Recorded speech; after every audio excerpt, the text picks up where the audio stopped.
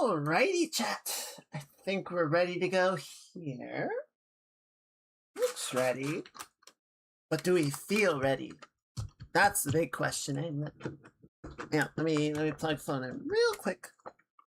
I want to run out of power midstream. That would be unfortunate. There you go. Right. Cool. Let's. That's the wrong button. There we go. Hi. There's too many. How are y'all doing? Happy Choomsday. Happy mid-month. It is the middle of August. We are going into the back half. Kind of wild to think about, really. It means we're also getting ever closer to the debut. Listen, if I pushed all the buttons, if I stopped to push all the buttons, we would not have time for a stream. It would just be nothing but buttons all day, every day. But I hope you're doing well. Let me say hi to you guys. Hello, Mage. Welcome in. Happy Choomsday. Hope the week is treating you well. Hello, Standing. Good to see you. Welcome in. Welcome in. Hello, lurkers. And hello, Vaughn watchers. It's good to have you all with us. I hope the weekend was good. Did you guys do anything fun? Did you do anything exciting? I did end up going to the little get-together, the networking event. It was a lot bigger than I thought it would be. I thought I would get there and it would just be like, I don't know, a couple of people. We took up like at least half of the place that was hosting it. It was a few dozen people. It was big. I'm like, oh shit, okay. But yeah, I ran into one or two former coworkers, some people that I knew through them.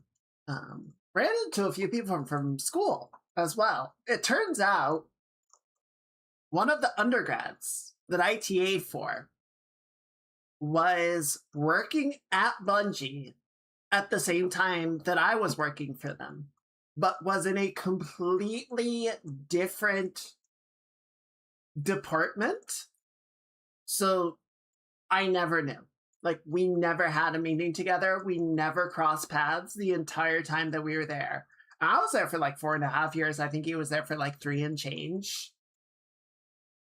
And we didn't find out until we were both gone from the studio. It's like, oh, fuck. If I'm doing work on a friend's death compilation. So how long is that? Like 6 hours? 7 hours? Fuck.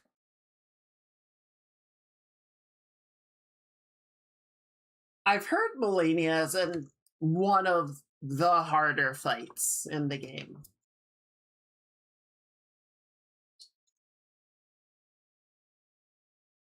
This might come as a shock to you guys. It's a weird thing. I have never played a Souls game. I've played a couple of Souls-likes, right? I played Jedi Fallen Order, I played Kena, which both have very Soulsy combat. I've played other FromSoft games, namely Otogi. But I've never played a Souls game. I've not played Elden Ring. I played like half an hour of Bloodborne. So effectively, I have not. Honor in the 30s, that's not bad. For like a notoriously hard Souls boss.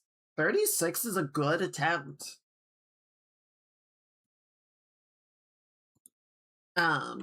Yeah, I've never played Sekiro.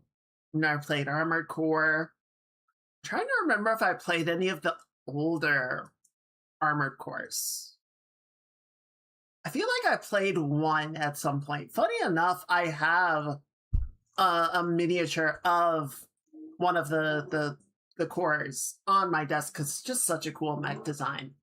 But I've never actually played the games myself. Oh, well, see, they just needed to take a rest. They just needed to take a rest and then shake off the nerves, and they got it easy. But yeah, it was a good event. I figured I would just kind of make an appearance for a little while and then, go run some errands and whatnot. I ended up staying for pretty much the entire time. So I would say it was fun. Um, and then yeah, my bike ride normally I do on Sundays, but I had the thing, so I did it yesterday. And the goal was, I've been up to 52 miles.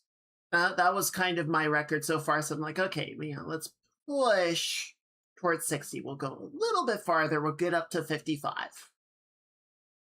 Thank you, Mage. Yeah, so I got, well, the really big thing, the most exciting part of it was, I was going partway through and, I passed this guy and just walking his dog. And I'm like, oh, a cute dog. And I'm going sort of up this hill and I see like an animal sticking out of the bushes on one side of the trail. And my initial expectation is, oh, it's someone else's dog, right? Someone else is walking a dog. And I start to get closer. I'm like, a big dog. What kind of dog is that? It was a deer. It was just a doe chewing on some bushes, just living her best deer life. It was a very big dog. And yeah, she like noticed as I got closer. So, I kind of slowed down and eased to a stop. And she watched me for a little bit. So I just kind of like stood there and just like bowed my head a little bit and was like, hello. And she kind of realized after a few seconds of that like I was just another creature.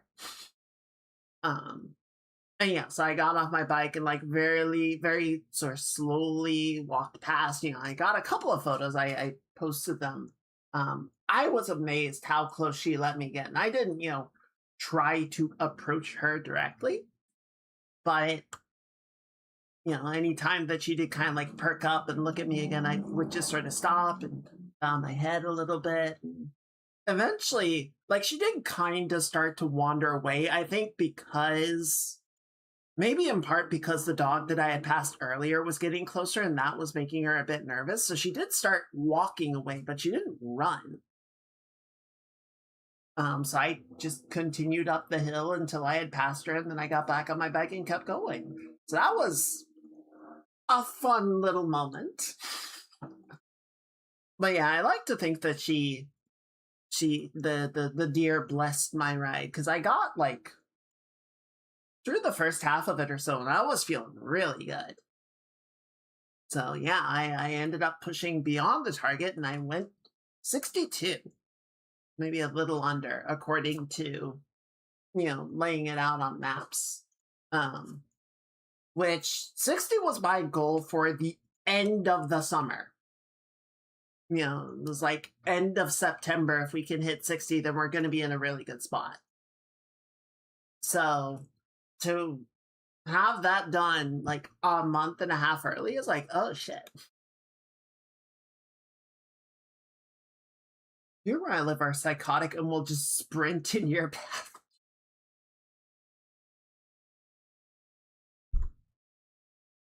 I've definitely seen deer around, and I think they have gotten pretty normalized to people. They don't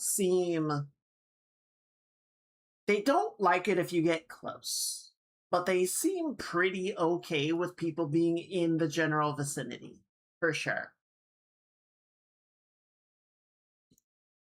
Thankfully, I have not interacted with a deer like on the road, right?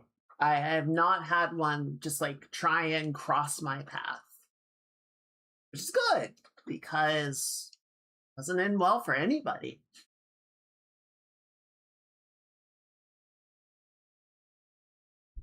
Yeah, I saw some like a little bit like 2 years back. They're not super common around here, but they are around. One of my friends lives in the area, sent a video a while back of a bobcat just wandering through the neighborhood.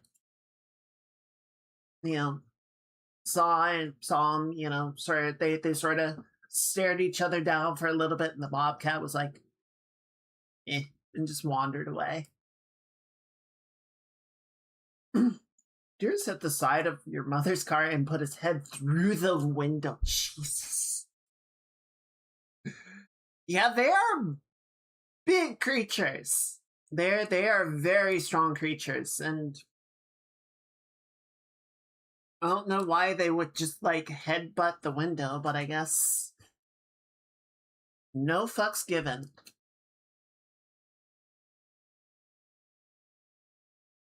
While I was on the hike I did the other weekend, they did have cars move.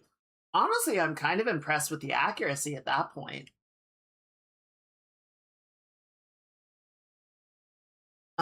They did have warnings about wildcats and bears. It's like, here are signs if the bear is aggressive, right? Don't approach it. Don't turn your back to it. There's so many people, and you will see them, right? Like, they'll take selfies with the bear in the background, but that means they have turned away from the bear to shoot the photo. It's like, don't do that. Yes, do not pet the bear. Do not approach the bear. Do not the bear. Just don't. Just keep your eye on it, and you slowly back away. Let Darwinism take the wheel. There would be no one left. Honestly, maybe that's how it should go, but I don't know, man. People are content pilled. I get it, right? Like, you wanna take a photo in the moment, but shit. Like, I don't know. It's craziness. Thankfully, I've not seen any bears on my bike rides, and there were no bears during the hike either. I was definitely like thinking about it. But the most that we saw in terms of fauna was, I think we saw 2 snakes and a couple of woodchucks. Woodchucks are generally less of a problem. Did the bears see you? See, that's a very good question. And I may never know.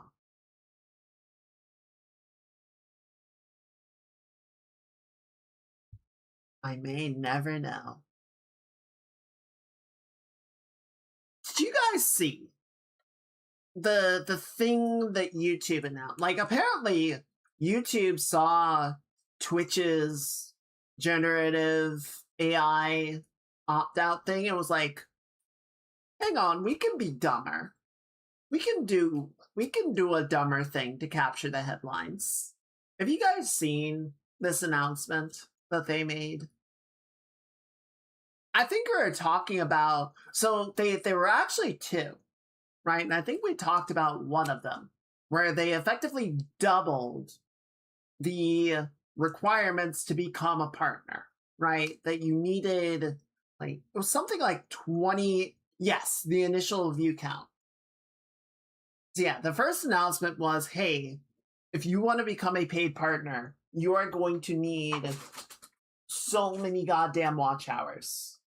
Like, it's prohibitive, effectively. Like, you need to already be a successful channel to get to a point where you could become a partner and monetize your videos, which is like, okay, fuck you.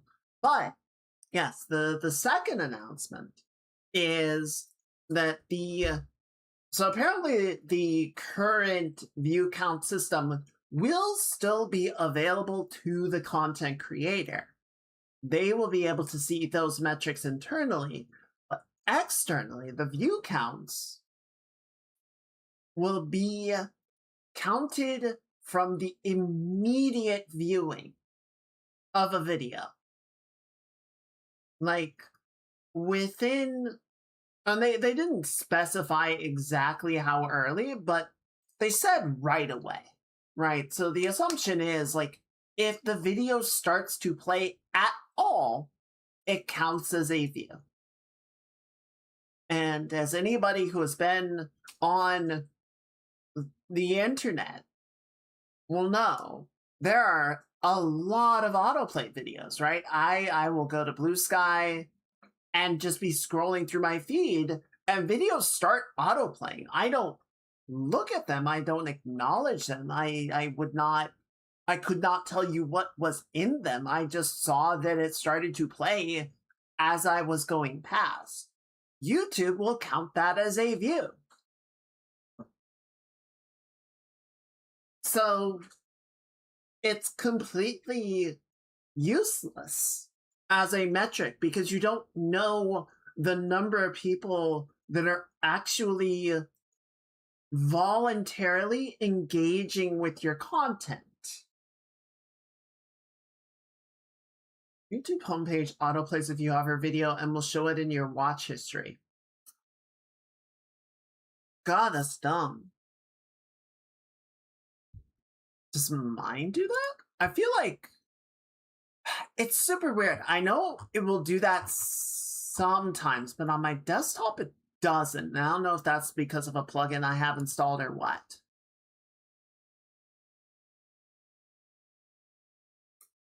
It's really dumb that it includes in your watch history. It's like I'm not necessarily actually watching it. I'm just checking it. Assuming I'm even doing it deliberately, I might just mouse over the video.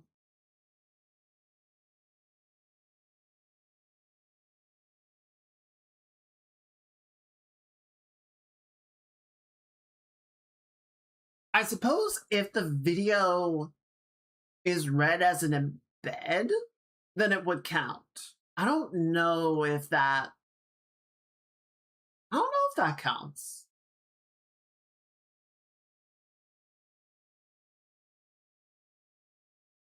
But I think if you like link a YouTube video on the Shipbird or something, then and it starts to autoplay there, that would count.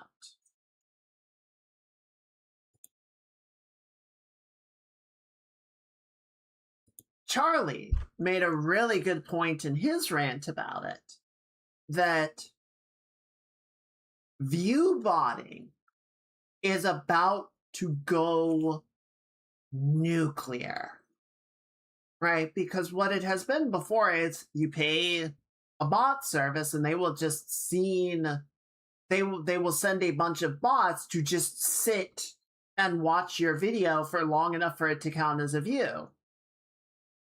But now that view time is 1 second. So the bots just need to check in and then they can immediately leave. And the view count is just going to skyrocket. So it's like they can provide the same service at a fraction of the time. And if everybody else, this is the constant problem of if everybody else is view botting, then and you want to keep up, then you also need to view bot. Yeah, a lot of channels do have integrity and would not do that. But, oh yeah, no, this is a terrible change. It is a terrible change not just because it makes a data point effectively worthless. It actually makes one of the ongoing problems that YouTube has been combating for years exponentially worse. What was the other point? So the view botting, oh yeah, they kept trying to argue how like this would make it even like more appealing for like sponsorship deals, right? Of like, with all these views, imagine the sponsorships that you can get. And sponsors are going to be looking at this like, okay, but is anyone actually watching your video long enough to get to the sponsor plug? Or are they just sitting there for 2 seconds? Your view count means nothing to us. Yet Kurzgesagt got caught up in the AI flagging, which is like, bro, that's one of the best channels you have on your platform, and you just like took it out behind the Waffle House and shot it. And they're back. But, the point that always gets made was is like Kurzgesagt is big enough and has enough visibility and enough pull that they can get that resolved, and an actual person will sit down and talk with them to get it resolved. A lot of channels just die in the dark when shit like that happens because they can't wave anybody down from the YouTube team to come help them because they're relatively, they're very small. You just hover a video to check it, it doesn't show any ads. Why count that? See, again, I don't know if hovering the video counts as a play. I don't know how that system is working. They're not doing manual reviews and are auto-rejecting appeals. Yeah, because the entire thing is automated. And I understand from the side that YouTube is handling billions of hours of video a day. And like how are they going to be able to manually track all of that? Now, the obvious answer to that is the automated system should flag things and then send it to a person for review. Because there's no way that you're going to have a person sit down and check every minute of every video that gets uploaded. That's absurd. But you can definitely have a computer say, hey, this video looks concerning, someone should check it. And then a person goes, yeah, that's slop, get it out of here. Or that's, against TOS or whatever the case may be.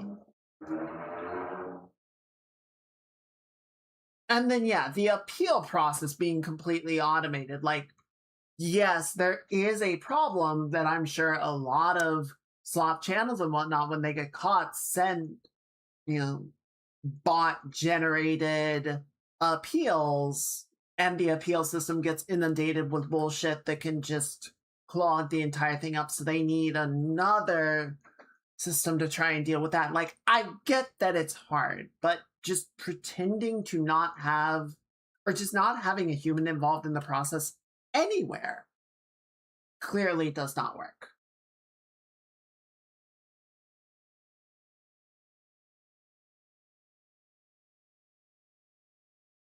Or you would think definitely like, hey, we've got a problematic system.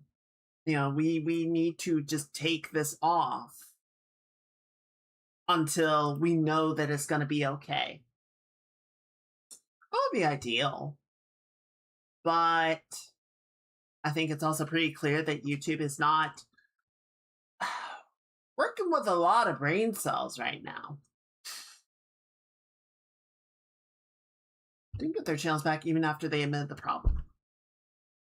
Well, no, because that would require them to do things to actually, like fix it, as opposed to just, we're sorry.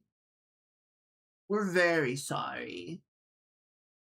That's our bad, guys. We're sorry. That will take like actual effort from the company. We can't have that. Oh, that's fucky. I know ASMR channels got obliterated by it.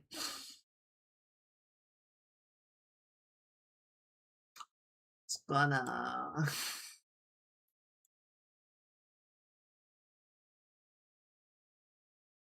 No comment.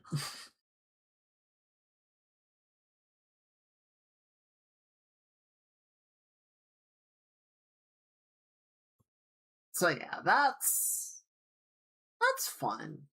It is interesting watching YouTube completely demolish the value that they have as a platform. Like, I think I brought it up at that discussion that Brennan and Matt were having about Critical Role and everything. That, you know, Dimension 20 had, is that on Dropout? But they have their own platform, right? That they host everything on, so they can stream it. Videos are there, subscriptions are there, and obviously they are on other platforms, but like they wanted to have a location that no matter what bullshit the main platforms decided to throw at them this week, their core would be safe. And, you know, if Twitch or YouTube says we're going to do this, then they can just be like, hey guys, this is what's happening, but you can come, you know, just watch things as normal on our platform. And Critical Role ended up doing the same thing with Beacon. They made a website to run everything through. And it's like, yeah, we'll still be on Twitch and YouTube and whatever, but it will be here. And you can be much more, we can be much more sure of the environment that we're going to be creating the content into.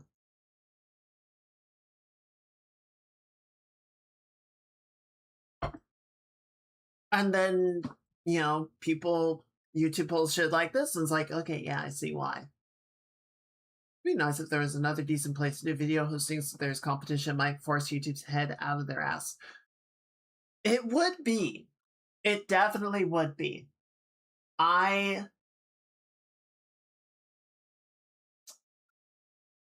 So there have been, I don't know how many attempts to create a competitor to Twitch, right? I think the highest profile one has been Kick, and that has not gone well for reasons.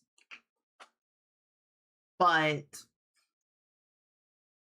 you know, if you did want to make your own video hosting website, you know, one, you're immediately talking about a massive amount of server space, right? Because at the very least, people would want 1080p, never mind like 1440 or 4K. Exactly, it became twitchbans.com. And it was people banned from Twitch for the yabai shit. And so then they all went there and continued to do the yabai shit.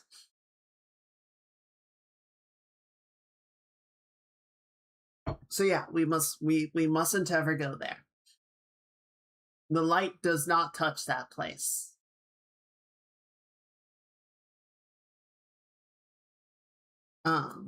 So yeah, you would need a lot of server space to host all the videos. Ideally, you would have some system in place to, like, you would have to have a better system in place for automated screenings and, you know, management of the content that is getting uploaded.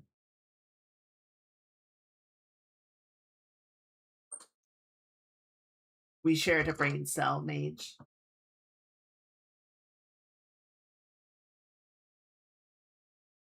We can just assume GMI stands for Goramit.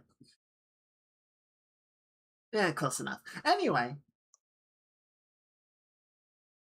So my point with all this is I absolutely agree. But running trying to run a comparable service to something like YouTube or Twitch is extremely resource intensive. And frankly, the only people that I think would really try and make the attempt would be other tech corpos that would probably not do a better job.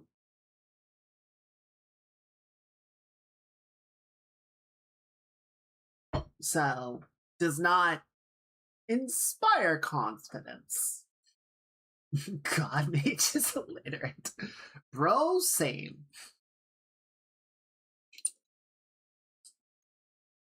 So, I don't know. It is hard. I did see someone commenting, because, people obviously look at Blue Sky trying to like measure how well it is replacing its competition. It's like, okay, yes, Blue Sky is a fraction of the size of the Shitberg. It still is. It has gotten bigger, but it is not overtaken it. And there's a good probability that it will not overtake it. But does it need to? Is the thing. Right? Like the idea of the size of the user base being the only metric of success and not the quality of the content that is shared, the quality of the discussions that are had. Like, I never check comments on the Shitbird because the light never touches that place. The light never touches the comment sections or the comments on a tweet.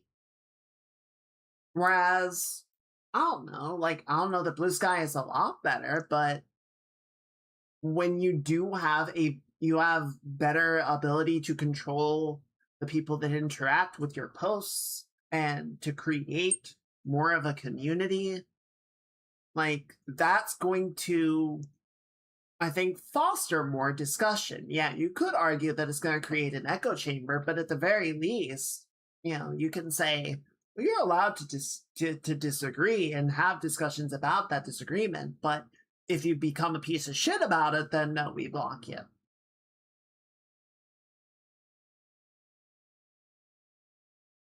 Like, I miss the fragmented internet. I miss, like, web browsers still have a bookmarks folder, right? They have a bookmark system, which is good. And I know there are still people that use bookmarks, and I still use bookmarks on rare occasion. But there are a small enough number of websites that I visit at this point. And the URL bar remembers all of them if I type in one or two letters. That it's like, yeah, I just know. But I think that's because so much of the internet has funneled into a small number of mega websites that oversee the vast majority of the content. I think, kind of to your point, Mage. Well, I will say, so there's Nebula, right? You guys have definitely seen an ad for it at some point. And that is kind of their answers. Like, we are going to have a video platform. It's not going to be a catch-all. It is not going to be a platform for every video that you could want to see. It's going to be a lot of information and educational videos, right? History videos, environmental videos, political videos, stuff like that. And Yeah, they're basically saying we're not going to try and be as big of a platform as YouTube, because trying to do that got YouTube into its current situation that we had to go make our own platform to get away from.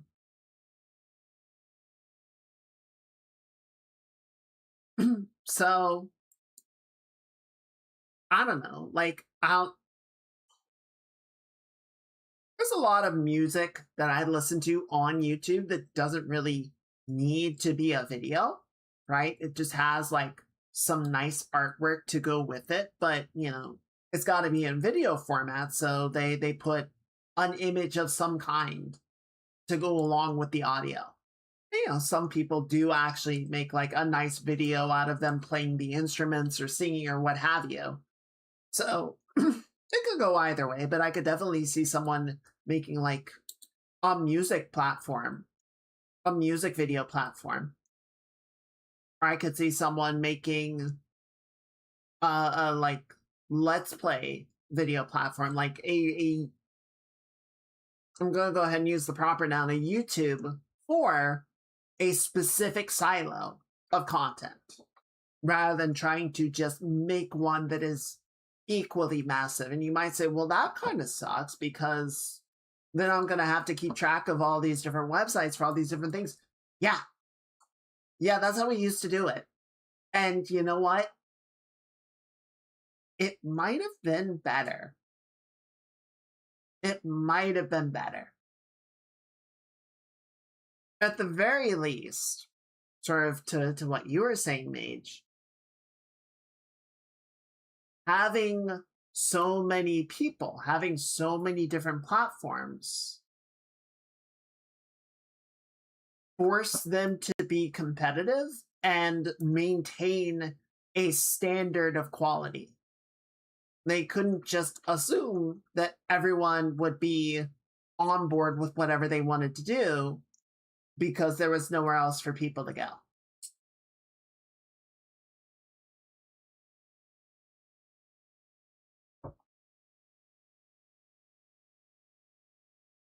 I don't know.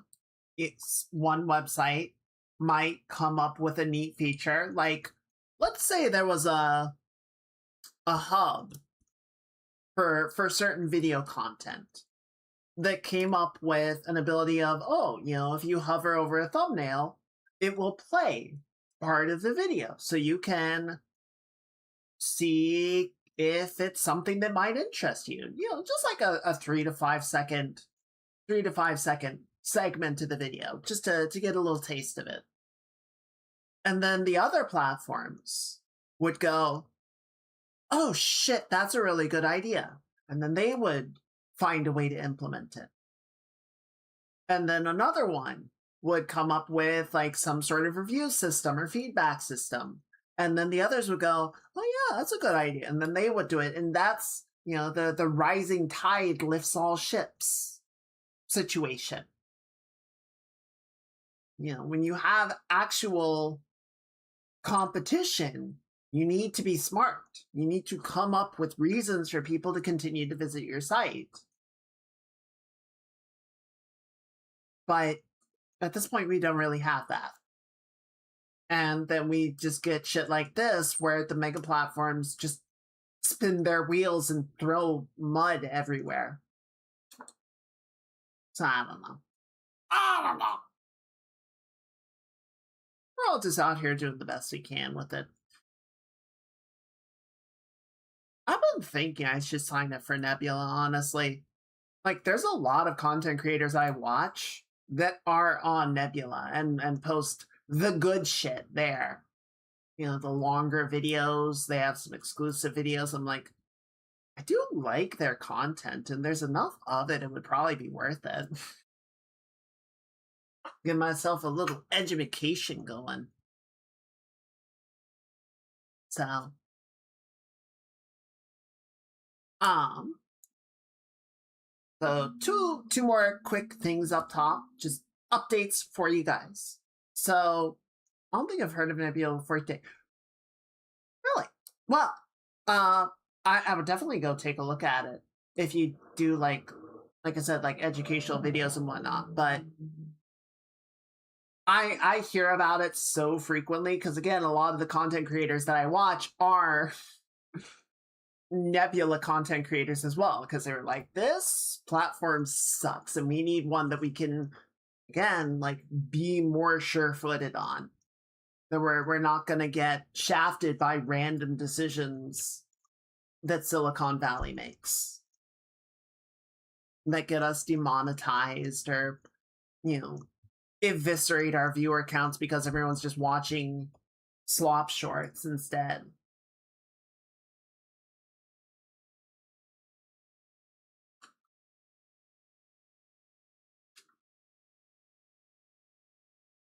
So yeah, 2 quick updates and then we can jump over and start working on some art stuff. So my go no go for the debut is on Saturday. So that's looking at how's the model looking, how is the other stuff that I want to do for the stream looking, the stuff that I want to do for the debut itself looking. Basically, by Saturday, end of Friday, I'm going to need to go down the checklist and do a go, no go. And I guess by the Saturday stream, we will all know if the debut is going to be on the 5th as intended. So please look forward to it. The other thing, so I did get a chance to mess with the 3D printer some. It's okay, Mage. I understand with the way things are right now, being very concerned, especially with links and whatnot. And that was definitely something that I was worried about with the like the test build of pages a while back of like person messages you on Discord and asks if you would like to test out their game and sends you a zip file. It's like, oh, this is every red flag.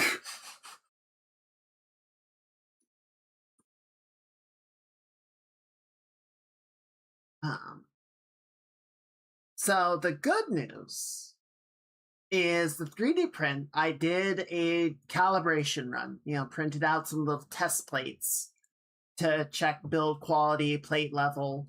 It went surprisingly well. So I printed 5 little plates. One of the plates failed. It adhered to the bottom of the tank instead of to the build plate, and so it didn't complete. The good news with that, so there's kind of 2 things that can happen in that situation, right? Possibility number 1 is that it initially adheres to the plate, but then it falls off. Or the layers don't connect at some point, right? That's bad because then you just have potentially small pieces of resin floating around in the tank. And then you got to clean up the tank, and it's a huge fucking mess, and I hate when that happens. So this is actually the better scenario, where it started to print, and then when the build plate started to raise out of the reservoir, instead of going with the build plate, it peeled off of the plate and stuck to the bottom of the tank. Well, what that means is every time it tried to scan another layer, it just kind of scanned it in place. And so there was only just one thin layer of resin that I needed to peel off the bottom of the tank, which was not a lot of fun, but it wasn't bad. So yeah, one of them failed. The other 4 came out with remarkably good build quality. Like the detail was very nice. Like I could read the text on the plates and all the little like scaling down dots came out really nicely. The one downside was the thickness of the plates varied a lot. One was about 1.1 millimeters, which is an acceptable margin of error. You know, it was supposed to be a millimeter thick at the thinnest point, and it was 1.1. It's like, okay, that's fine. But the thinnest one, I think, got down to like 0.75 millimeters, which is like, okay, that's way too thin. And the fact that we have a disparity of like 0.35 millimeters, it's like, okay, there's a problem here. So the way that I read that was the build plate was not level, right? So on one end, the build plate was too high and it wasn't able to, you know, the piece wasn't able to properly like adhere to the plate and fell off because it was elevated too much. And on the other end, it was too low, and so it was pressing the plate in, the calibration plate, and it made it too thin. See if I can get my parts you can move the broken. Oh, right. Yours is like clogged inside the extruder. Well, I'm a mage. Look at it this way, maybe. It's already broken. If you can unbreak it, then mazel tov.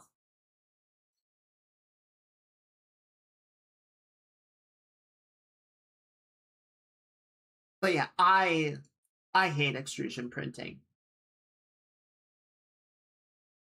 I never want to touch an extrusion printer again. They have their uses, and the materials that you can print with through an extrusion printer are much, there's a lot more variety and they can be much more durable. But they're just such a pain in the ass to use. I hate them. And ABS, I think ABS has gotten better, but like back in the day, you needed like a heated print bed because the extruder wasn't enough. Like you needed it to print onto a warm surface to get it to like properly settle. And so you would have like a heated glass extrusion bed, and then that would get scratched up. And it's like, this sucks.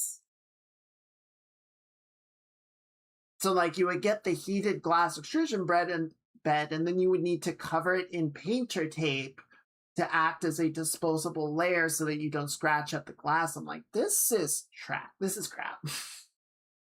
I like resin a lot more. I feel like I've gotten very lucky that like the weather conditions are fine. They're very moderate right now.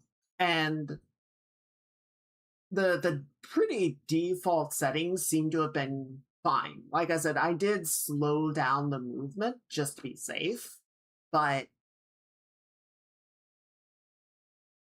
I'm sure, because I've had this printer for like 2.5 going on 3 years.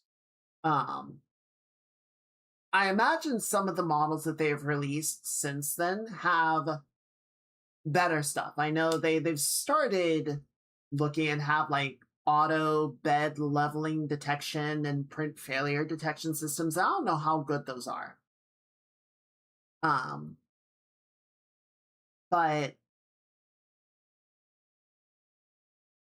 it's, like I was saying, it's not as plug and play as I was hoping it would be. It is still a very finicky material to work with. You gotta spend a lot of time calibrating the printer.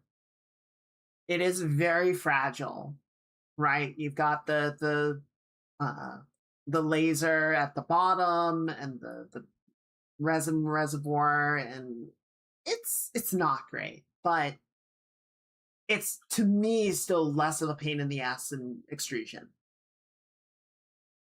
What part of it is intimidating? I have a plant-based resin. So, like, it's still plastic, but it's one of those plant-based plastic situations. So it is less smelly. The fumes are not as bad. I still have it within, like, an enclosure tent. And, you know, when we initially got it, we lived in a townhouse. So I had the hose from the enclosure feed out a window to fumigate it as much as possible, and now it lives out in the garage. So, but admittedly, extrusion printing off gases as well. So that's already something to be looking out for, regardless of the format that you're using.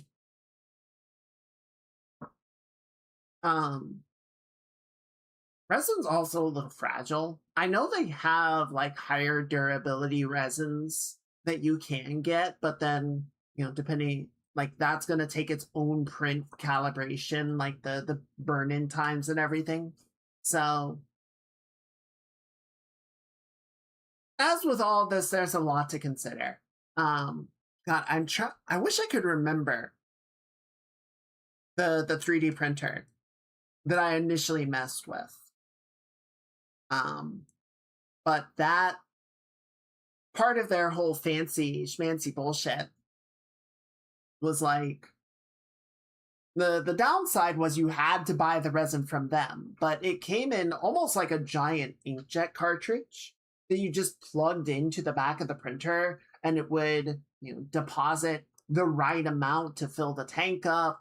And I'm sure there was probably like a little microchip in there that would also include like the calibration profile for that resin. So, or if they didn't, they probably do now. So like it makes the whole process a lot simpler, but then again, you're kind of stuck using just their resin. Can't have light hit it, fumes. So because the resin does respond to UV light, you don't want to leave it out for sure. But like I had not touched my 3D printer in about 2 years based on the dates on the files that I was messing with. The last ones were dated from summer of 24, so it's like, okay, it's been about 2 years. So the resin that was in the printer under its UV cover, in the enclosure behind its UV tarp, sitting in the garage, which is closed most of the time. And I went out to, check on the printer, dust off the cobwebs, make sure everything was good. The resin was completely fine. It was completely unblemished after 2 years of sitting around doing nothing, getting the occasional flash of sunlight from the garage opening and closing. And then the resin in the bottle was completely exactly the same. I just shook it up for a minute and came out like it was day one. So definitely, like, yeah, you wouldn't want to leave it out in an open container, but it's fine. The fumes are definitely a problem, but like I said, resin is probably worse about fumigation than extrusion, but not by a lot. Like you're dealing with liquefied plastic in either situation, and it's gonna off gas. Do I really have an office where I work, play, and my bedroom, and neither are really good spaces? No. No, I would definitely recommend, like, if you have one, a garage is the best place to put a printer, regardless of the type. I know some people that are really enthusiasts about it will, like, if they have the space for it, they will have a shed that is like completely separated from the house. And, that lets them do a little bit more like climate control, to have a space heater for cold seasons or something for the warm seasons, and just like, yeah, all of the gases are completely separate from the house. There's no way for it to leak in. I think that's a lot. I think that's kind of overkill, but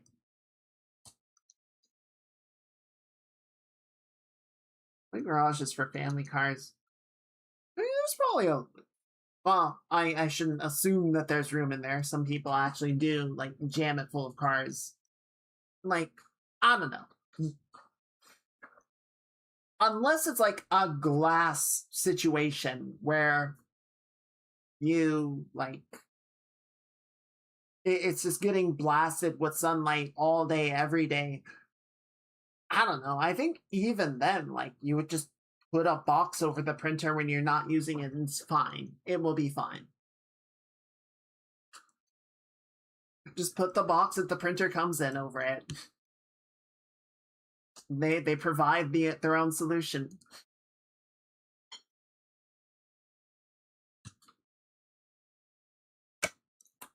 All right, let me pour some tea real quick, and then we will, let's see, maybe doing some artwork.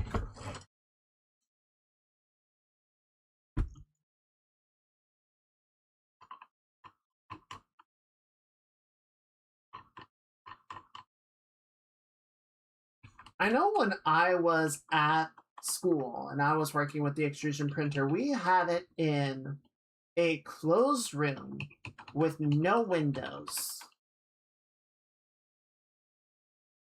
And that was a bad idea. You know, this was a school that I'm pretty sure at one point had been like a corporate office or whatever. It was that type of building. And yeah, I definitely was not concerned or really thinking about the what's the word? Environmental controls, I guess you might say. And in hindsight, it's like, man, that was really stupid. I suppose the HVAC might have been helping a little bit, but not nearly enough. Definitely want to have it somewhere that you can actually get some airflow going. On 3 walls, there'd be a lot of UV light and not a lot of space. I really don't think it would be that bad. Like, it's not going to rapidly harden if you keep it covered by its enclosure. Even opening it to work on stuff, it's not going to rapidly harden.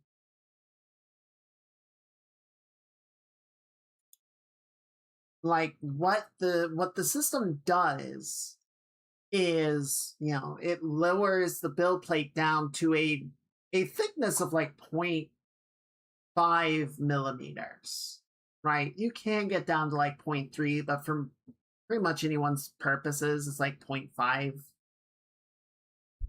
it 0.5? Yeah, it is. No, it's gotta be thinner than that. Anyway. And then it shines a UV laser at this thin layer of filament, and that cures pretty quickly. It still takes a good amount of time, you know, with a focused blast of UV light to get a thin amount to harden into a stable situation. And a lot of times what you want to do once the print is done is you wash it off in an alcohol bath, and then you put it in a curing station to shine additional UV light to harden everything, and you leave it in there for like a couple minutes. So like the print that comes out of the printer is still a little soft, right? It still needs additional curing. So just like ambient exposure to a low sunlight is not gonna do anything. It'll be fine.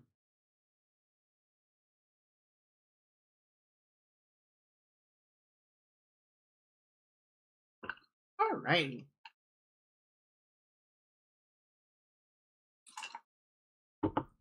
What do we got going with these two bears? So yeah, hopefully I have the print going right now. It's not gonna be done until after the stream. So I might go down and check on it before bed just to see if it actually printed correctly, but I'm not gonna have a chance to actually clean everything up until tomorrow.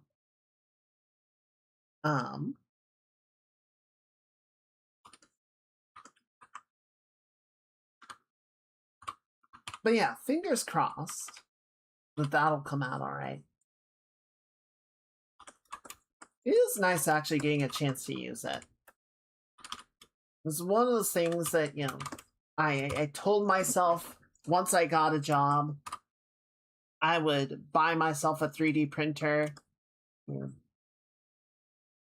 And I got the job, so I got the printer, and I messed around with it for a little while, and then, you know, sort of ran into that whole oh, this is harder than I thought it would be. And yeah, it just kind of didn't, between, you know, being employed and just running into more pitfalls than I expected. Also, at that point, I was running the stream, so that was taking up a lot of my focus. And just never really got a chance to sit down and mess with it that much. I don't know that that's about to change right now, but definitely nice to at least play with it a little bit. It also helps a lot that it, at least this print, seems like it might be a fairly painless situation to resolve.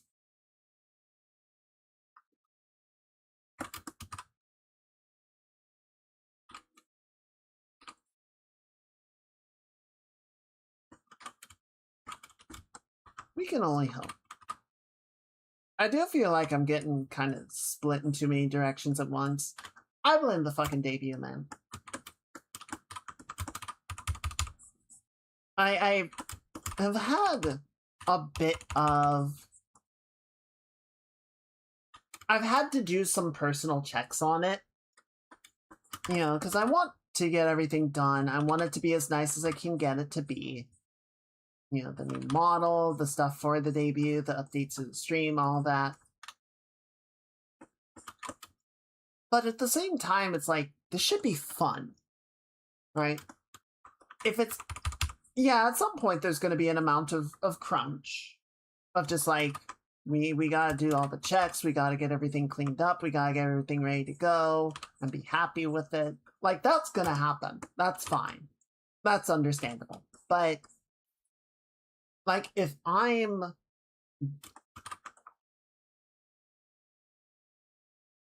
turning down other things that I want to do to continue to grind out the work, it's like, okay, do you need to take a break? Just the debut gets delayed. That is the worst case scenario.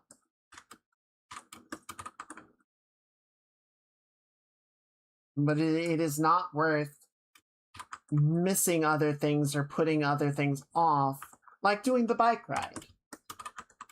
Right? It's like, that took most of yesterday. That was... Wait, hang on. I had my stopwatch going. I can tell you exactly how long it took. 5 hours, 15 minutes.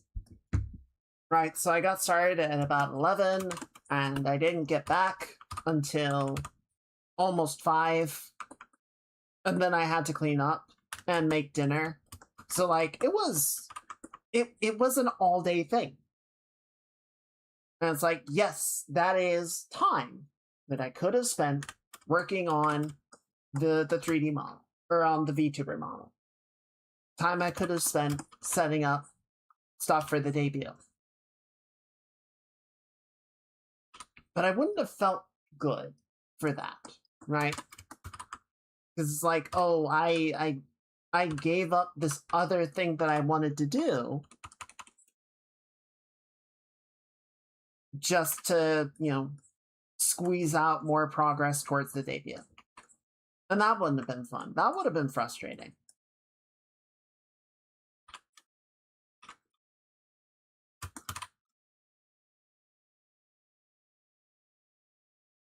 And I wouldn't have gotten to meet that deer. I wouldn't have shattered my goal for the summer. You know, I don't know if I'm gonna start aiming for, like, exceeding 60 miles. I don't think I'm gonna aim for 70, but I mean, I could. Because all of it's, you know, reaching for that high goal next year of doing the marathon. Well, not marathon, but, you know, the STP ride. So if we, you know, really try and go the distance, getting a little more in right now would not hurt. But yeah, like, the point that I'm trying to make, and I don't know that I'm doing a very good job making it, is it's fine to, have goals and to try and meet those goals. But, you know, I think in most cases it is not worth, like, depriving yourself of other opportunities to meet those goals. If I had not gone to the networking thing, if I had not ridden my bike, I would have gotten like another, I don't know, 9 or so hours of work time out of it. And it's like, yeah, I could have gotten stuff done, but I would have just been burning myself out to do it, and it wouldn't have been a lot of fun to do anyway. Sometimes you just gotta take a break, right? You just gotta, like, step back and defrag from the task that you're working on and just do something else.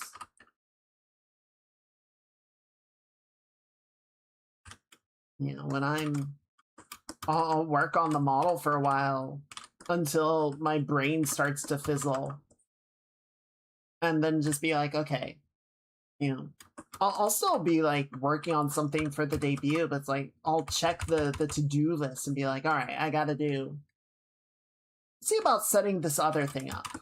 Just a little something to like break up the workload, the thought process, so I'm not just like sitting there staring mechanically at the same thing for hours and hours on end.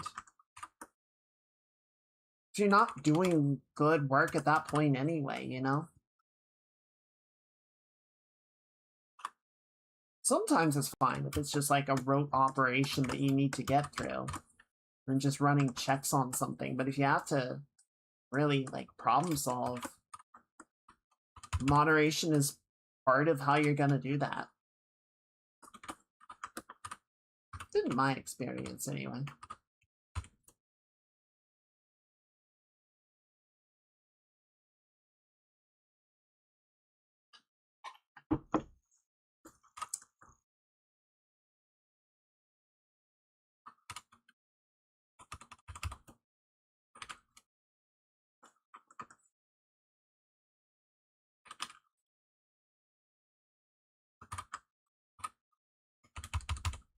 One thing I'm not sure about is I want to get a new overlay.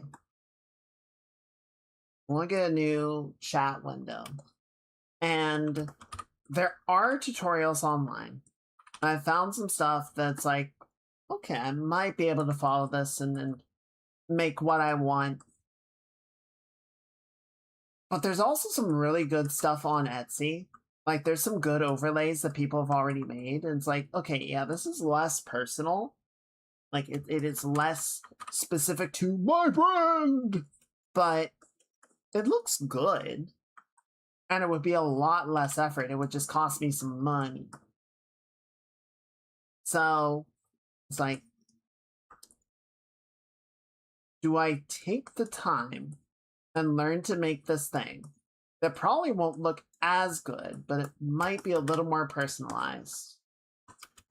Or do I just say, screw it, and drop the dollar bills to get a pre-made overlay that's going to be less personal, but higher quality?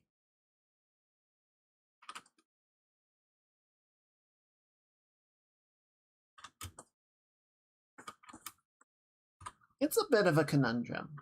What I'm thinking at the moment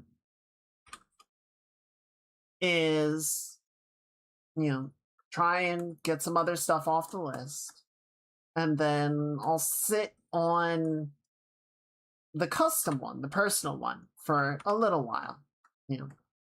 Work on it for a day or two. See if I can get it to work. See if I can come up with something that I'm happy with. And if I can, then we do that. And if I'm not, then we'll still have enough time to buy and implement the pre-made one.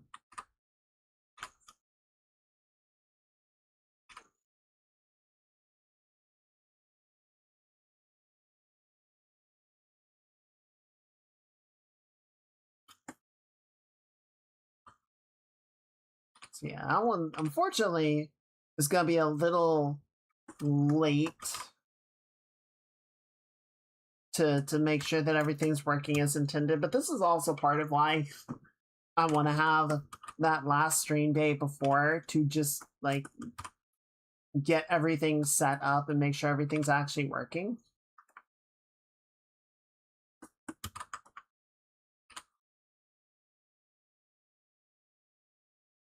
But yeah, I have plans. I have plans. They are in motion. I don't want to give any specifics until I'm ready to announce the date.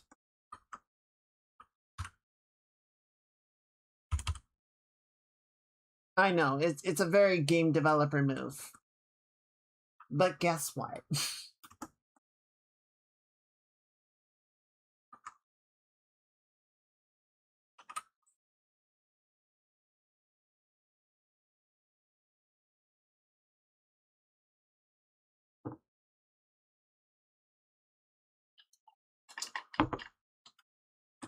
Yes, we are planning around the plans that we are planning. It is brilliant.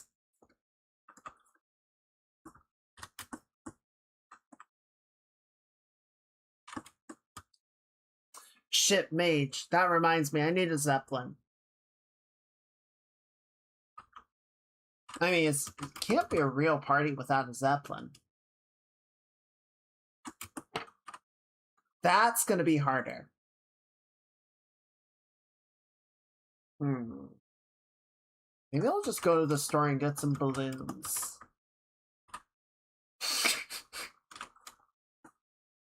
We can pretend it's a Zeppelin. If I get enough balloons, that would be like a Zeppelin.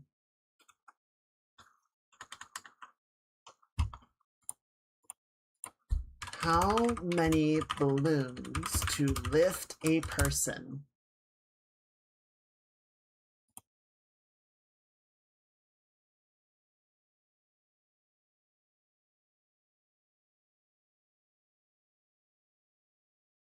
According to reddit.com/howstuffworks, nearly 4,000 balloons for a 50-kilogram person.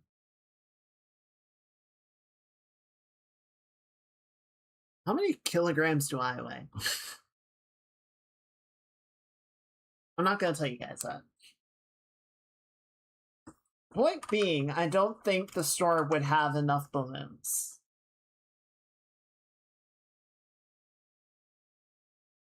I might need to recruit my roommate.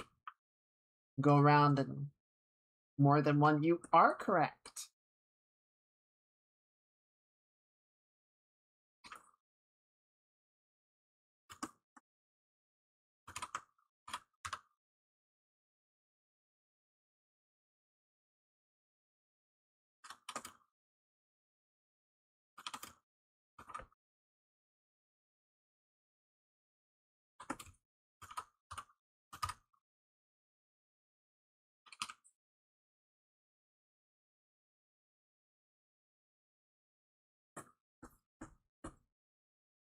Oh, goodness.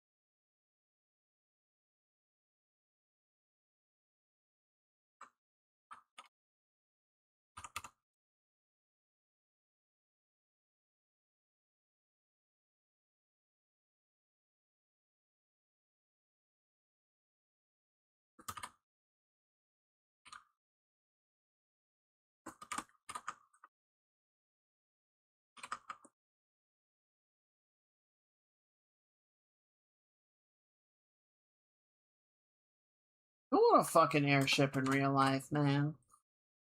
How cool would that be?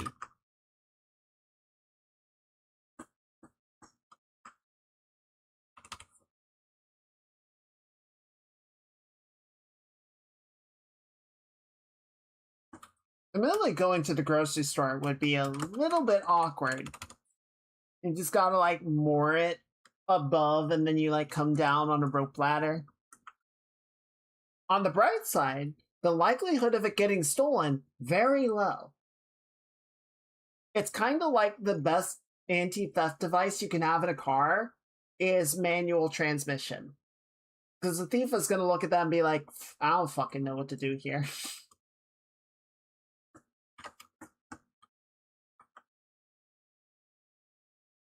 And thief looks at the airships and is like, what? Bruh.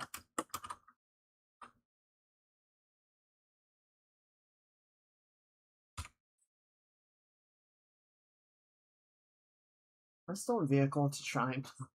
Yeah, nobody wants it either. I mean, if you could actually get away with an airship, I feel like people would be like, that's fucking cool. I got nothing to do with this. Go somewhere else.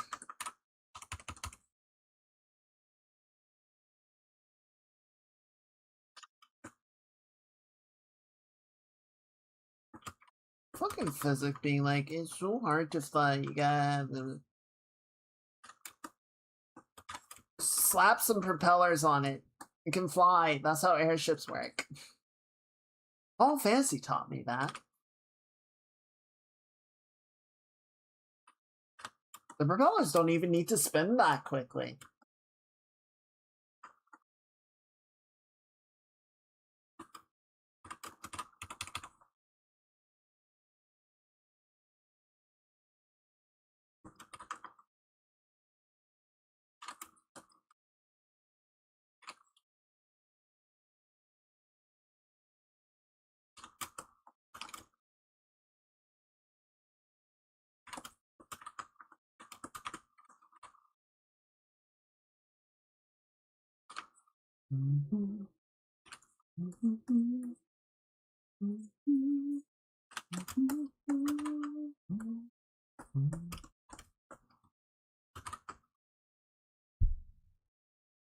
Just bump this up a little bit.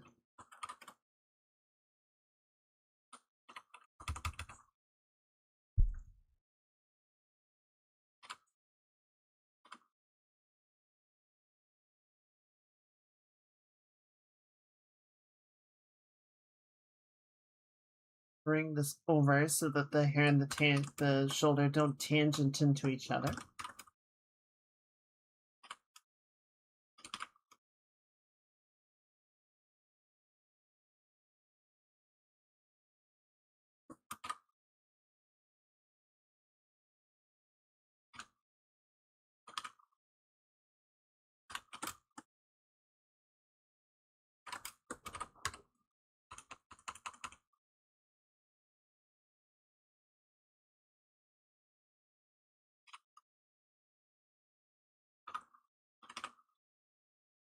Yeah.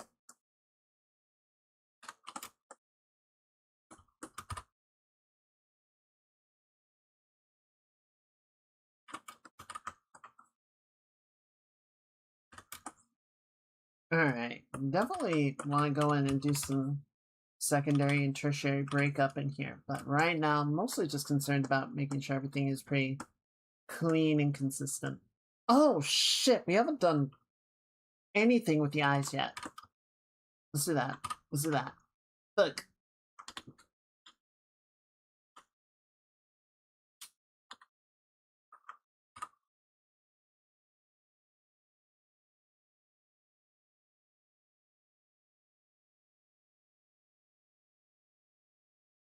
Every time with this, man. The FAA would have some problems with it over any populated locations. The travel would be complicated.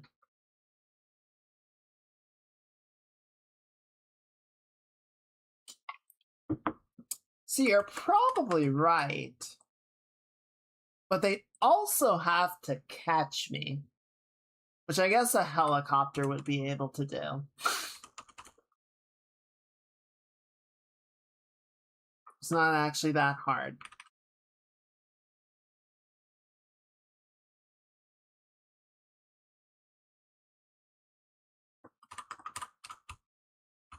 I don't know, like I mean, in real life, yeah, an airship would probably be pretty loud. I know, like, blimps and zeppelins. Someone with a bow and arrow could get... Oi! Nuh-uh.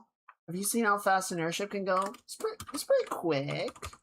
It's like upwards of 20 miles an hour.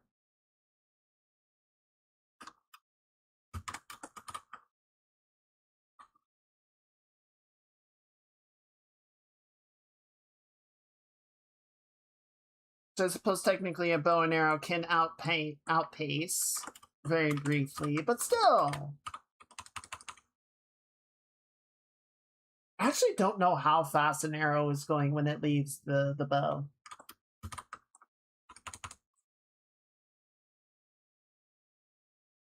I always kind of assumed it's quick, but I've never looked it up.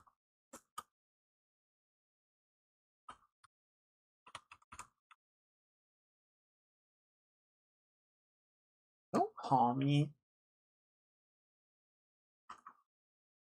How's we as higher?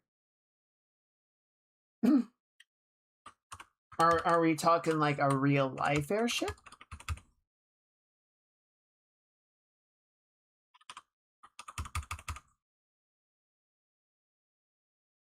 That is faster than I expected. Because you always see the blimps just kind of lazing about. I guess a lot of times blimps aren't really like trying to get anywhere super quick.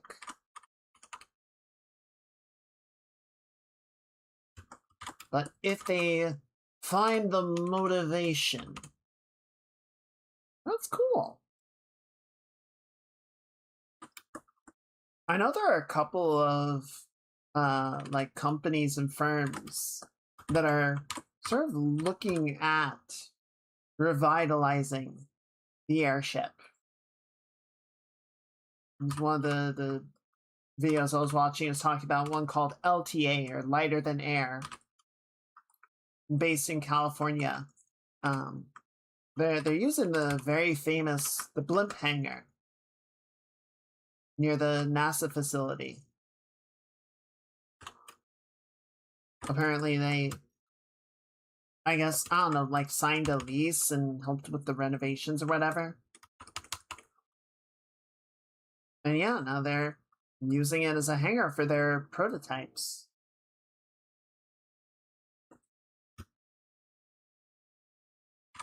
I think it does make sense to some degree.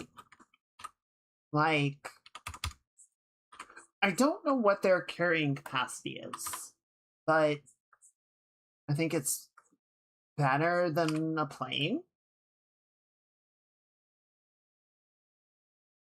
Like, there are certain situations that an airship will actually, like, fulfill the need or the niche better than a plane would.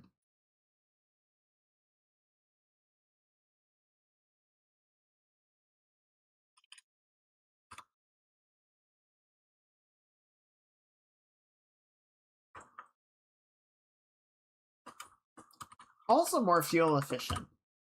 Like, I'm pretty sure you can have an electric airship. Well, no, you definitely can, because they're all propeller. I almost said propeller propulsion, which sounds very silly, but I guess it's technically the correct way to say it. Right? They all use rotors as opposed to jets. And you can make an electric jet or an electric propeller engine.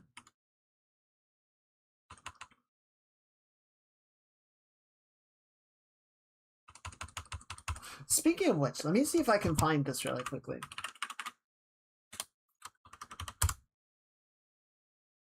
Wonder how much people will trust them.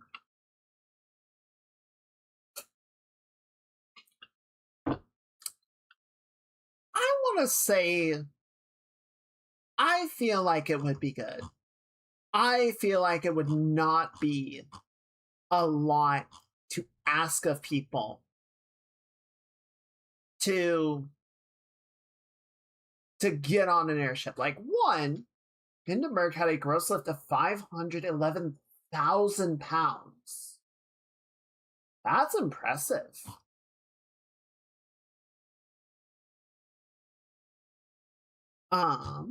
Where did this go? Are you sure it was on Scott's? This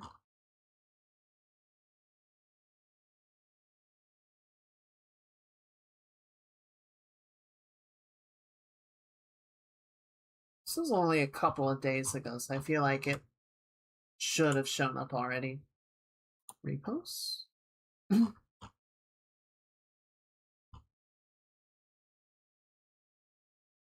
Sorry, what? Good. Yeah, here it is. Hey, T-Shol. Art's going pretty well. How are you? So from let me see if there's an article here. For the first time, a paramedic responded to a real 911 emergency by electronic VTOL aircraft, and doing so beat an ambulance team to the scene by 20 minutes. So it's not a large vehicle, right? Like there's a photo of it, and it's a very compact thing. But they were able to carry the life support equipment in the vehicle with the paramedic and landed near the patients, and were able to perform emergency services.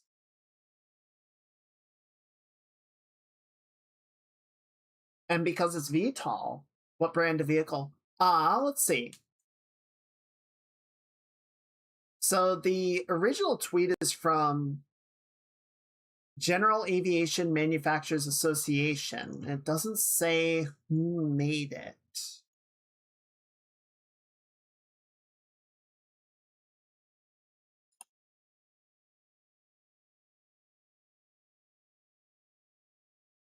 Yeah, it doesn't say the maker of the eVTOL craft.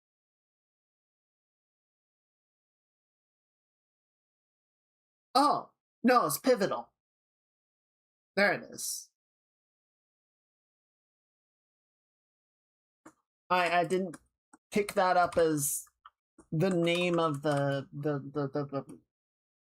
company because it just like flowed so well into the sentence. Hindenburg isn't the best supplement to use the statistics of. I mean, it was an airship of an impressive size. Look, the circumstances of the Hindenburg's destruction were external to the model of the ship itself.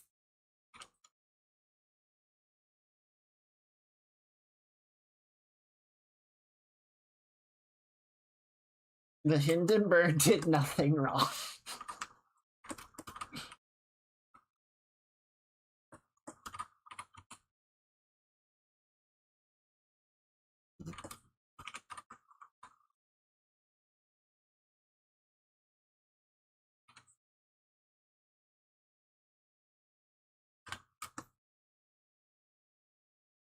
I do wonder what kind of permits you would need to like buy and fly an airship, because right now, the meme is I should buy a boat. But could you imagine flexing on all the millionaires with their yachts and just showing up in a fucking airship and being like, sup?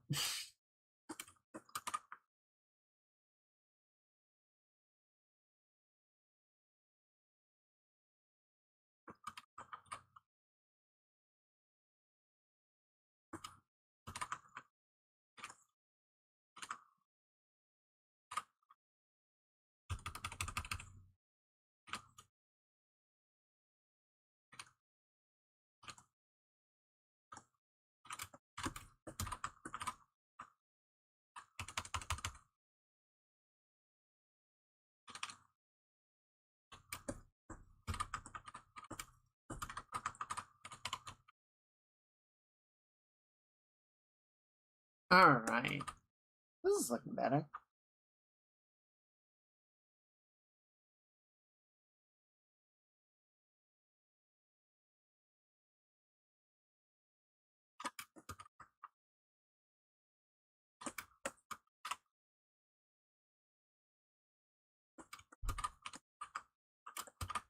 Really is a whole different certification for lighter than air vehicles. Huh. Maybe I'll have to ask Play about it at some point. I don't know if they've looked at looked at getting that certification at all.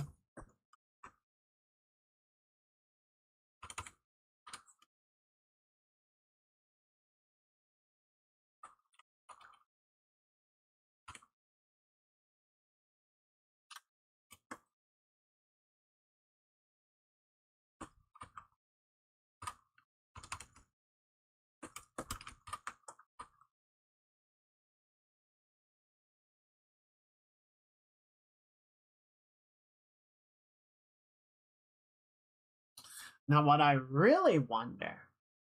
So it's one thing. It is one thing for sure to, like, get up and, the airship, fly around, nice sunny day. I'm pretty sure, and this is honestly not that much of a surprise, all things considered. What a flying rug be categorized as? Witchcraft. I'm not sure where you go to get your witch certification.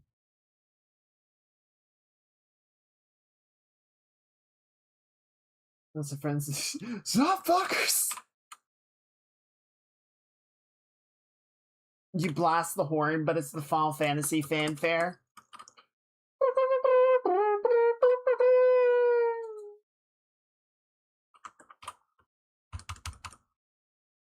Apparently, Automod has been really jumping on all caps lately. Like, that in particular is really triggering it.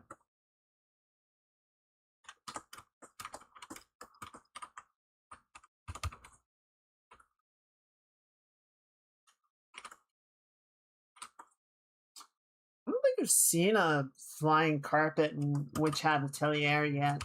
Admittedly, they can make so many things fly. It's like, why would we use a carpet? That's like a terrible thing to even use.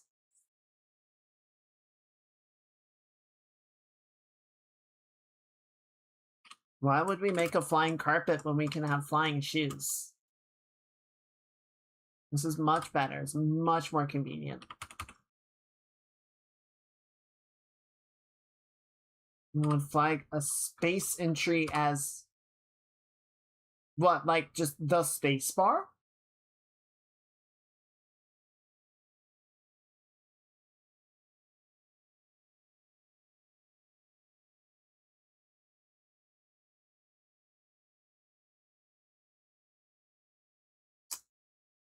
So,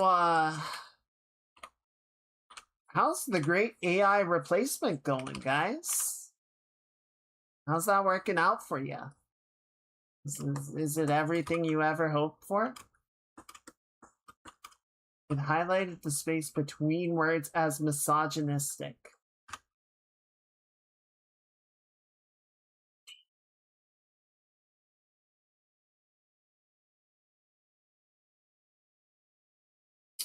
We live in a society.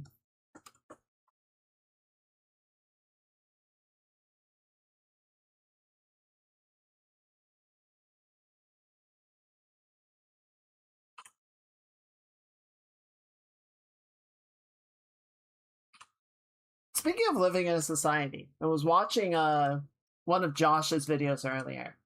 Because he plays some version of WoW. I'm not sure which one. One of the nostalgic builds of WoW. And I guess there's been a bunch of drama lately because one of I guess it was a raid group. I don't know the specifics of it because I don't really follow WoW that closely. But I think there was like a raid group. And one of the members in the raid group, I think, worked at Blizzard and so had access to GM tools. And so they were struggling with one of the raid bosses. And so the guy went in and like used the GM tools to just like snap the boss dead.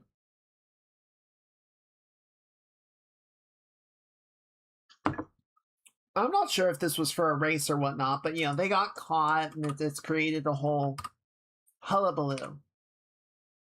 You don't want to be misogynistic. Somehow that feels more misogynistic. I feel like that's worse.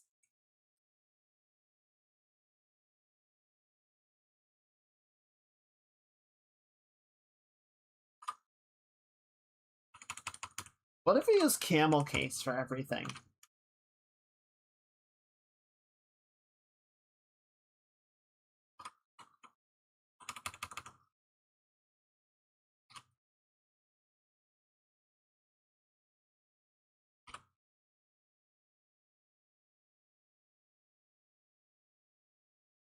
So, obviously because Josh is John MMOs, talks about MMOs a lot for his content and plays them and such. His chat was sort of curious what thoughts he had on the matter, and he talked about it a little bit. And one of the people, and there was some discussion of cheating in a PvE situation versus a PvP situation. And, like if it's not competitive, what does it matter? And, so there's a little bit of like, well, you're still sort of working in an environment where you're interacting with other people and there's sort of an expectation that everyone is going to play by the same rules. And if you are not, then that's, not, it's not kosher. And someone in the chat was basically saying, okay, but what does it matter? Why should that matter to me at all? And so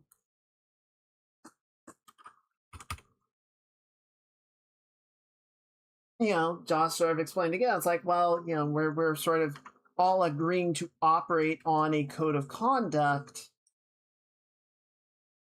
So breaking that code of conduct for your personal gain is kind of scummy. And the guy's like, oh, but it doesn't affect me, so why should I care?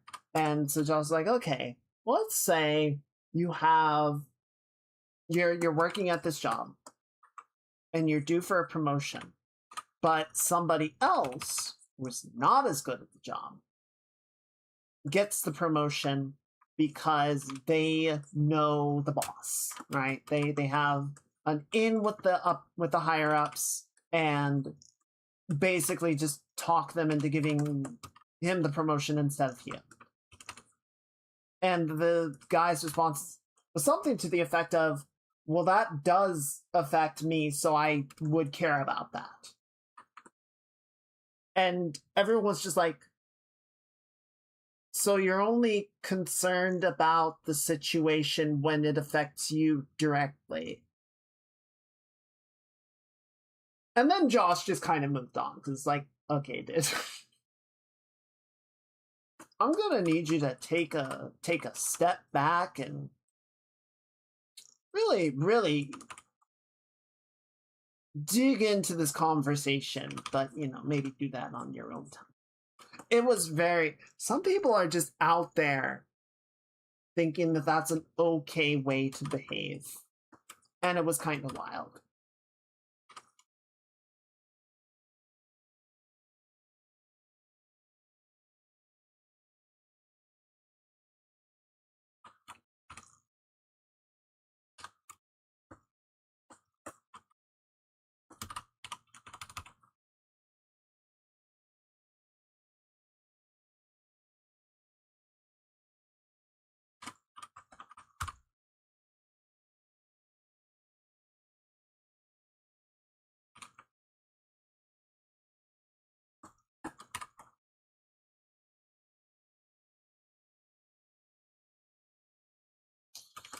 All right, that looks pretty good. I think that'll work.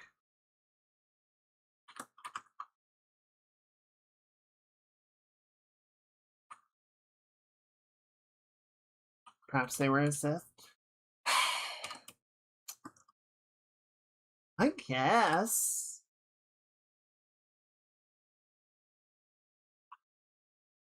Or at the very least, we're reading the Sith brochure.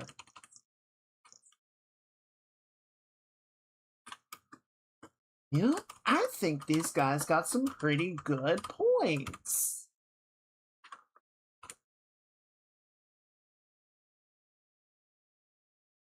Maybe it is everyone else's fault.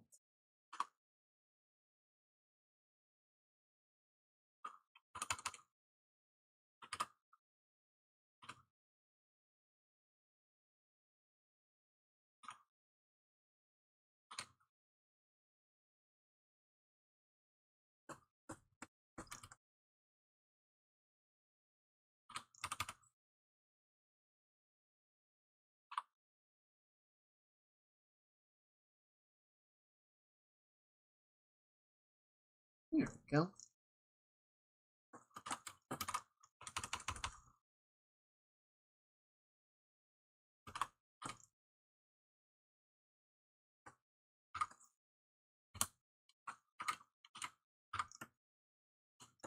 The foot.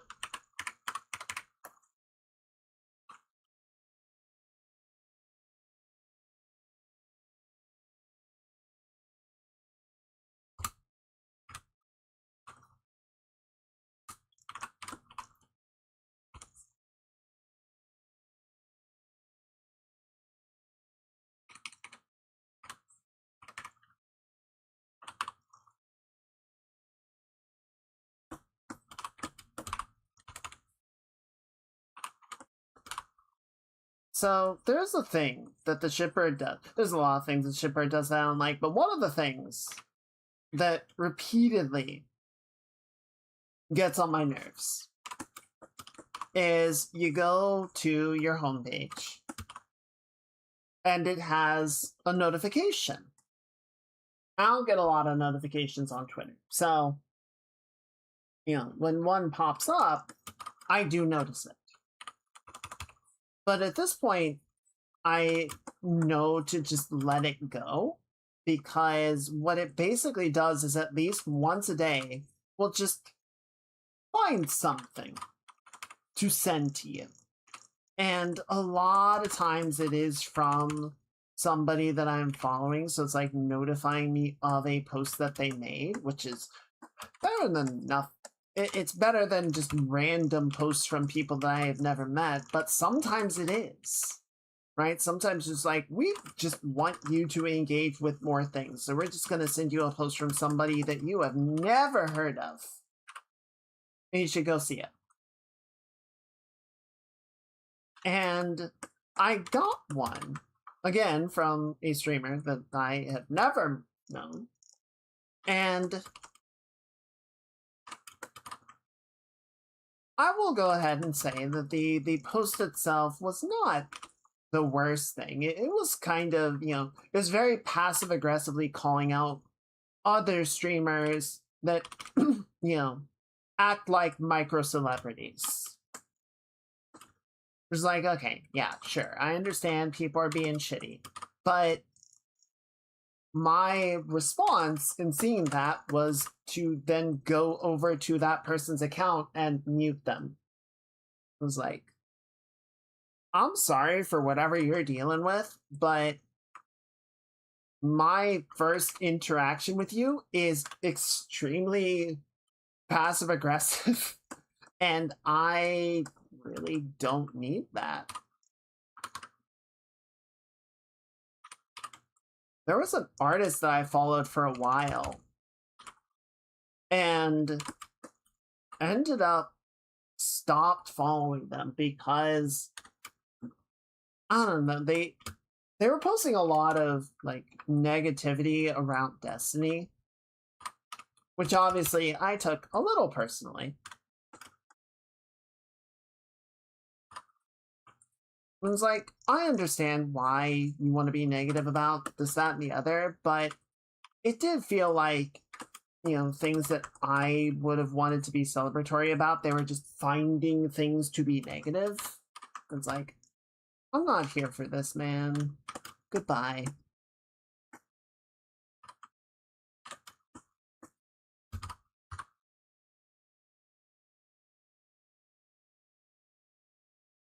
I think the real dangerous thing that a lot of people have forgotten about social media, and we knew this at one point because it was part of the education.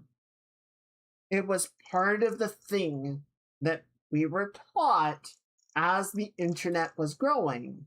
But we've just gotten so acclimated to the environment that we have forgotten it. Things that you post online are not only going to be seen by the people that you want to see it. Stuff is going to get shared around, stuff is going to get promoted to people outside of your immediate community. And nowadays, it doesn't even need to be like directly pushed. There are bots that'll scrape for that shit.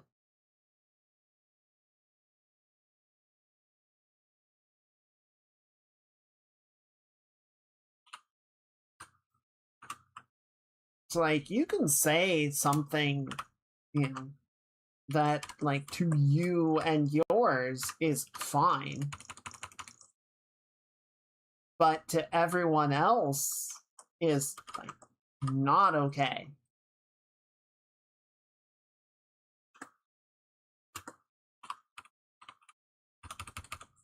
Again, like, oh, you're not happy with something that Destiny did. That's fine. You know, take a ticket and get in line. But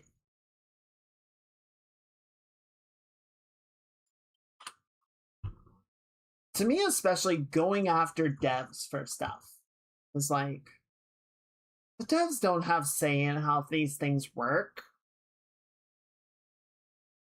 The devs are not making business decisions, or even in a lot of cases, deciding what they get to work on.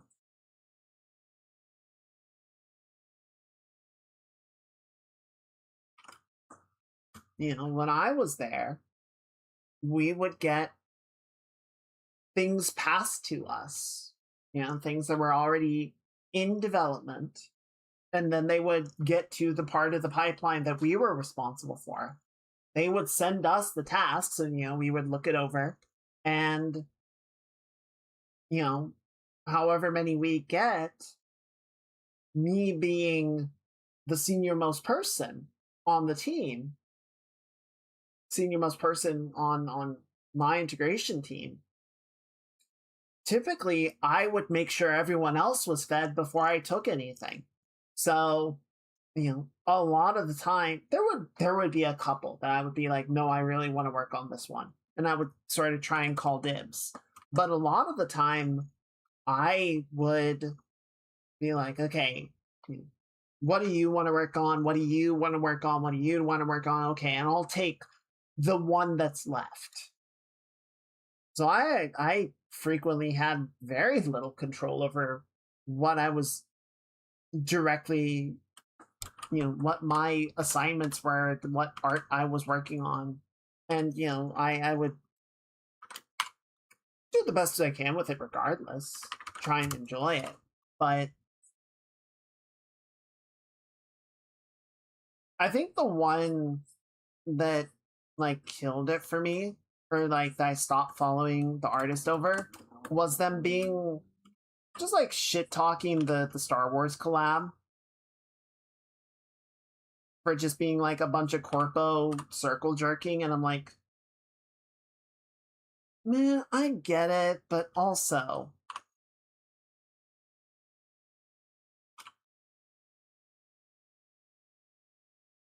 like I was very happy and proud of the work that we did on that one.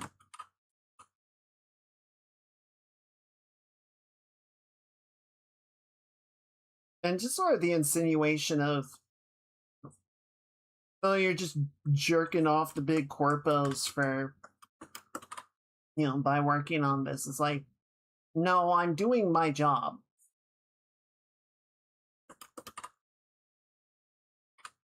And I'm not going to apologize for taking some pride in that.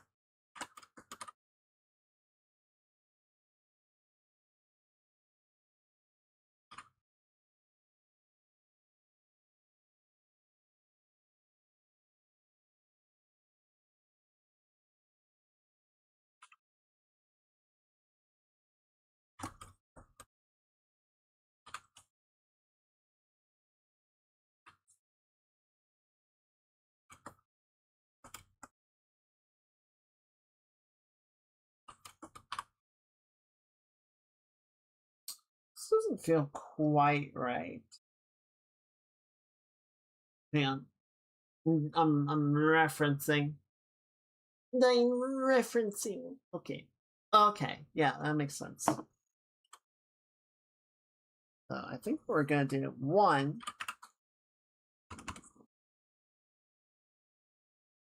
So we're not dealing with confuzzling bits. So these, I think, are gonna be more head-on.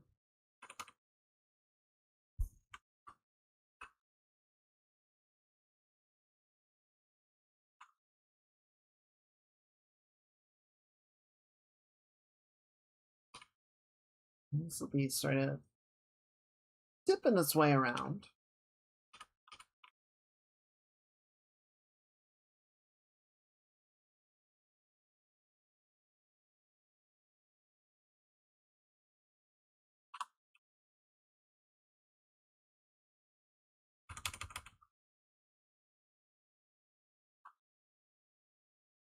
I feel like I'm gonna go check on the print later, and it's just gonna be a pool of goop. Not like the expected pool of goop, like the print will have failed and it fell into that and made a huge mess. I'm gonna have to clean that shit up. I feel like that's what's gonna happen.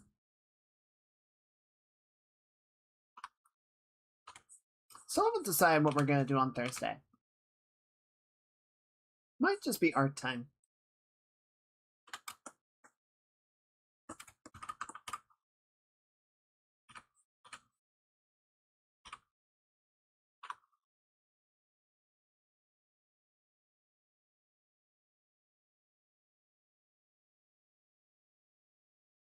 There we go. That feels better.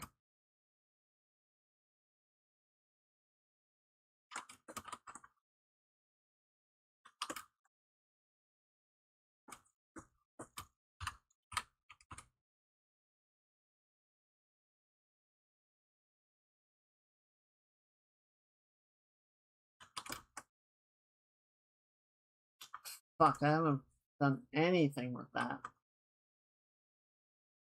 Oh, that's not a deal.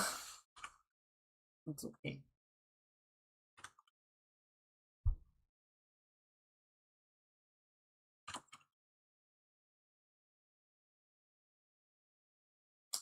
Is this the same color? Yes, it is. Okay. It's like, why is it not drawing?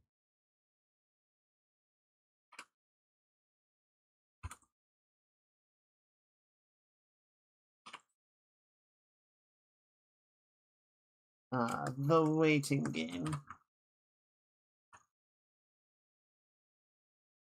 And this is the wrong color. Give me 1 second, chat. I'm gonna hide the window for a minute. I need to open something.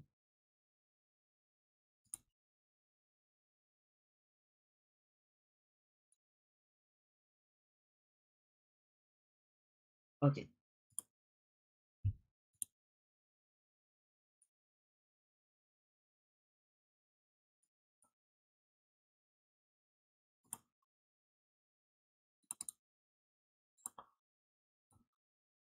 Hopefully it's not a long render at least. In case the wrong thing opens. What? I have a safety screen. I have the old BRB window. I haven't had to use that in forever. We just use the banner now.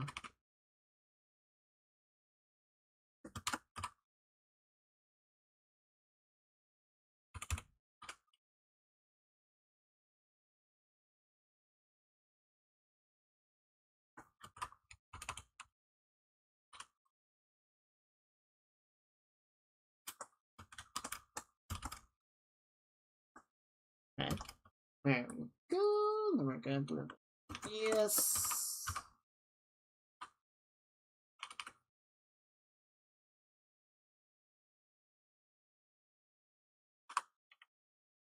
Yeah, sometimes just gotta open a file and don't want it to show up on screen for reasons.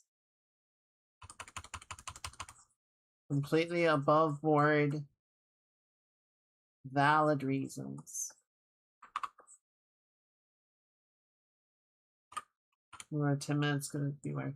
That's not too bad. I was kicking out a little bit of videos earlier, but each one was only like 8 seconds. So the rendering took like a minute.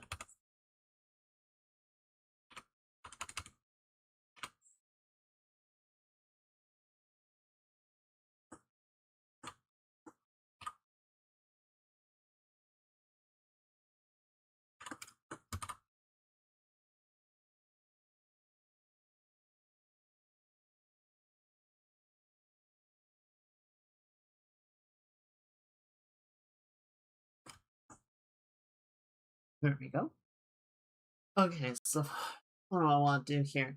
Let's show you on. Just to cut down to the death scenes.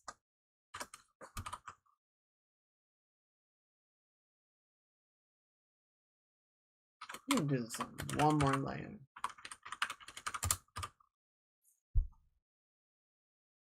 I want to do here.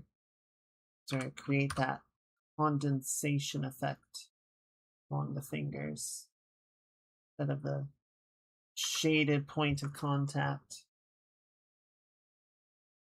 Of some, right? But it should also be sort of combined with that like shimmery, beady effect of the water.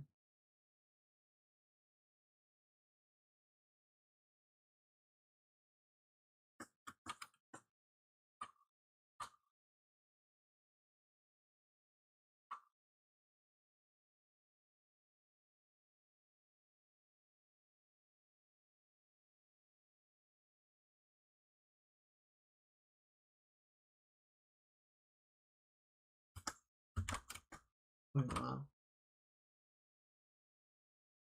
Yeah, I'm always really impressed with the people that can do the large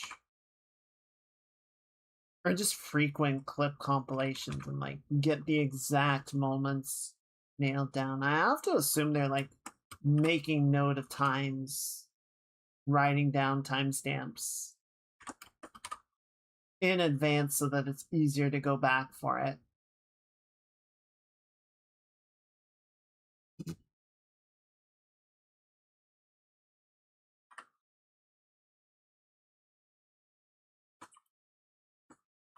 Yeah, some people have gotten really good at doing editings, especially like the subtitles on clips.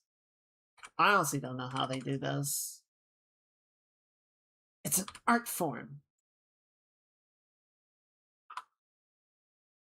Kind of is, honestly, layering the comedic timing of the effects and the subtitles and everything.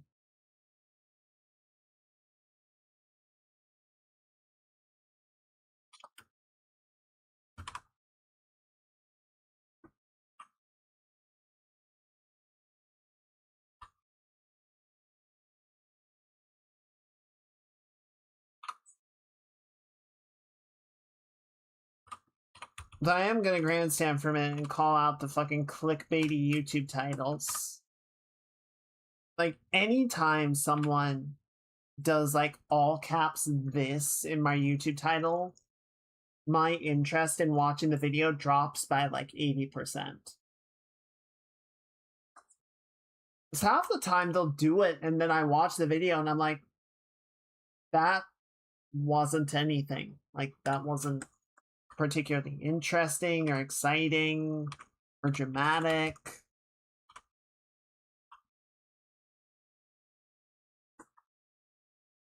Like, you'll see them, I'll see them where they're like, everyone lost it when the streamer did this, and then you watch it and there's like, it's not really that big of a thing and it's reacted to with mild surprise or a little bit of like a whoa. And it's like, I was and it's happened enough times. I'm just like, okay, if you're gonna do that, I'm just not gonna watch your video. It's evolved timestamp features and the stamp fonts that they're editing. Oh, I don't think I've ever tried to do that.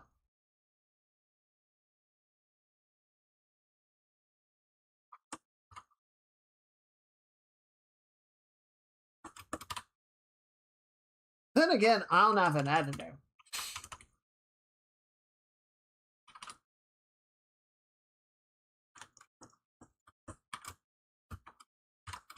So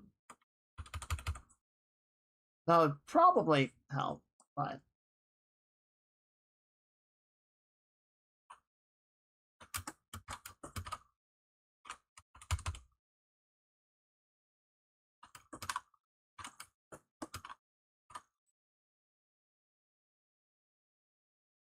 that's a button on Stream Deck, so you just put. Oh. I have not looked at doing that at all. Maybe I should. But it also sounds like a lot of work.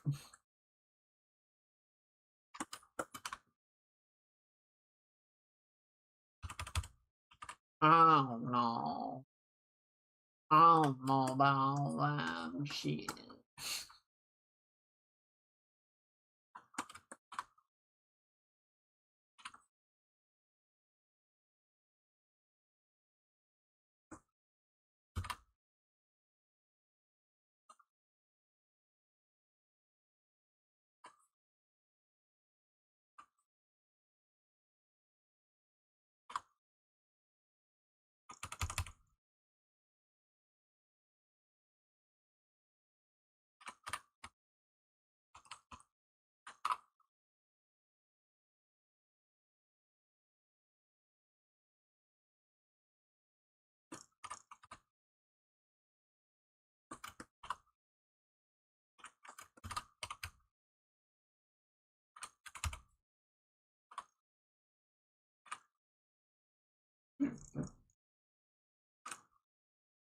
Be sure to save your work, everyone.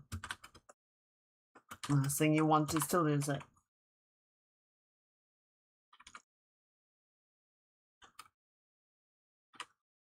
So, multimedia design degree. Yeah, I feel like that happens a lot. I mean, that happened with my MFA as well. Like, the technical side of a lot of what I learned in school is substantially outdated. Not invalidated, but, you know, tools evolve, pipelines evolve. The fundamentals, good design, color theory, all that doesn't really change. You know, the tastes might evolve a little bit, but how you go about getting to a finished piece of work, the good mindset, that does not change. The more valuable things I think that I got out of the degree were, one, some very good fundamentals, but also the ability to learn new skills. Over a decade old now. Mine almost is, and God, it's been a while. Tech shop passed what I've worked on. Will not use a W suite again unless they have my family. Listen, I love my family, but I'd have to think about it.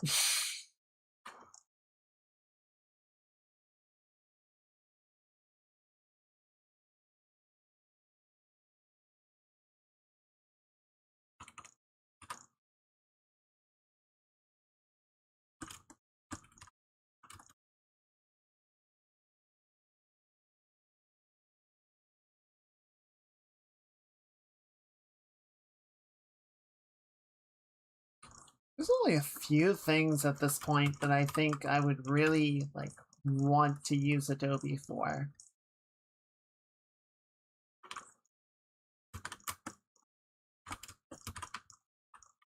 So I just use DaVinci Resolve for all my video editing. I use Clip Studio Paint for all my drawing. Photoshop is still better for photo editing. But if I wanted a software specifically for editing,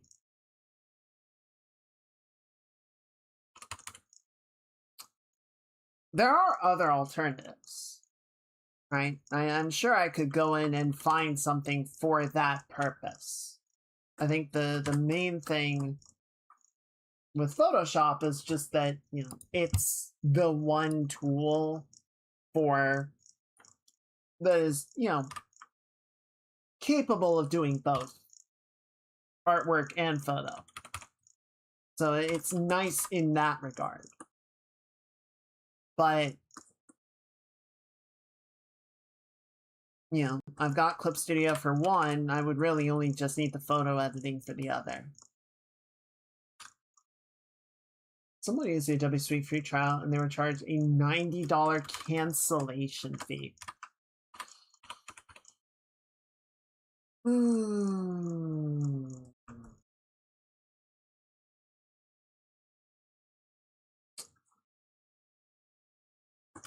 Man, that's exceedingly arrogant. Because we don't even have to pretend to give a fuck.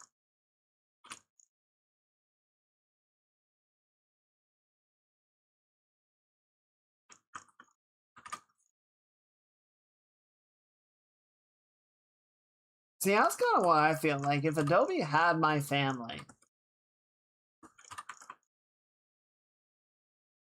I feel like they would probably just shoot them anyway. Not, you know, as part of the deal, but just to prove a point.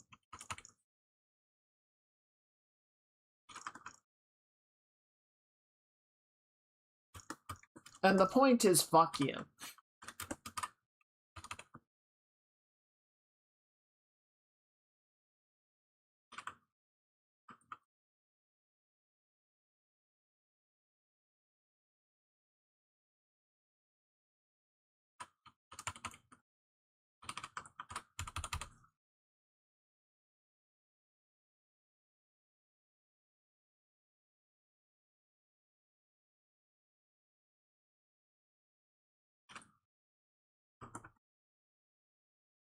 I feel like if I had a studio,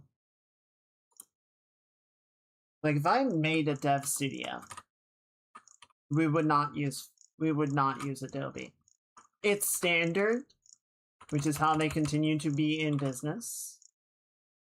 But I feel like we would put in the effort to find alternatives to anything and everything that we might need. Oh yeah, no, you would absolutely be on the hook once it was all said and done. They would not.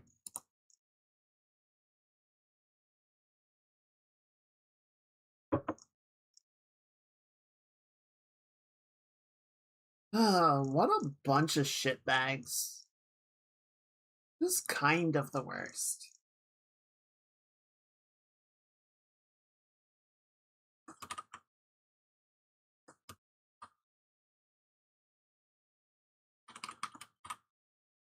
Using Vegas Pro for video. I don't think I ever used Vegas. I just used DaVinci Resolve.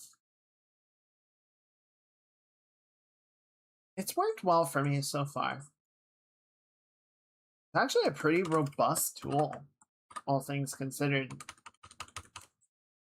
And it's one of those nice things where it's like the software is free and then there's some bonus stuff that you have to pay for, but you can kind of pay for it as you need it. Like, you don't have to buy the deluxe version or the professional version that has all the tools. You pay for it by tool, I think. I think there is a version that just unlocks everything, but I think you can also buy a la carte.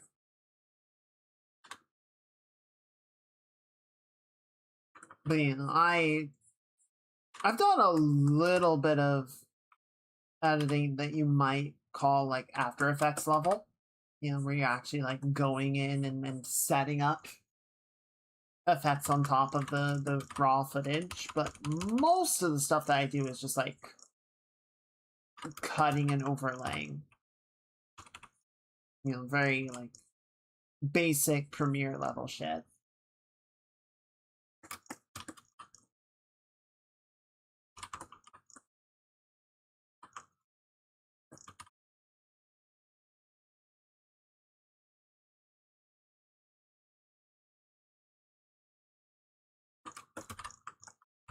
The various like intro videos and such for the stream.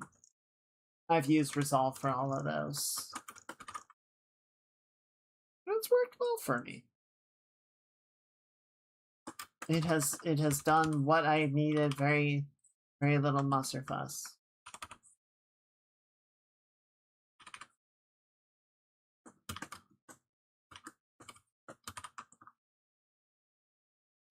Yes, I do have Substance Designer and Substance Painter, which unfortunately Adobe do own those. They bought Pixelogic. Is Resolve expensive?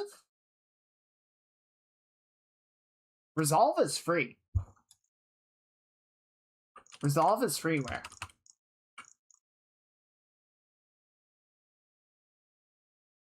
Like I said, there's a couple of tools.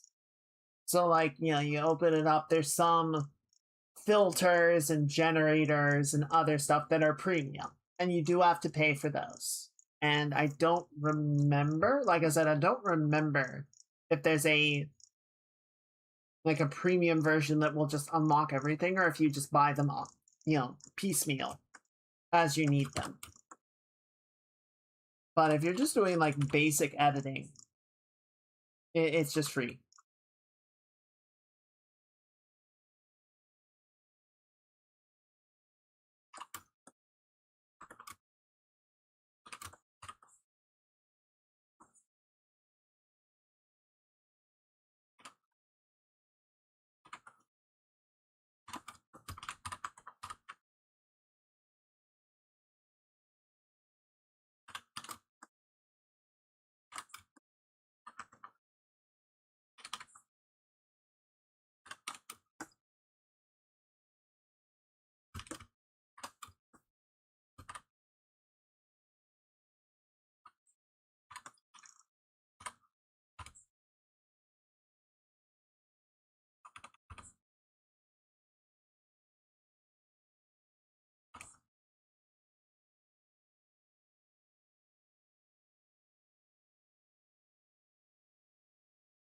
There we go.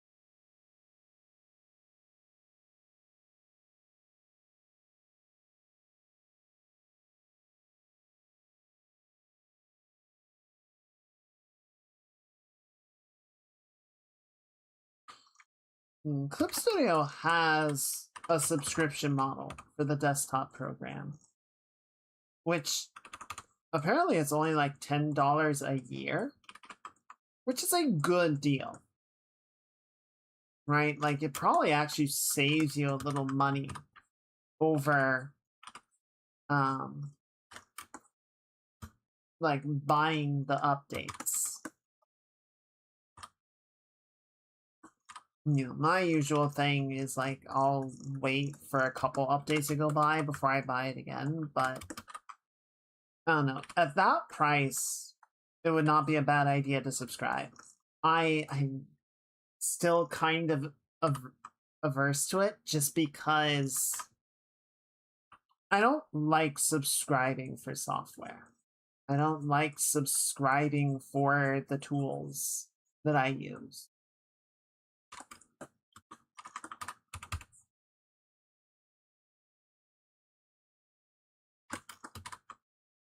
I don't like the idea of renting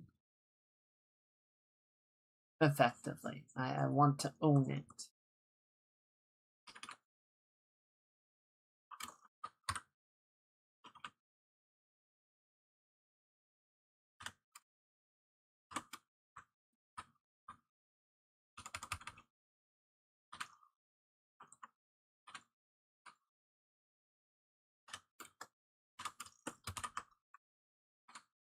Speaking of which, fuck you, Sony. We haven't forgotten. It's not over.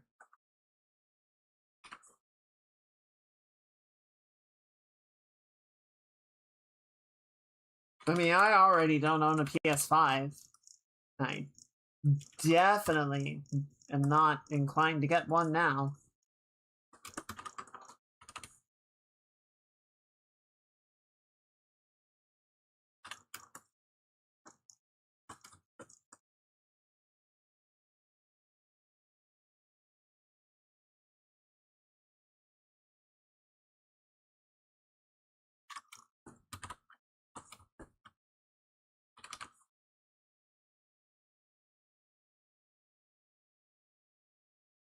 That was the one very interesting thing about the networking event was kind of just talking to other people in the industry, sort of getting reading the room, right? Like where is everybody? How are people feeling right now? What is the sentiment? And I don't know. Booted mine. Oh, your PlayStation?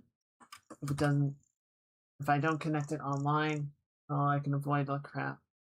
Honestly, yeah, and I feel like that should be an option. Like you should be able to just say I don't want to play online, and then it does. It just lets you go.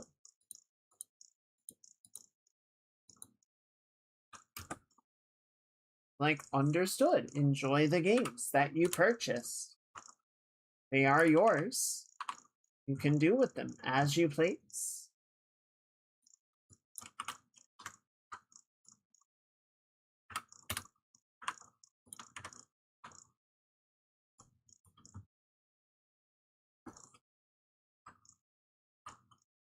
There's a Keith has done a couple skits about this, and there's a really good moment where the Sony executive was saying, like, if we don't switch to a digital only model, how am I going to stop $1 from buying a game, beating it, and then giving it to another $sign instead of that $sign buying their own copy? And the assistant's like, sir, did you just replace person, human being, and customer with the word $sign? And the executive's like, how mad would you be if I said yes?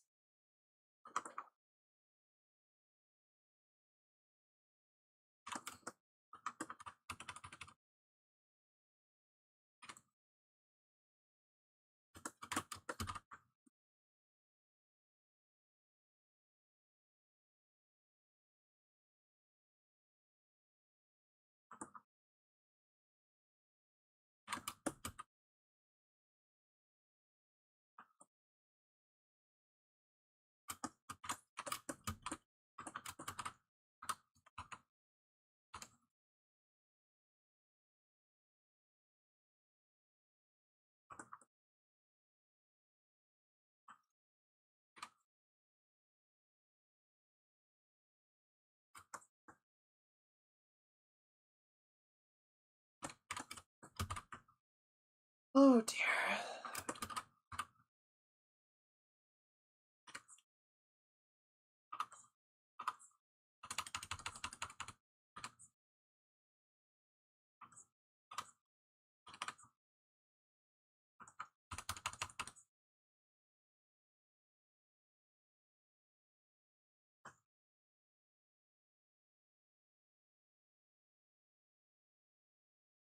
Okay, that looks pretty good. Still some rough areas in here that I want to work out, but is definitely getting better. On the subject of eyes, though, Google Gaga. Need to work on Mookie's for a bit.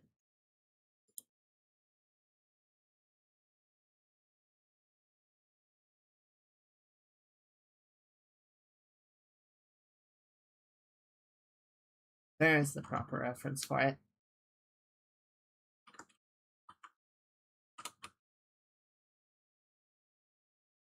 I almost said Switch too. I have a Switch. It is sitting in my backpack. I take it with me pretty much every time I go on a trip, which admittedly isn't very often, but I have it in the backpack, and I will even charge it on the possibility that at some point during the trip, I'll want to play a little bit of Zelda or something. And I have not. I have not opened it once in like at least a year, probably closer to 2. I think the last time I opened it, I played like an hour and a half of Tears of the Kingdom and made virtually no progress because I just kind of wandered around for a while, and I think I took out like a monster camp and broke a bunch of weapons and fumbled around with the crafting system, and then I turned it off again, and that was it. I don't really like Tears of the Kingdom that much, I don't think. I see what they were going for with it. I don't like what they did.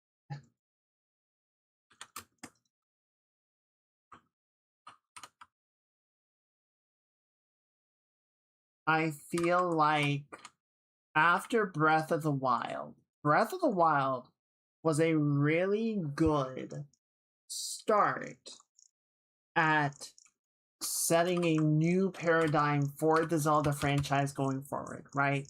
Skyward Sword was the final proof that the Ocarina of Time formula was tired. They needed to do something different. So they sat down and they came up with an open world exploration system that really captured the feeling of the original Zelda games. Legend of Zelda and Link to the Past in particular. That sense of a big explorable world with secrets and fun characters and cool locations and open-ended gameplay.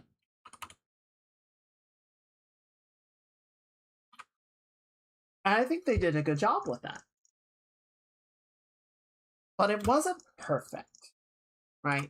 Particularly the dungeons or lack thereof did not provide a satisfying sense of difficulty scaling or progression, because all of them could be approached in any order at any time.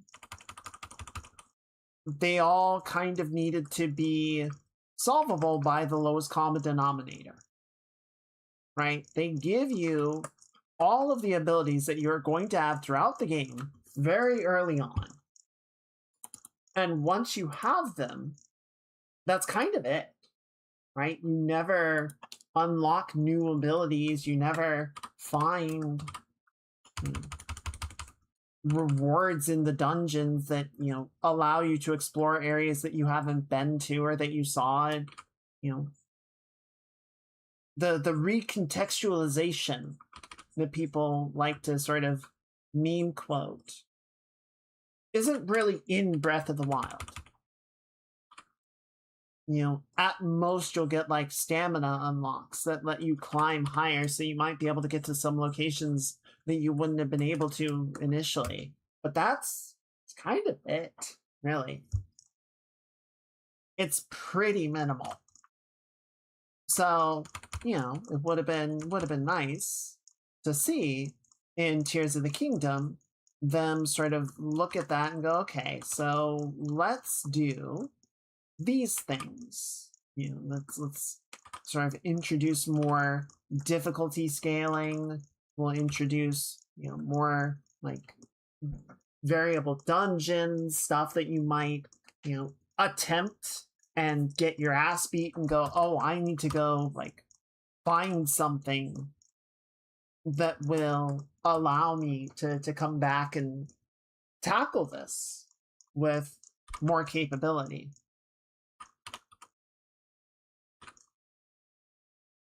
Instead, we got the crafting system, which basically, like, turned all of your equipment into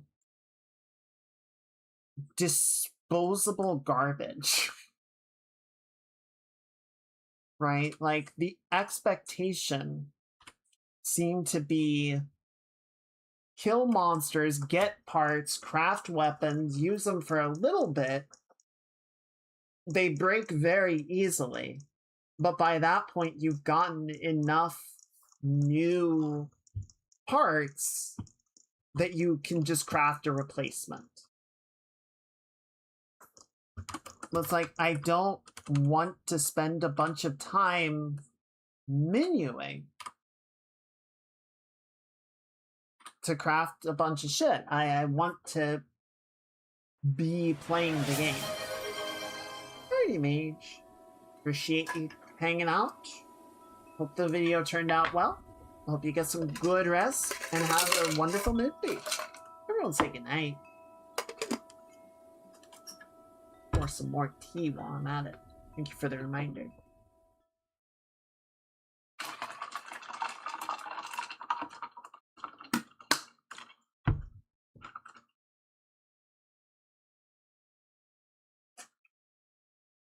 I think the combat in Tears of the Kingdom is fine.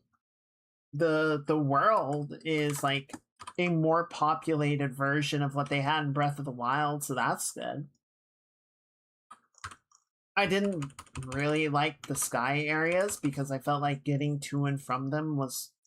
I mean, getting back from them wasn't that hard because all you had to do was jump. But getting up to them felt very arbitrary. I'm sure they'll be very pleased with it.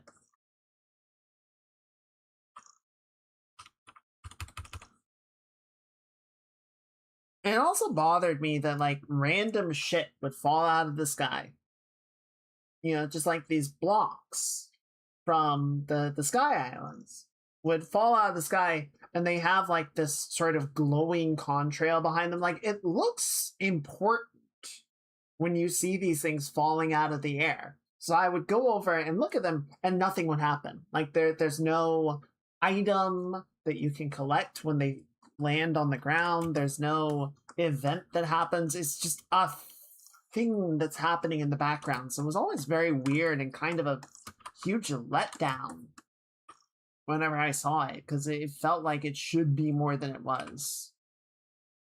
And then, yeah, it's just like, I don't want to spend a bunch of time menuing to craft new items and consumables and weapons, and the weapons are effectively consumables, so it's just a constant revolving door of craft, spend, craft, spend, craft, spend. I'm like, this is not fun.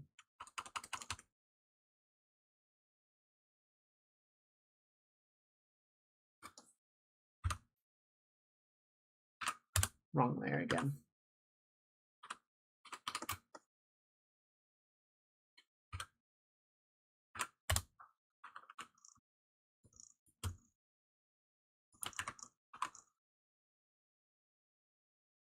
So, I don't know. I was frankly kind of disappointed by Tears of the Kingdom. I don't know, part of me wants to just go, like, watch a Let's Play. Part of me might just try and, like, power through it and sort of figure out a way to go as quickly as possible, because I do want to see the story. I just don't find playing it to be that engaging.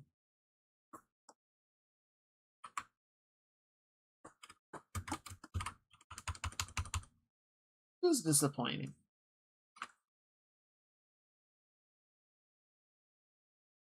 But yeah, I never bought Echoes of Wisdom.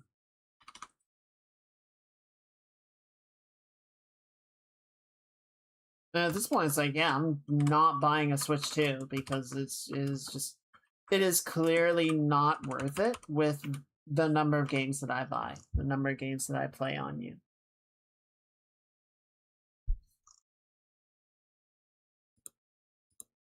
Where's this layer? Oh, it's that one. All right, I think we can go ahead and move it back in. It's fine.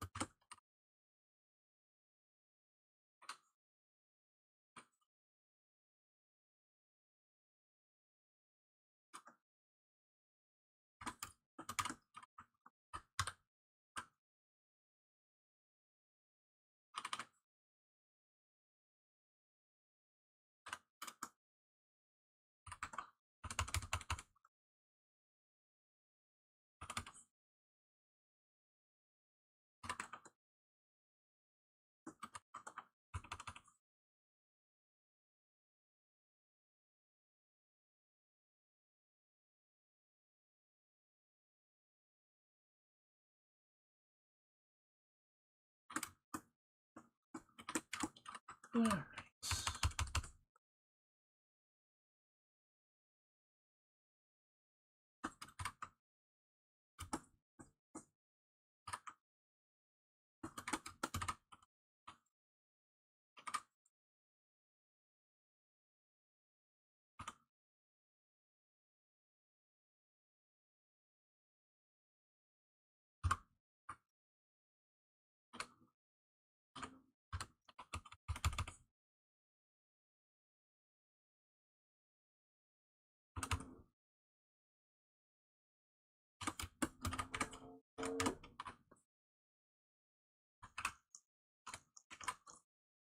Good.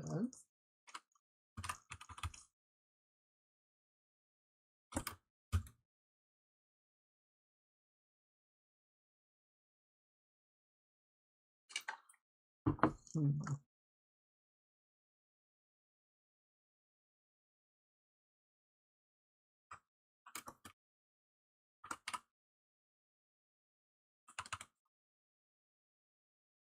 Oh, wrong line.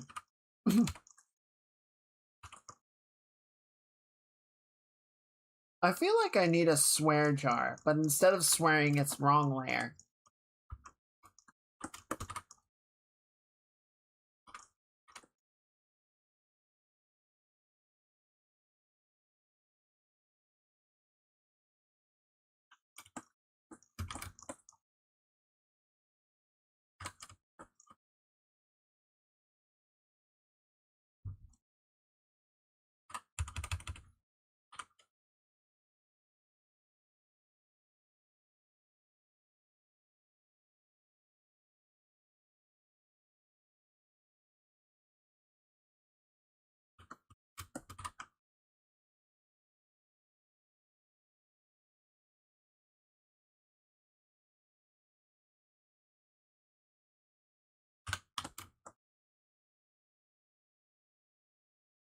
It's gonna be a couple of weeks. Oh fuck! I'm just thinking about everything that we're gonna do. It's like,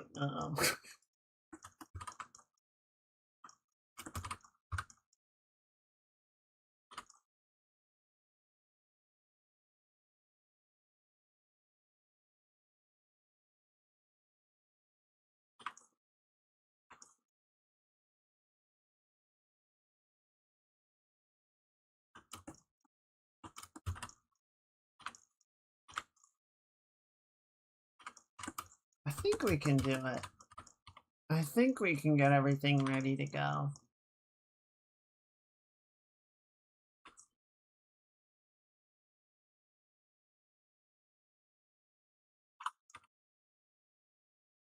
I could, if I really needed to, just wait until I was sure.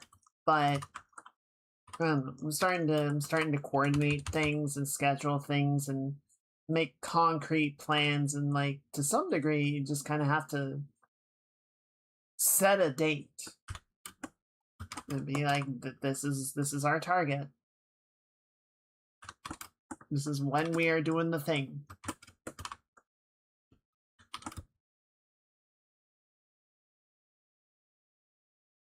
Shit, right, the eyes. I got it, come on. Don't get distracted.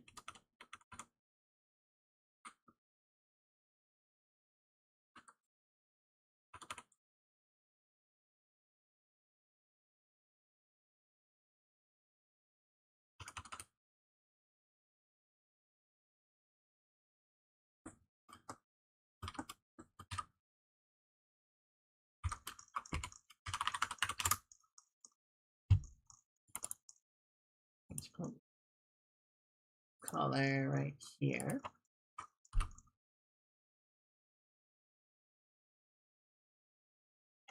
How big is this? This is pretty big, pretty substantial. A little more purple too.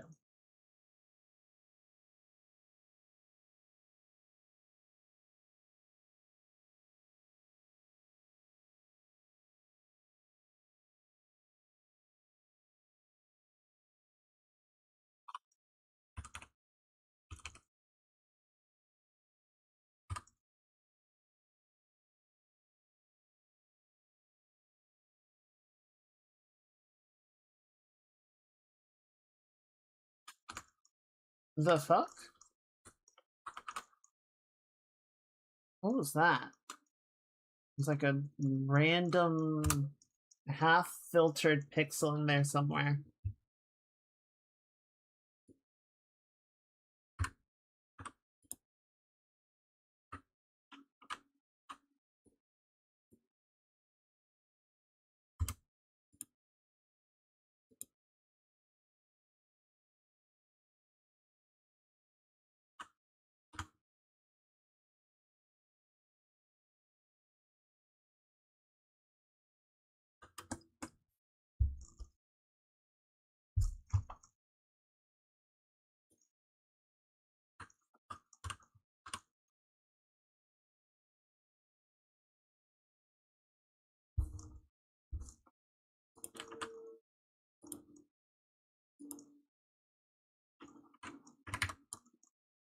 Alright, so yeah, that one sit right there, but we do need to paint in the rest of the eye behind it. Get that up and going.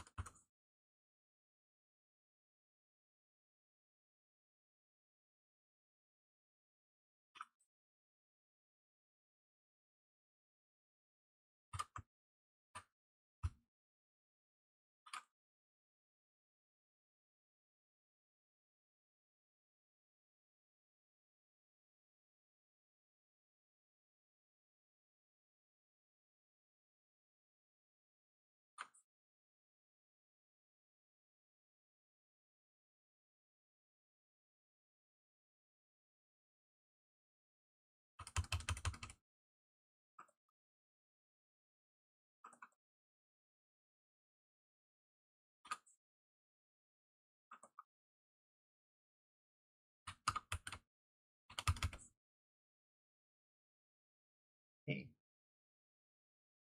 Oh, that's pretty good.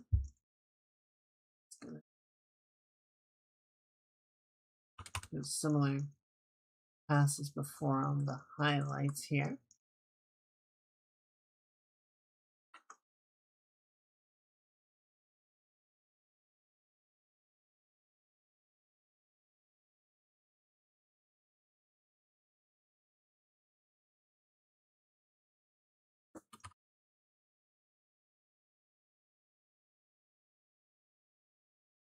Alright.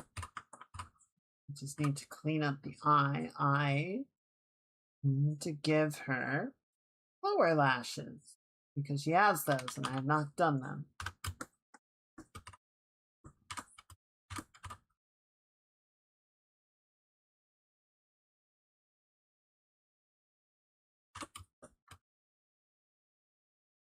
Okay, so we're looking at 3 main ones. I think at this scale, probably won't get to the little guys. But maybe on the other eye, if the hair isn't in the way.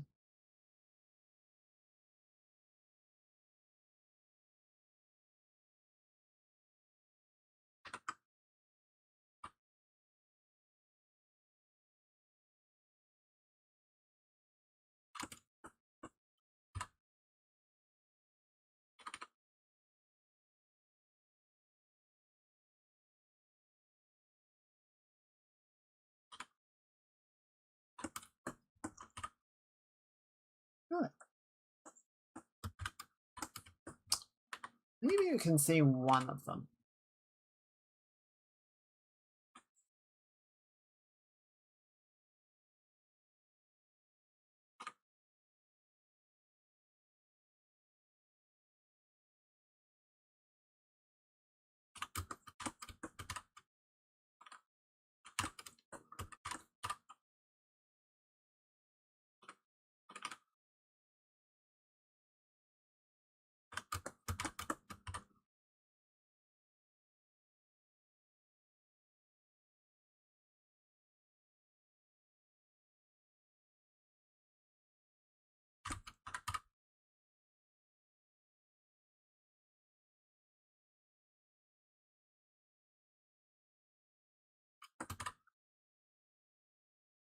Yeah, I think I've said before.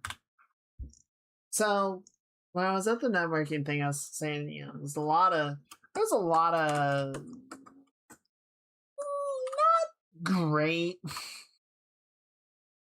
the sentiment, I guess. Because there were a lot of people that were out of work.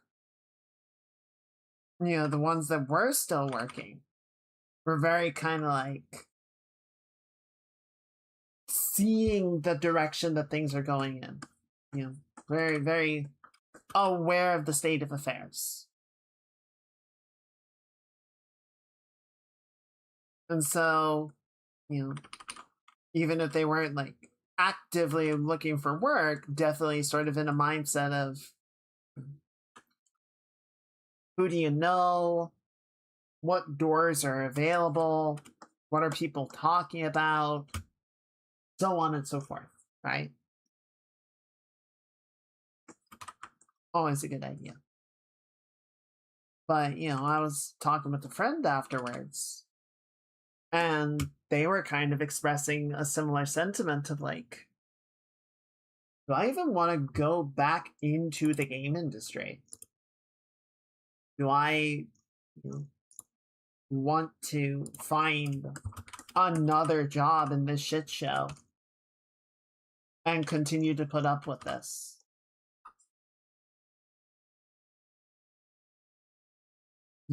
One of my former coworkers, I don't remember if I told this right, but one of my former coworkers, was on the team for a while, and then their partner got a job in Europe, and they relocated. They moved overseas to go so their partner could go work at the studio. And then they were there for maybe a year before the studio let them go.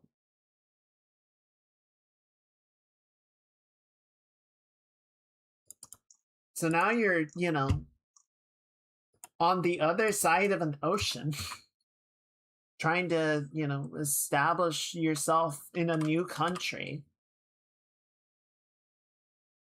But your job's gone. And they did end up moving back over to this side. Because, especially like on those timetables, they were definitely there on a work visa or something to that effect. And once that expires, it's like, you gotta go.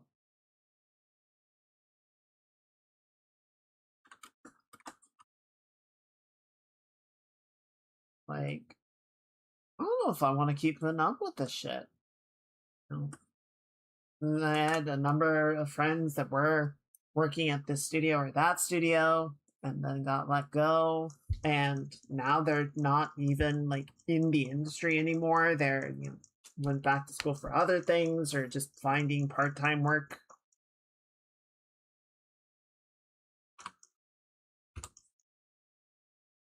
I don't know what I would do for employment otherwise. Like, what would I want to do? But I have thought about it. Because there, to some degree, there is just like, yeah, this is bullshit.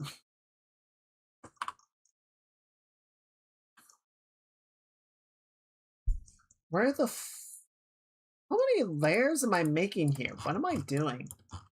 What are you? Okay, that's that. Drop it in. We're good with it. Drop this in. We're good with it. That's the coffee. That's the cup. That's the hand. All right.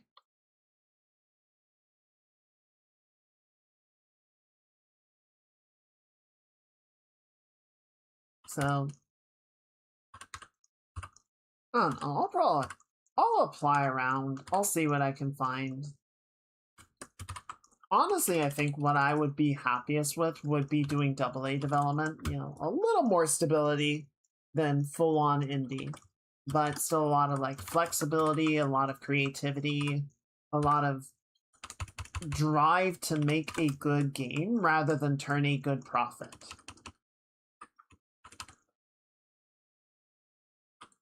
You know, I like to say that money is a resource, right? It's something that you use, do the things that you want to do. That is my mindset. And if the money becomes your primary objective, then you've lost the trail. You've gotten caught up in the game.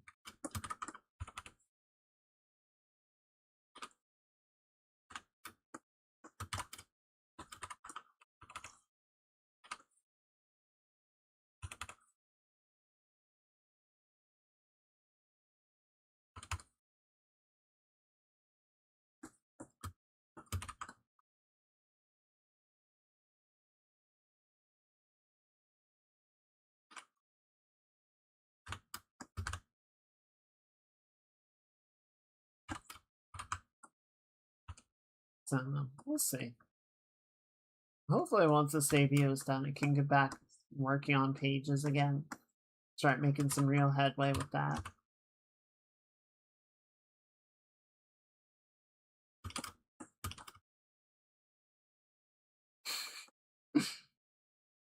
So wide-eyed, I love it.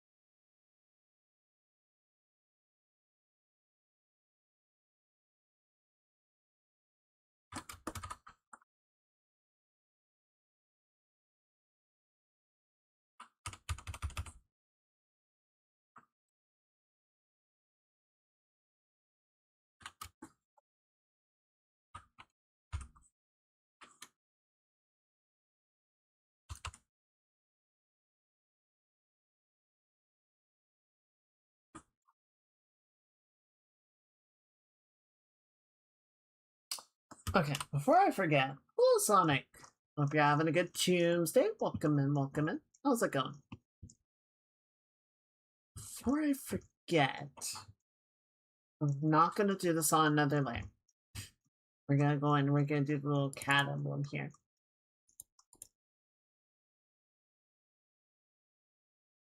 Grab some of this. We're gonna make a little cat head.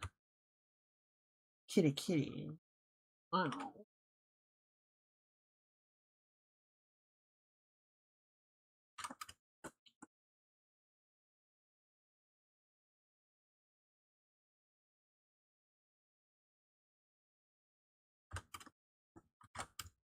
Waiting 2 months and being able to cut grass. I'm sorry, that sucks. I have enjoyed getting out on the bike, but I would really appreciate a bit of rain. It's true.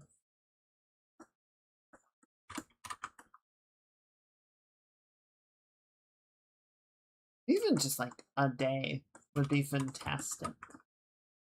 Well, soon.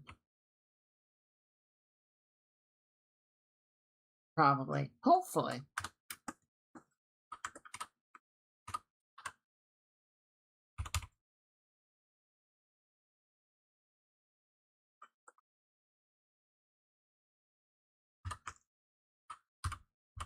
Alright, and then we're gonna have... So it doesn't come out directly from the cat head. Right here. Where's dry heat? Well, I would prefer no heat. But if I had to pick one, I would definitely pick a dry heat.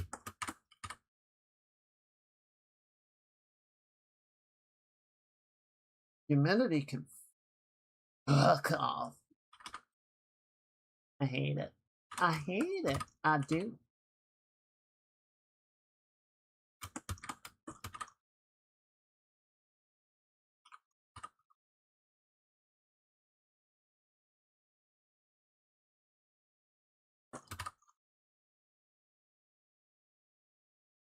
Alright.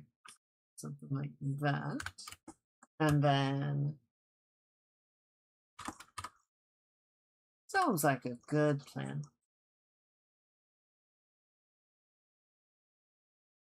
And then you are just going to come down like this. And then you can go like that. And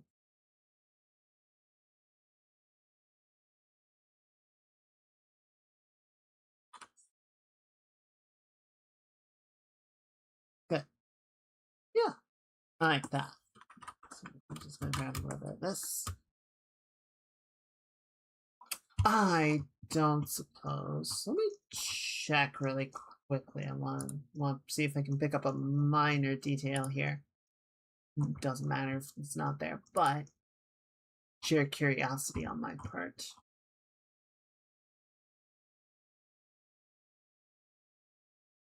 Okay. There it is. All right. Right over left.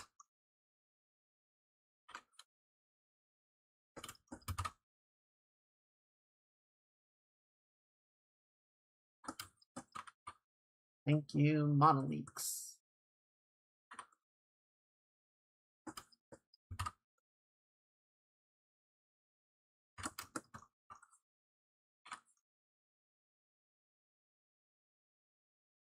I went and had the brilliant idea to add more functionality to the new model. So I was like, this isn't really doing anything at the moment. So I went in and added some movement capabilities, and then I'm like, oh shit, this is gonna break other things. So then I have to go in and fix that stuff, and it's going fine, but it was just like, why did I do this to myself? I knew it was gonna be a problem, and I did it anyway. Now I'm the fool.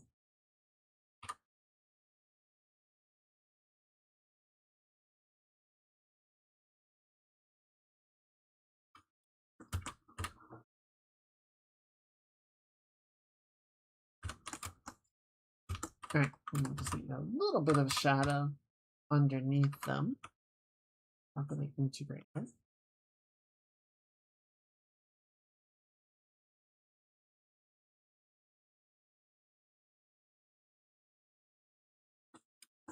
Good.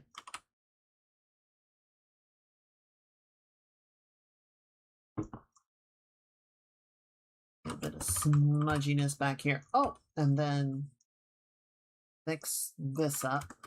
Once that's done, we should add fishbone pattern. Why fishbones? I don't know. But she got them, so we're gonna do them.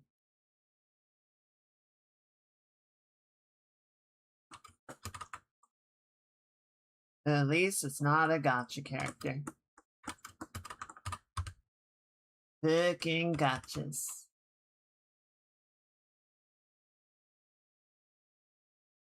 Mostly some of the gotcha designs are really good. Some of them are overly complicated. I don't remember which game it is, but there's a character coming out called Sigrid, based on the Queen of Yore.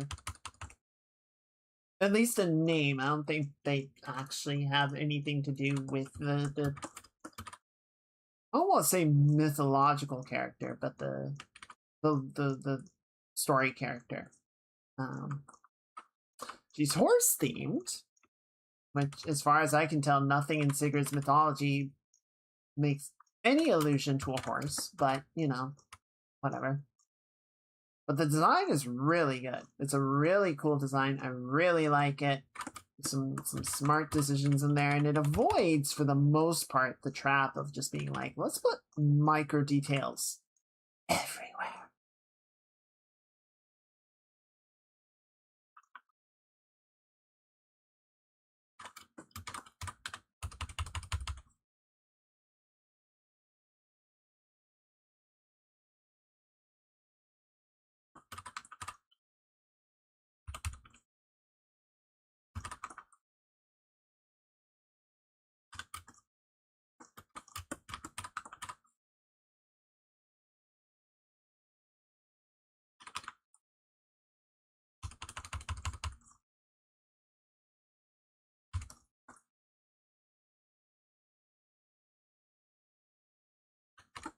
Good.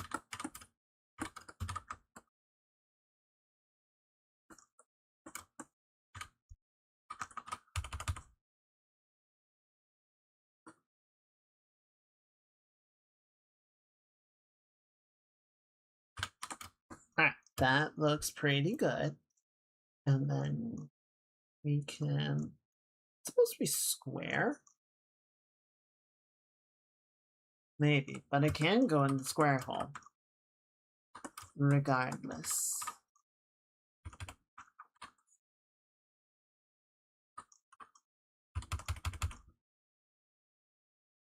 I guess it is. The little golden buckle is supposed to be square instead of triangular. Slight deviation from the concept drawing. That's fine. Easy enough to clean up.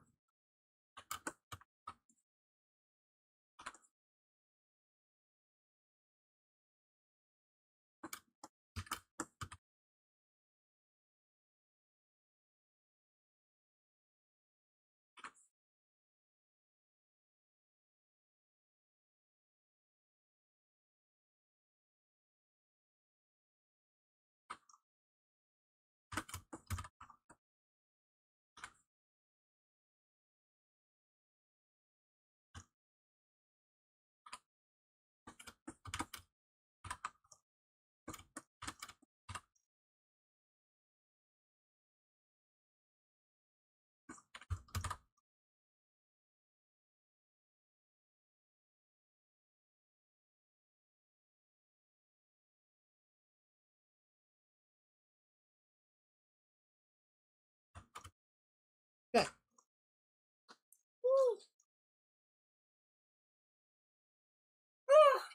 That's good stretch. Okay. There we go. So, yes, let's make this square.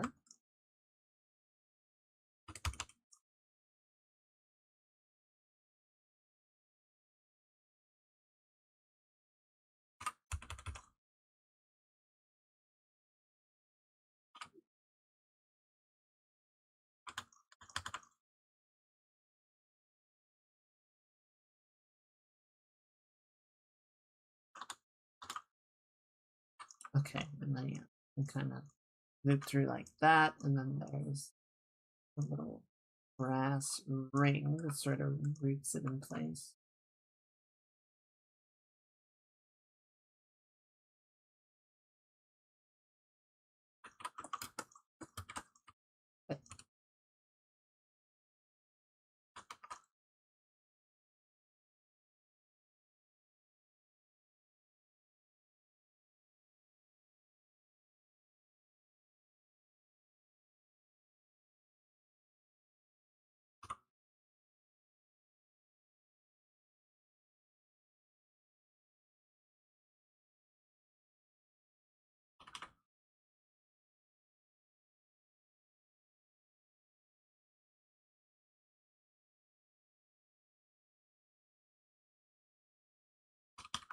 Actually, this needs to sort of go back behind so that it can loop around, right?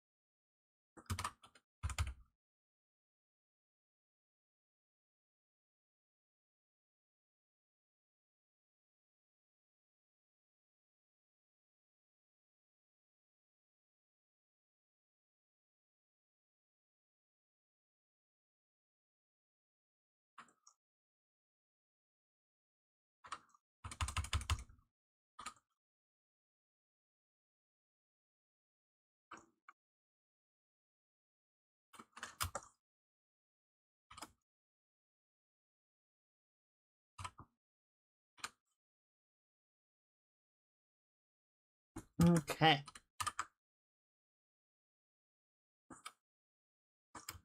And now, finally, we can get around to our fishbone.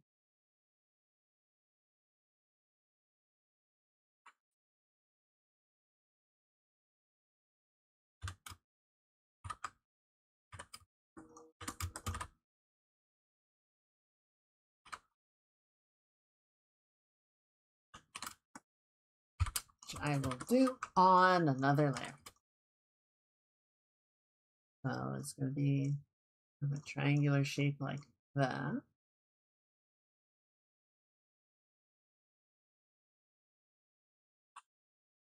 Put out the shape of the eye.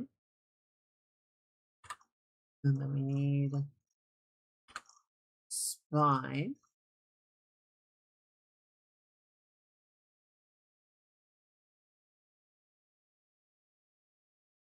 And then whoop.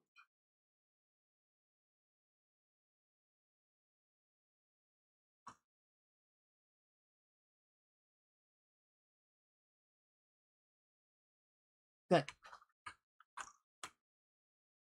All right, and then got one right there. And one right here.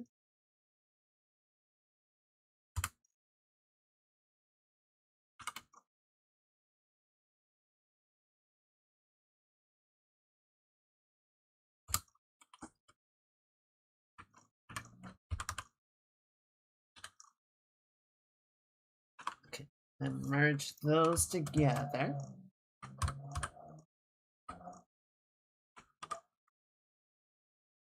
Kind of, whoop, lighten it slightly. It comes around to the foreground like that. And it should be good. Last little detail. Since we need a heart. Cap it off.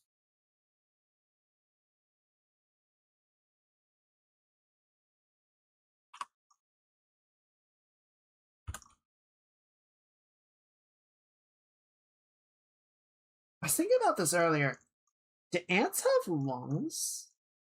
I don't think they do.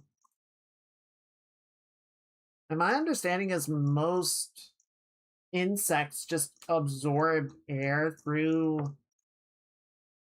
whatever passes for their skin, their chitin, I guess, and then it just circulates through their bloodstream sort of automatically.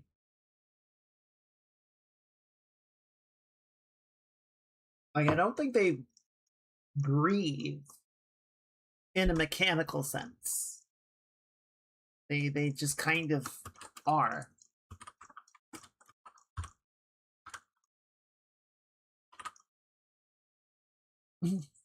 My understanding is that, you know, there was a period where insects were the dominant life form and they were huge, but part of that was because the environment, the atmosphere was much more oxygen rich at the time. So they were able to just sort of diffuse oxygen much more readily, and so they were able to be bigger. And as that balance tipped, the larger insects weren't able to sustain themselves as well.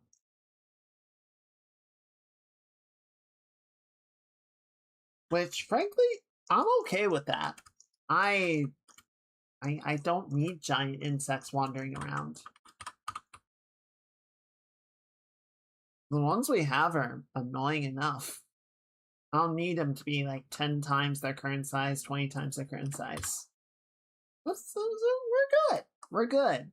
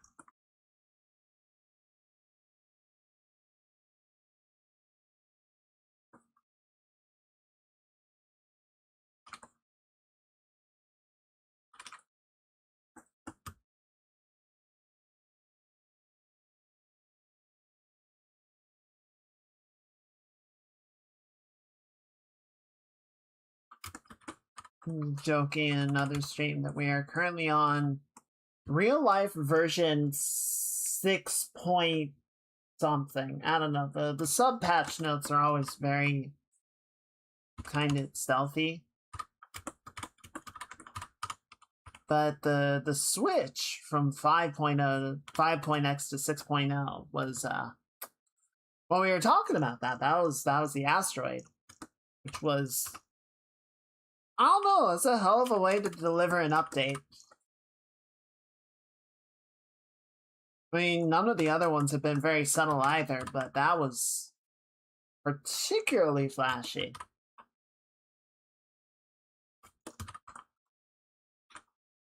Devs were really feeling themselves that day.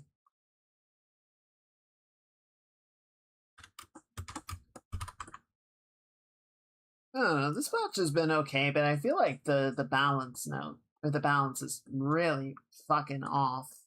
And it's kind of snowballing.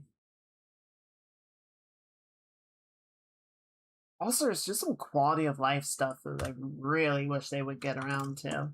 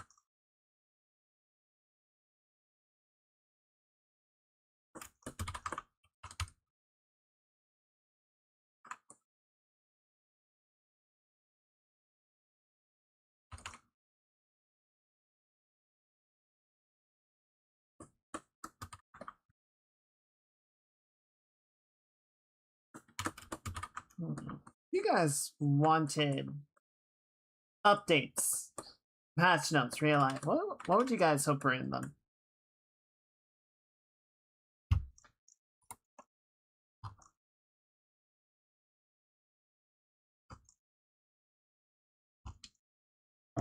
I don't think they were gonna get rid of sleep. I think that would be like a major balance rework. That seems excessive. But consistency would be really nice. A better sense of like, oh, you slept this long. This is how energetic you're gonna feel.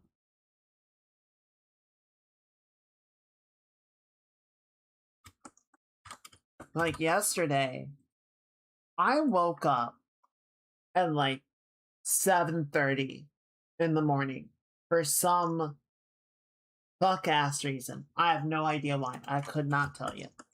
Now I'm lying there, like kind of groggy, half awake, but clearly awake. And I'm like, okay, Kanga, you have two options right now. You can go back to bed, at which point you will wake up later at the normal time, and you will feel more tired. Or you can get your sorry butt out of bed now and start getting work done before you go on your bike ride. I actually did the latter. I actually managed to get out of bed a little early, get some good work done before I did my ride, and it was a good day. It was a good day. But it was very like, why are we here right now? Why is this happening?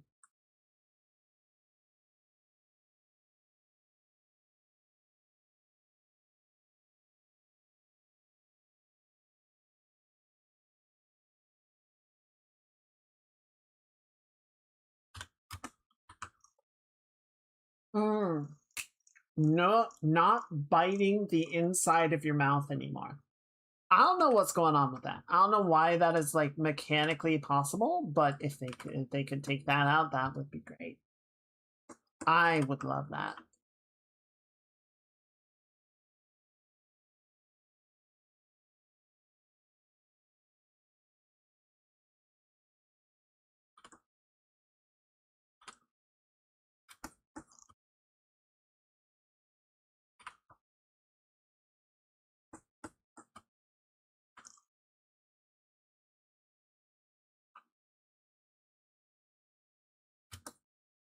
I'm not super happy with how the tail is coming out so far. It's okay. It's just kind of eh.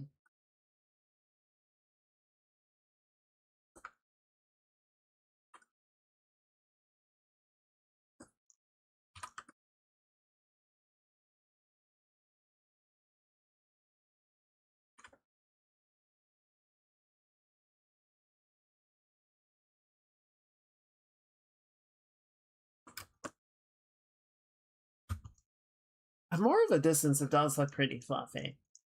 That's not. That's okay. Let's see. they've touched on pretty much all areas, at least to a basic level, which is good.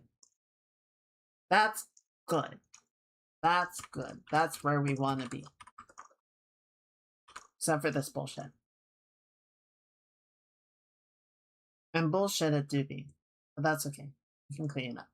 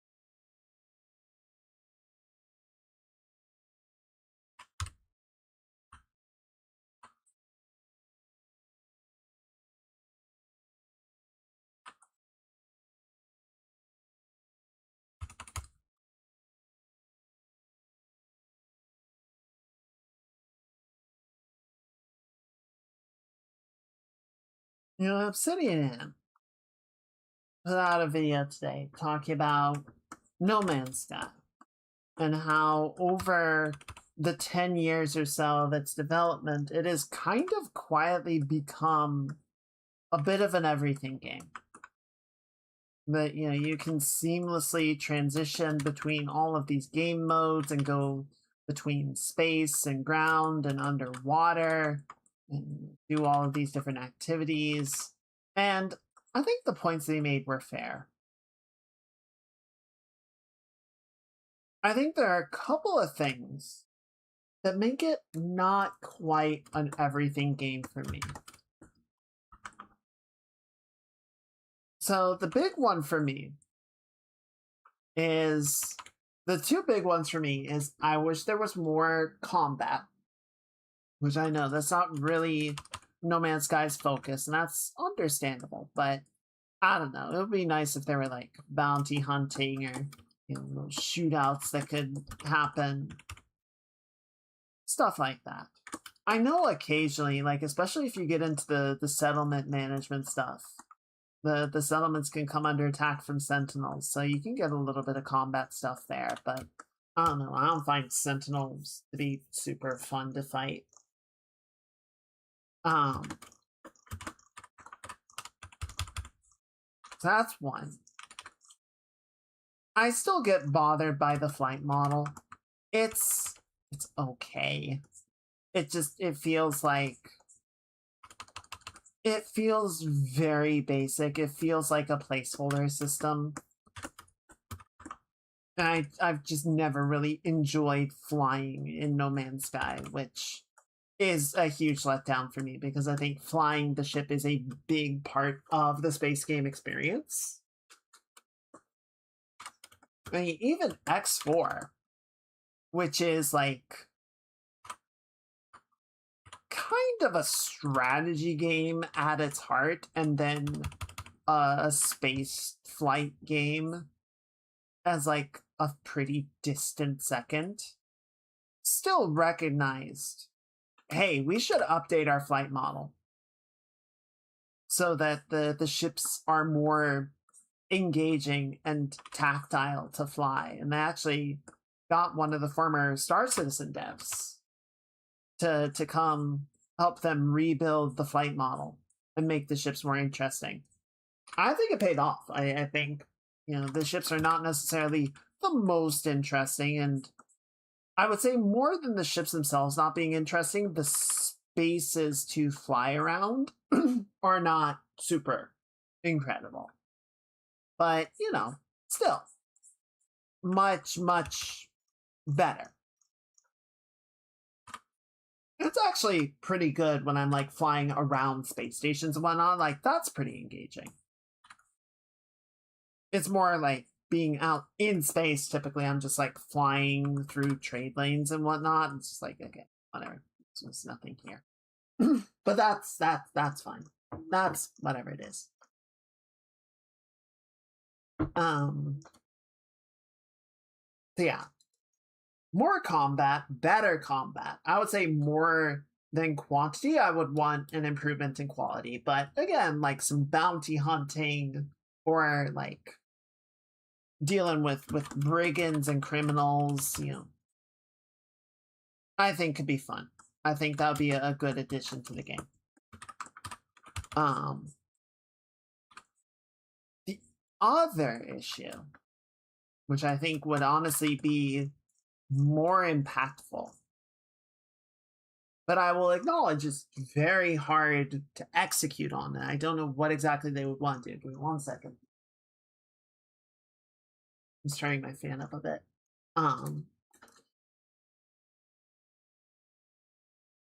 There is a lot to do in No Man's Sky. There are a lot of systems that you can engage with, and places that you can go, and things that you can see. But in much a similar issue that Elite suffers from, it's very shallow, in my opinion. Right? Aside from the particular vista and the combination of flora and fauna that you can find, and you know the distribution of resources, like there isn't really a lot of story or uniqueness to a planet. There isn't really anything that like you find a system and you're like, this system is fascinating. I really like it here. Right? There aren't factions in the game. Like even Elite, and I could and would criticize a lot of how they implement their faction systems, like you know the various political and societal parties in a given star system. Like I appreciate that it exists. I think they could go a lot farther with it.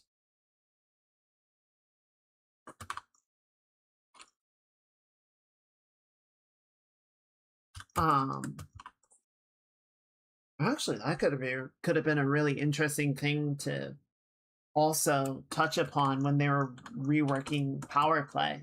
But anyway, maybe they did. I didn't really pay super close attention to the power play updates, but anyway.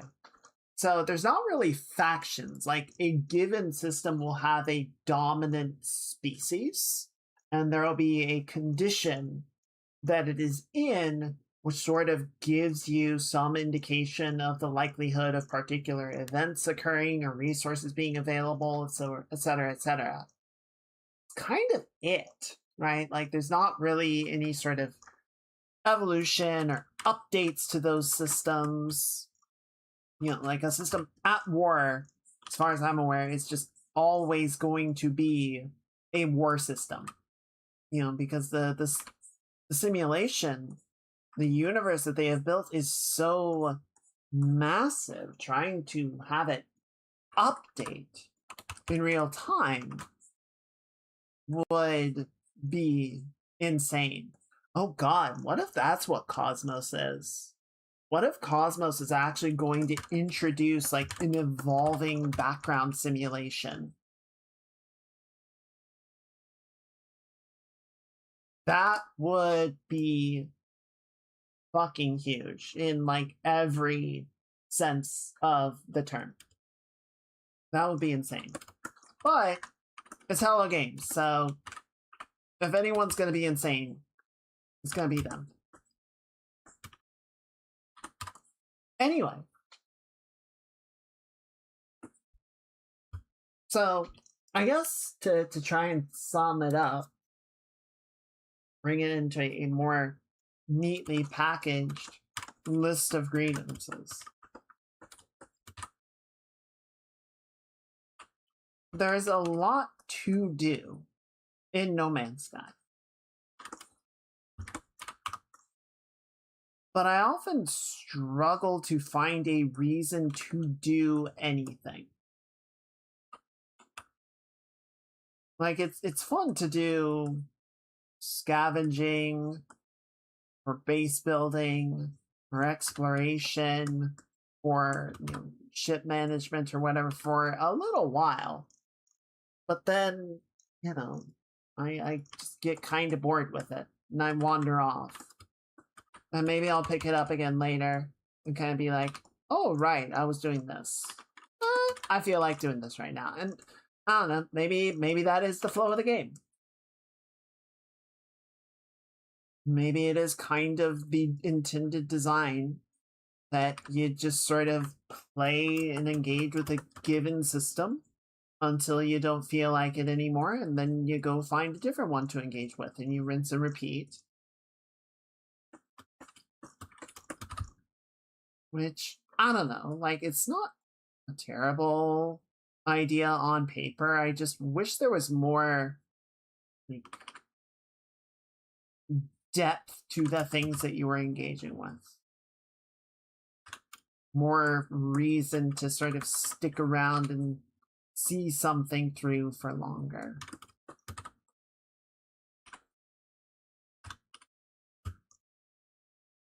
Like, Elite suffers from the problem of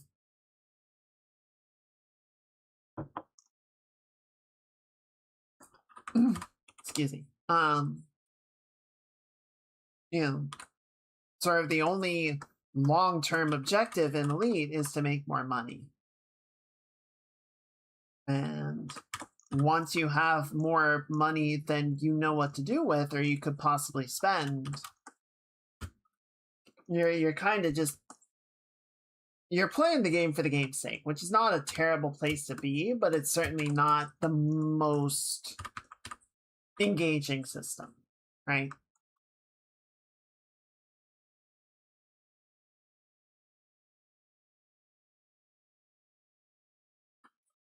It's not terrible, but it's not great.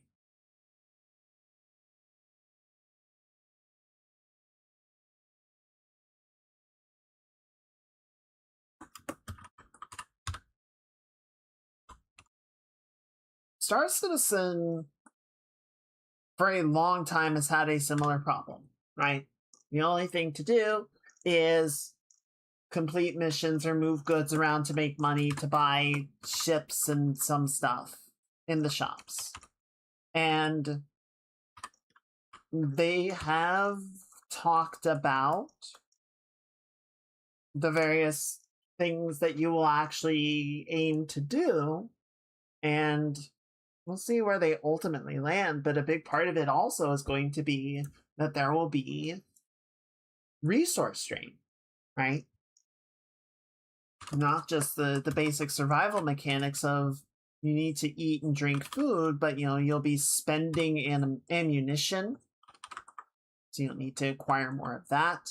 Your ship will undergo wear and tear, your equipment will undergo wear and tear, so you need to upkeep or replace those. If you get particularly rare stuff, you might need to get a full-on replacement because maintaining it isn't going to be particularly possible.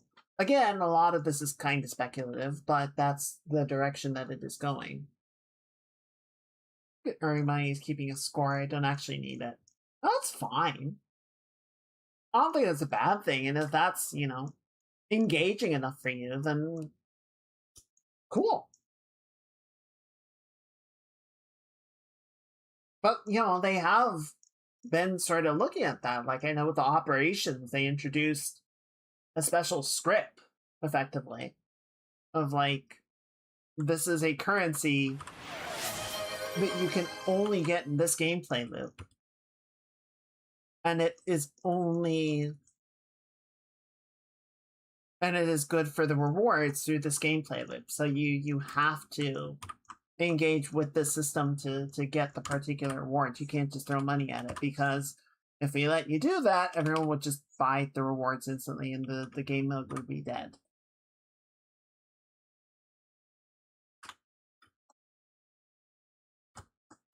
And then it'd be like, oh no. No, I've been going to rehab. I've been good.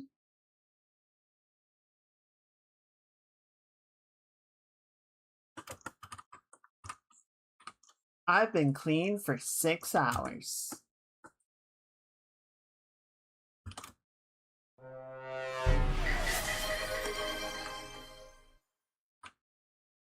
Now praise me, yeah.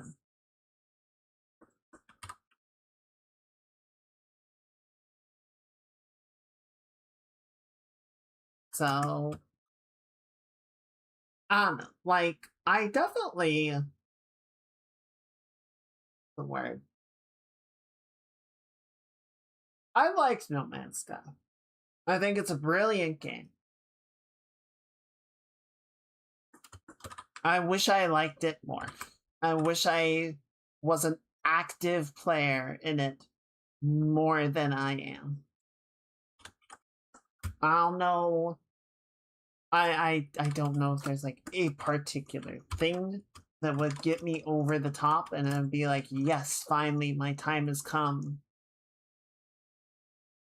I don't know if it's a mechanical issue. I don't know if it's a content. It's not a content issue, right? There is more than enough content in the game to keep you engaged for years. But I think a lot of it does kind of come down to the motivation to engage with the content and whether that particular aspect of it is deep enough.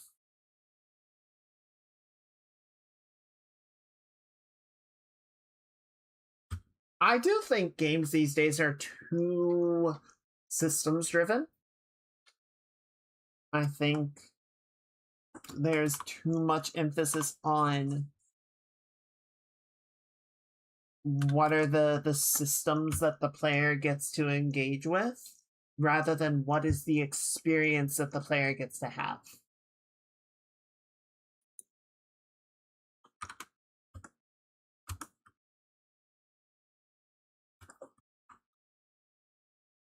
So I don't want to get too like focused on that question of are the systems good? I don't think that's where the fault lies.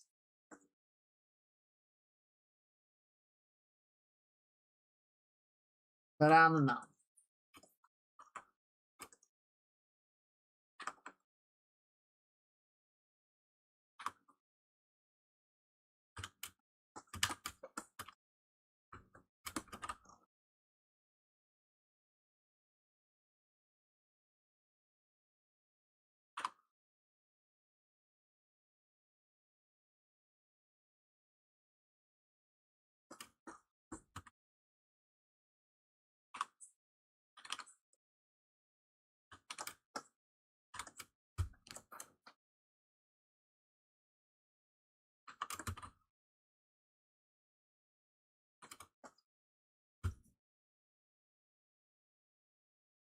What are you?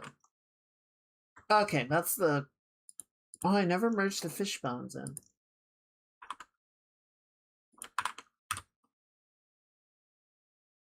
Alright, I'll leave that off for right now.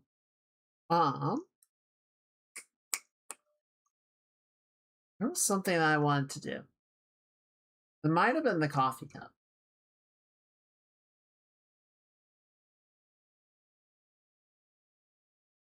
Yeah, I think I wanted to work on her hand in the coffee cup a little bit. It looks a little strange back here.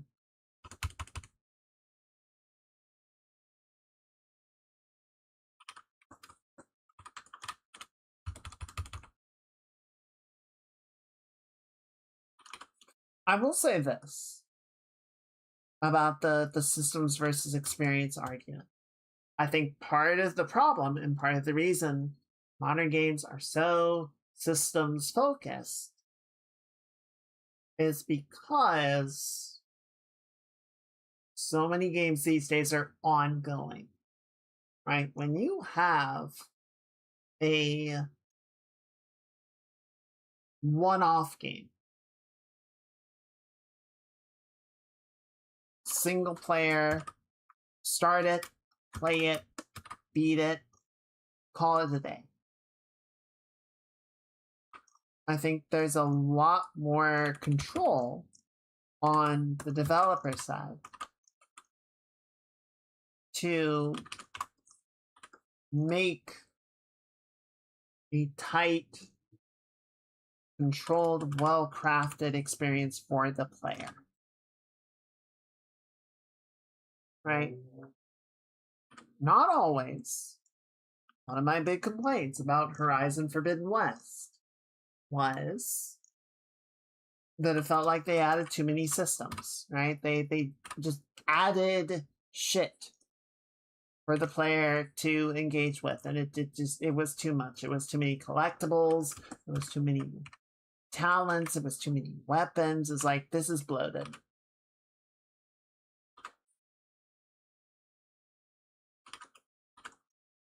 Like, there was stuff that they added that I was like, no, this is fundamentally good.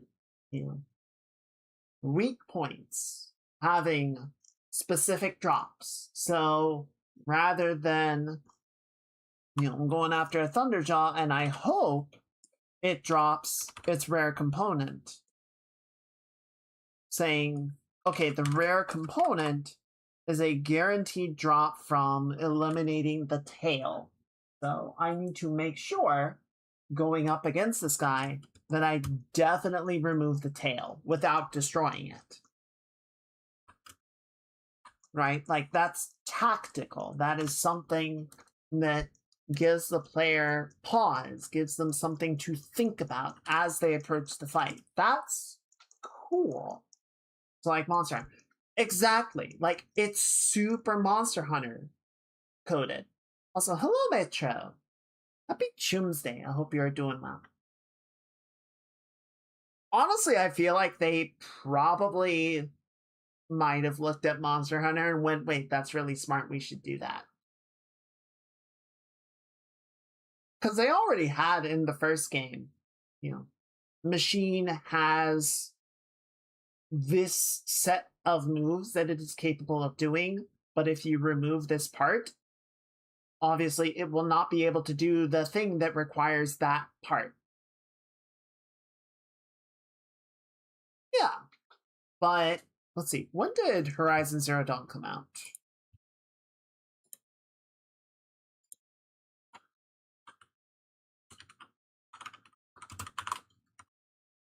Horizon Zero Dawn came out in February of 2017. And Monster Hunter World came out in January of 2018.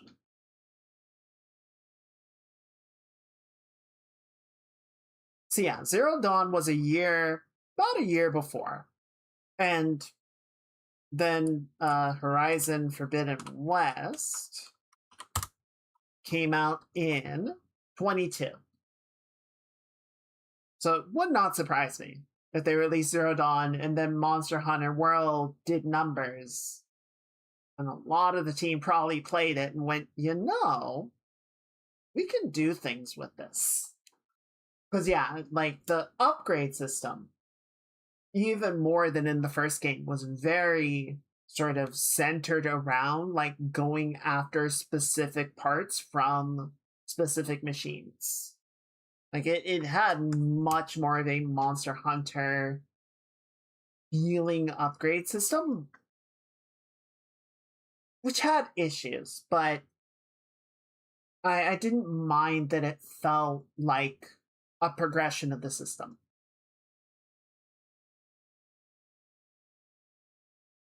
Yeah, no, I agree, and that part didn't bother me. But I feel like they added way too many weapons, they added way too many collectibles, the map was too big. Like, they just tried to scale a lot of things up in a way that was not necessary. And I feel like in trying to make the systems of the game more complex, they lost control over the tightness of the experience. Yeah, and open worlds are really hard to design a tight experience, right? Because you don't have much or any control over where the player is going to go and what order they're going to experience things in. So you're very much leaving things open to them to mess up, but you can still find ways to curate how the experience goes and sort of ensure that at any given moment they're going to be sort of engaging with a certain portion of your game, shall we say. But the more bloated you make it, the harder it is to know exactly all of the factors that are going to be engaged at a given time.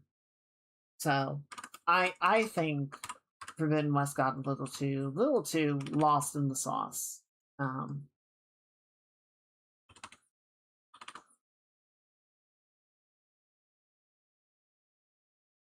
don't know how much that happened with some comparable games like the Ghosts of series. Like I know Tsushima's very popular. I don't know if Yote ran into similar issues or not. I need to play those games still.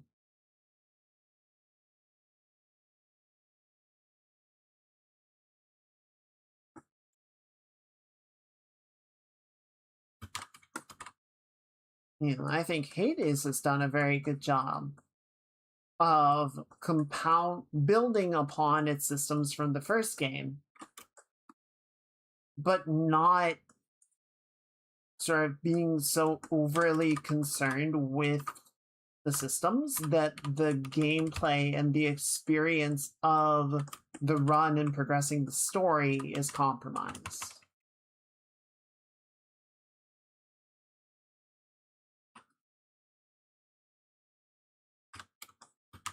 You know, at the end of the day, like the only real thing that they changed in terms of like your preparation time for a run is what familiar do you want to take, right? That's just a completely new system. They're like, yeah, by the way, you can have a little friend that goes along with you and gives you some bonuses.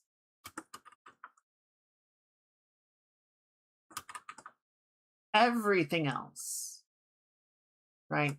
Upgrade system. I guess the Arcana is new, but the Arcana is replacing the Mirror of Shadows. So rather than like a linear upgrade system that the first game had, Hades 2 has more like control over it, that you can change it run to run. So that's fine. But like in any given run of it, I spend way more time talking to all of the characters, progressing the dialogues, you know, unfolding the story than I do, you know, mechanically nitpicking my preparation time. Most of the time, that's just like, do I want to upgrade anything? What weapon do I want? Am I gonna take the Oath of Night? Okay, let's go. And that's it.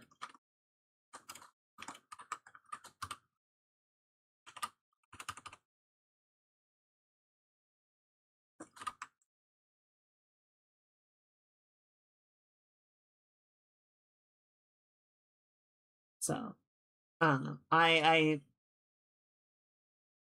sort of bring it back to the ongoing games.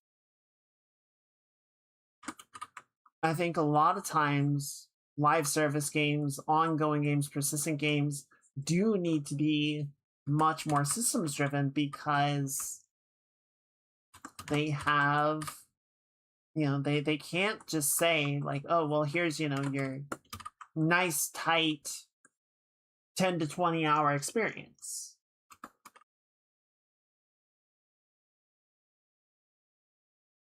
It's like we need to keep our players engaged for days and weeks and months.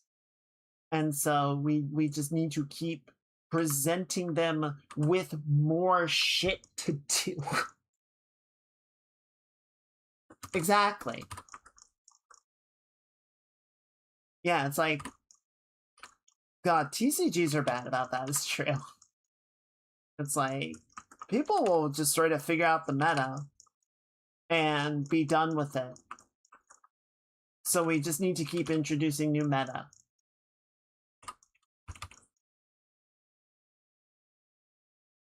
Which, I don't know, I guess if you're a TCG fan, that can be something to enjoy. Maybe. But it also seems very soul-crushing to just, like, have all your entire deck be invalidated by the new drop.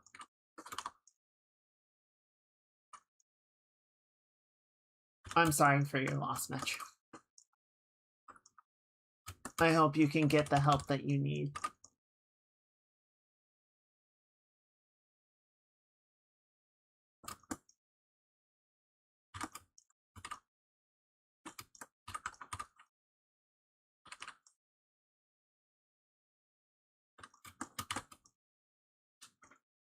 And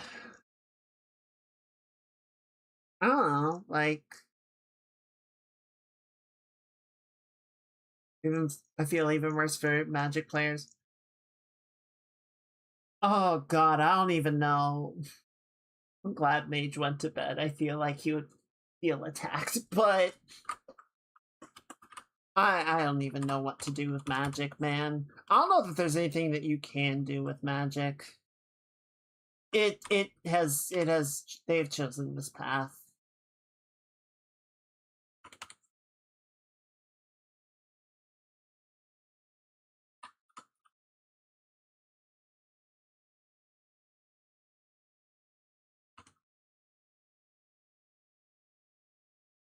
I've bought a couple of Magic cards just because the artwork is pretty, and I'm like, this is a good looking card. I tried learning the rules once or twice and just like, yeah, I'm not doing this. I can't get into this. I'm not with it. This isn't for me. Honestly, I just don't really like card games in general. I get really tilted by the randomness of the draw. I had to be Fortnite with all the Wizards products and start slipping AI where they can. Yeah, they sure the fuck are. Because why pay an artist for the good work that got us to where we are if we can just recycle garbage off the internet? And I don't know, like, to some degree, if Magic is the lamb that we throw on the pyre to keep Wizards afloat and get their other games to continue to exist, then fine, I guess. I don't like it, but that's the deal with the devil. The devil is Hasbro in this situation.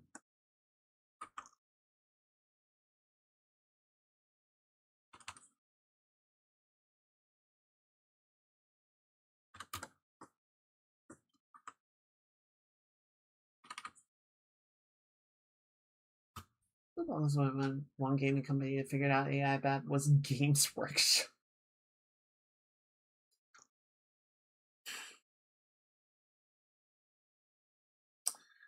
I feel like they were able to make a logical, some sort of logic leap from like 3D printing to AI.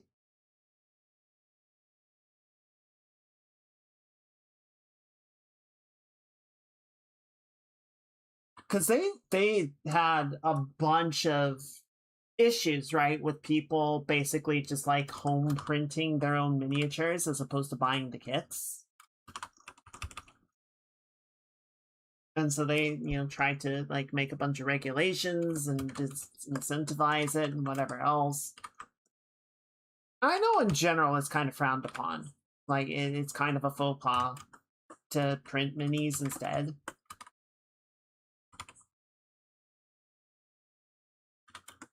But I don't know. Maybe somehow they were able to go like, well, we don't like it when they do that. They're, right, yeah.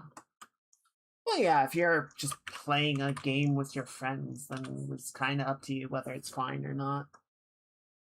But yeah, if you're in it for like a tournament or something. And I imagine some like game stores. if Oh, that would go kind of nuts. That would be kind of insane. Because they don't even need to sell like posable models, right? An STL is fixed in position. And you're not going to go into an STL and try and rip it and reshape it into what you want, right? Like, you would get the STL of your Eldar warrior in this pose with this weapon. And then they could have like 400 STLs of different characters in different poses. I know some cases, like Ivy has done a couple of hand cam streams doing minis, and correct me if I'm wrong, but she's like kit bashed a few characters, right? Like taken the weapon from this character and the body from this character and added some decorations from another one to like make sort of a custom thing. And you might struggle, not impossible, but you would struggle a little bit to do that with an STL. Basically, you would need to take it, like grab the STL and take it into Blender or ZBrush and like import multiple ones, combine them and re-export them as a new model. So it's doable, but you know, you're still talking about like having the knowledge base to do that. I feel like they could do it harmoniously without sort of breaking their existing paradigm, for sure.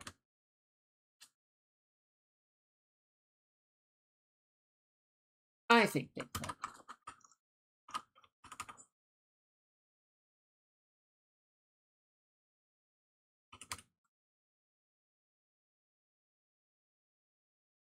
And frankly, it's not like 3D printing has exploded, right? It's not like everybody owns a 3D printer.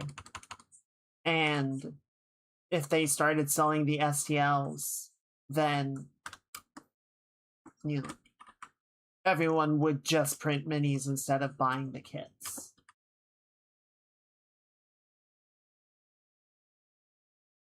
Yeah, and the price of 3D printing has come down. I think material costs are still not great. The machines have gotten much, much cheaper. You can get a 3D printer for a lot less. Yeah, libraries have 3D printers. There are places that like you can go to physically and just like buy 3D printer time. And they'll print your model off for you. At least there are a number of places like that around here.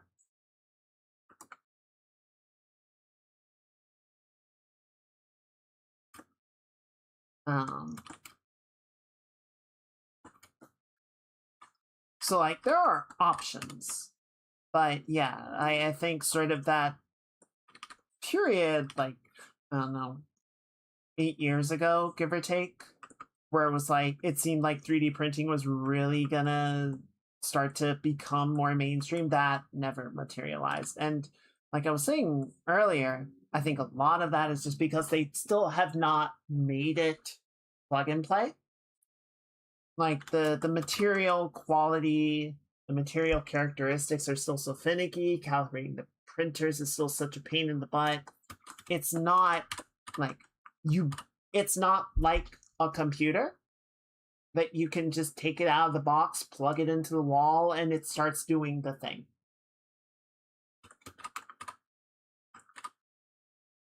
I was saying to my roommate earlier, sort of how finicky those damn 3D printers are, and they point out like 2D printers are not a lot better. Those little shits, man, are like the devil's plaything.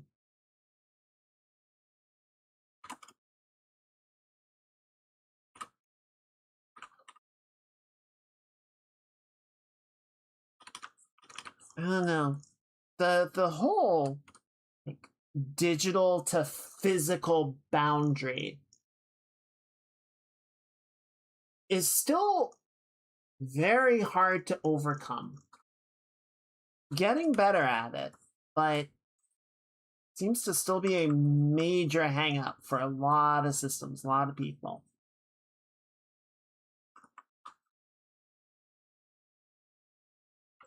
I'm actually curious if that's true.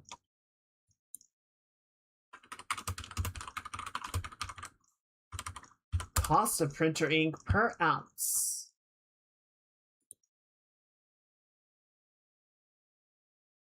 This was, okay, that's 14 years ago.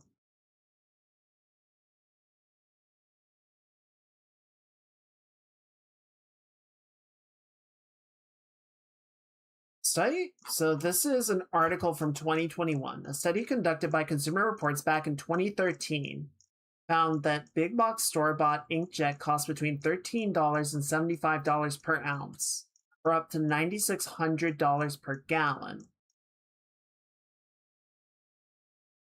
Okay, so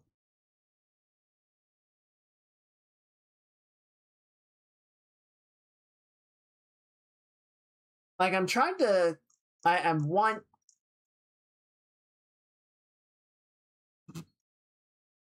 want to know how much an ounce of printer ink costs.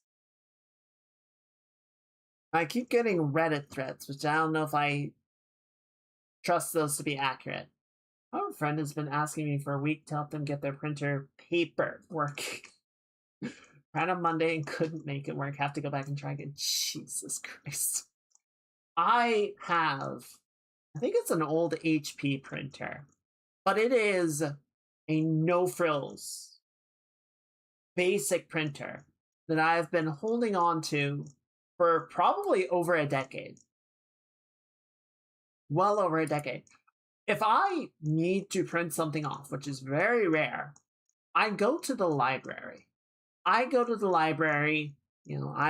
a little bit of like stipend just from public fund essentially, and then if I need to print more, I just pay them, because it just makes more sense to do that than to keep my printer stocked up on toner and do that.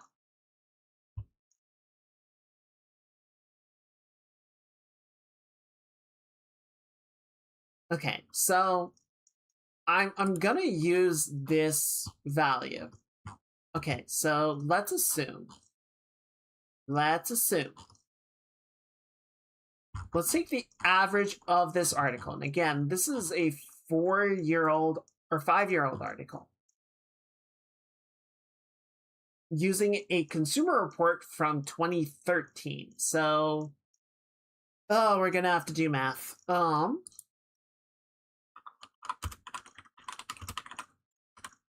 So let's just take an average of $50. So $50 in 2013 money would now be, just give me a flat number, you fuck, $71. There we go. Okay, so the average cost of printer ink 2026 is about $70.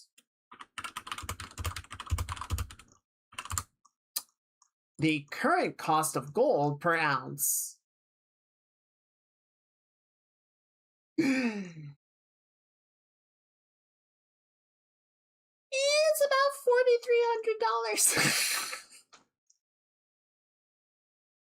$4,300. Okay, so it's not literally more than gold. But it sure feels like it.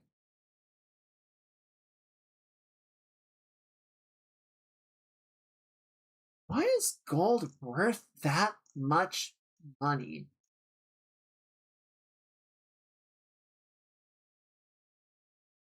We all just kind of decided that it was worth a lot.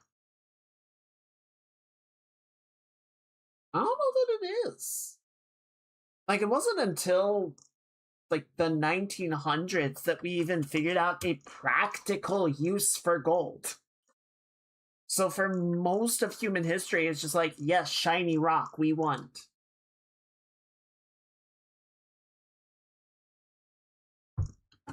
Humans. Pour some tea real quick.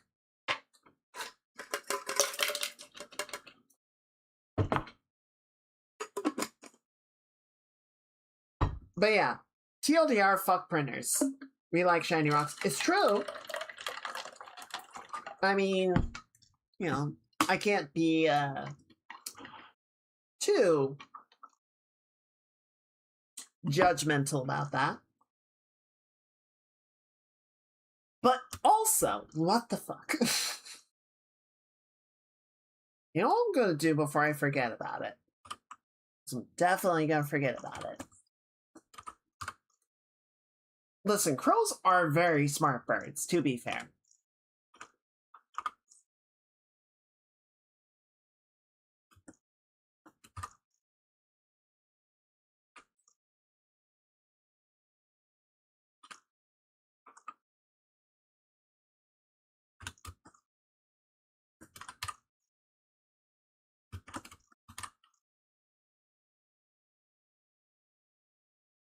You know the nice thing about my 3D printer? I was saying this earlier. I left that poor bastard sitting in the garage for 2 years. Did not touch it, did not open it, barely looked at it. Poor thing. I opened it up. When did I open it? A couple days ago. To get this print ready to go. You know, need to test it, calibrate it. Yeah, 2 days ago. So that was Sunday. The resin was very thoroughly separated, right? So if you let printer resin sit for too long, it, you know, like many what's the word, solutions, it separates into its components, you know, so the heavier stuff sinks to the bottom, lighter stuff rises to the top. But I just took my rubber spatula and just kind of stirred it around for a while until all of the marbling went away and it just returned to its nice, consistent gray. And it's like new. It's like nothing happened. Printed great. I swear, inkjet printers, you leave that unused for 6 months, the cartridge is dead. The cartridge just dries up and it's dead. You gotta get a new one. If even 6 months. Like, that shit has no shelf life. At all.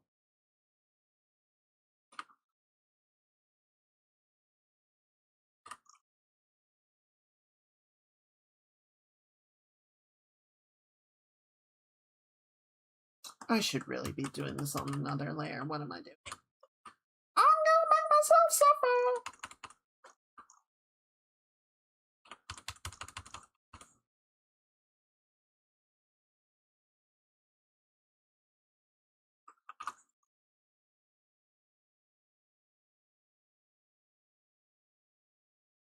See, I like my 3D printer. It's nice to be kind of getting back into using it a bit more, trying it out, seeing if I can do some stuff with it.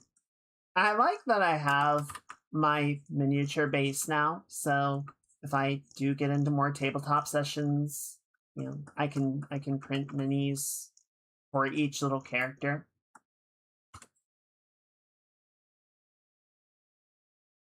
And now that I seem to have the printer decently well calibrated, hopefully I can actually start to print a few things off with more regularity. A big part of why I didn't use it more was just each time I wanted to felt like days potentially of test the bed, clean the tank, run some test prints. Oh, this one didn't turn out too good. Round and round and round we go. So like I wasn't getting a lot of time actually printing the things that I wanted to print. And, you know, I think as with a lot of hobbies, I think you can sort of find some enjoyment out of the process, right? We're figuring out like, okay, this is what I need to do to make this work. So we're gonna do this, and I'm gonna mess with this, and we'll bring this in. Like, that could be kind of fun in its own way for some people. And I think for most people that would, you're sort of John consumer that would be looking at getting a 3D printer, they would want a toaster, right? Box, put filament in, cool thing comes out. End of discussion. Right? Could you imagine if you bought a toaster and every time you wanted toast, you needed to calibrate it? I know some toasters do feel that way because you fucking like turn the dial by like half a degree too much and now you have charcoal. I know that is the case for some toasters, it's true. But imagine if that was just like true for every toaster. That was the normal experience for a toaster. No one would have them.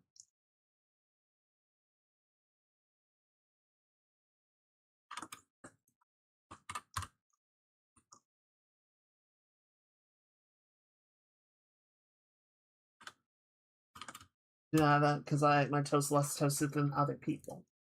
Yeah, but you know where on the toaster to set it to get the toast that you want, right? I mean, I see your point that like you have the special setting, you have the metro setting, but you could just like put a little piece of tape with an arrow and just write metro above it, and like that's where you turn it to. You don't need to like come in with calipers to like adjust the positioning of the coils so that it toasts it just right.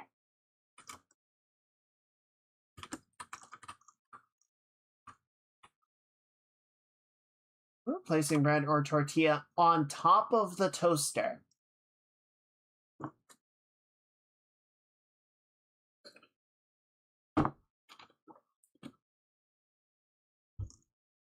One moment.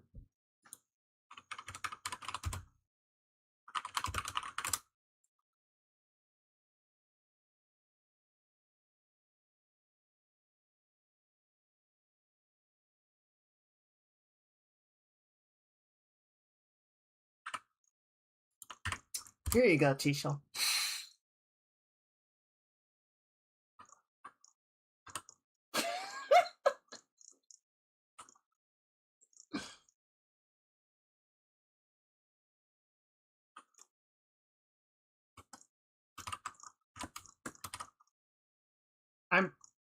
I'm pretty sure if you did that, you would just get bread with grill lines.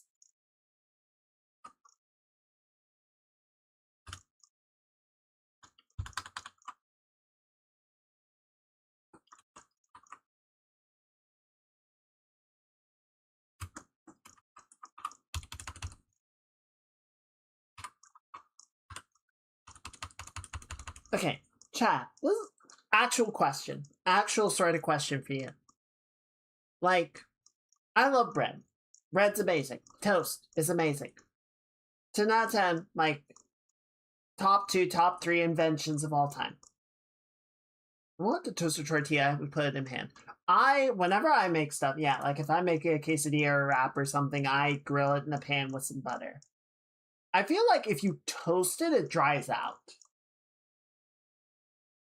Yeah, you gotta do something to keep it moisturized.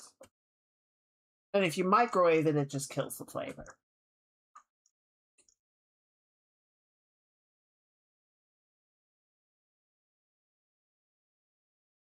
Okay, but so here's kind of my thought slash question.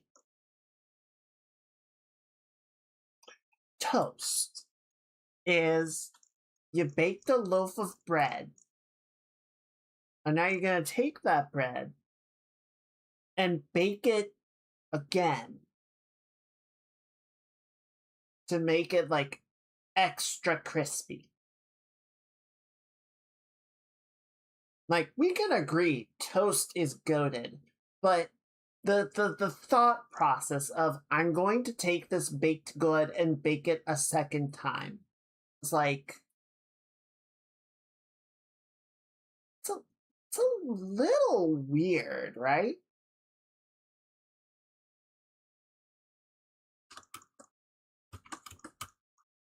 I do they make store bread?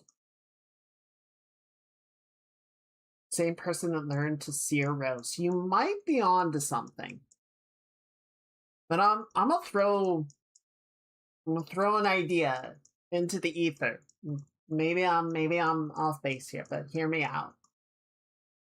Is store bread like sliced bread that you buy at the store? Do they like intentionally kind of underbake it a little bit? Like think about bread that you would get fresh at a bakery, right?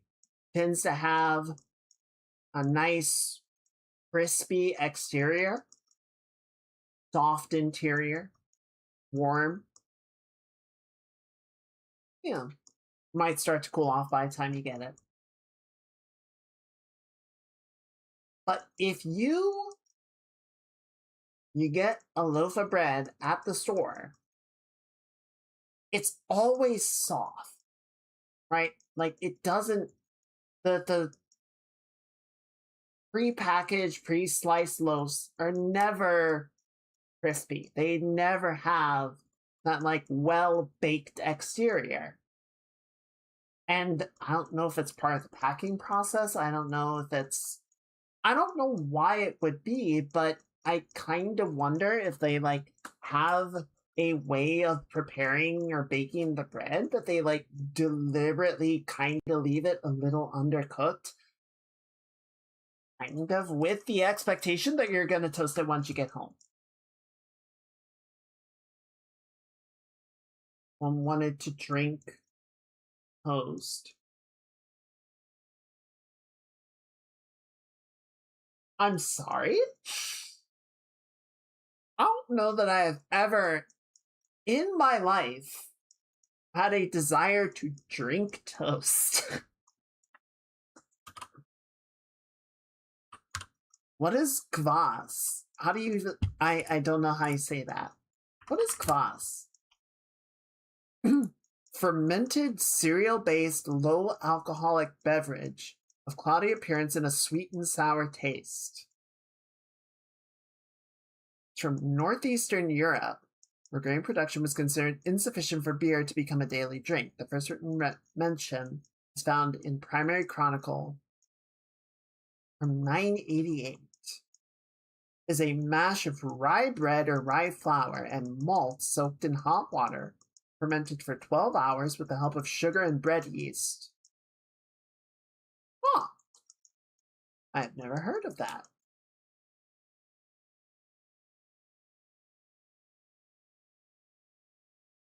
So could you toast the rye bread and then ferment it?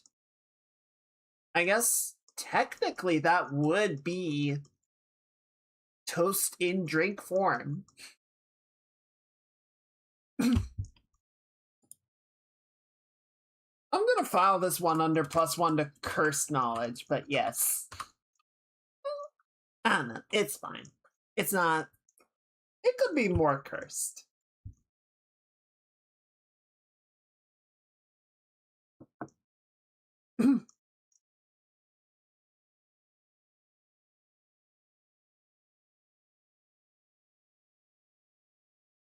Yeah, I'm trying to think of a way that would like be a remotely pleasant experience for drinking toast, and it's not happening. I feel like the closest that you could get would be like to butter toast and then blend it with like milk and something else to make like a breakfast smoothie. But even that's like, uh...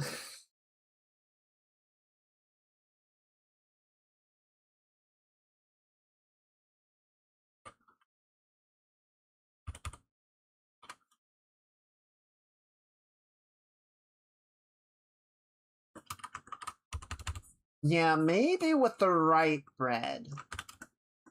If you had the right bread, I think butter would help.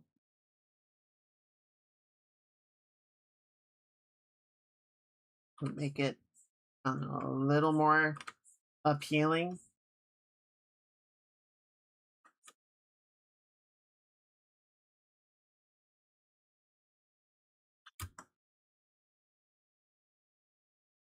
Start with banana bread. Okay, you are correct because banana bread fucking rules, but at what point have we kind of gotten away from the objective of drinking toast?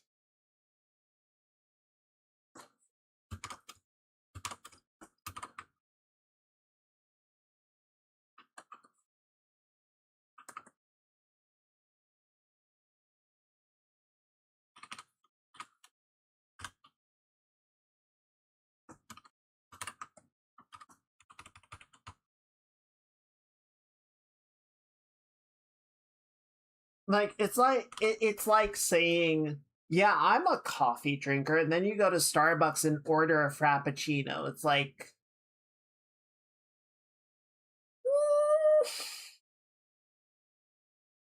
I give up on drinking toast. Probably the correct play.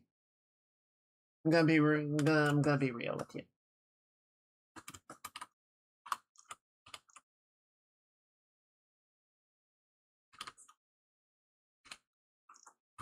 I agree, Metro. I okay. So I will say this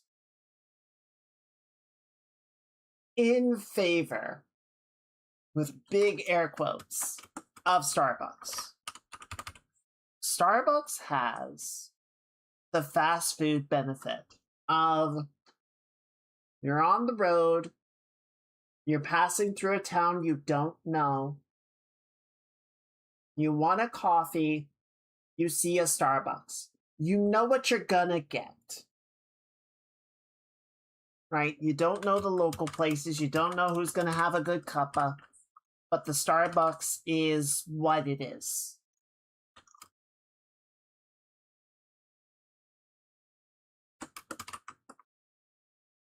Right? Like the other day, I was meeting up with some friends. They were passing through. They were on their way somewhere else. And rather gamble, that's fair. Yeah. But we were meeting up with them for breakfast. They wanted to hit the road.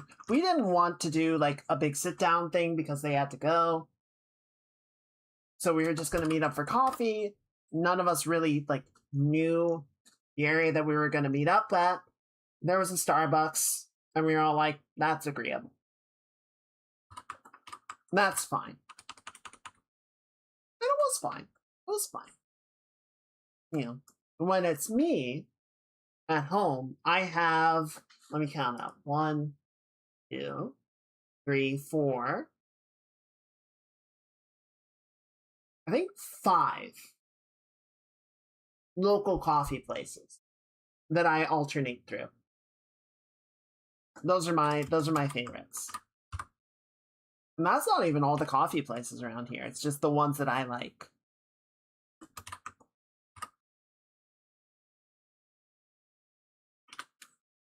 Like, I never go to Starbucks on my own because I have much better alternatives. But, you know, I can understand some people don't necessarily. Like, they just don't have good options in their area, or they don't know the area. So it's fine. That said, Starbucks, I think, has gotten really... I don't know, Starbucks, much like the rest of fast food, has also gotten, like, very confused in how they want to operate their business over the last few years.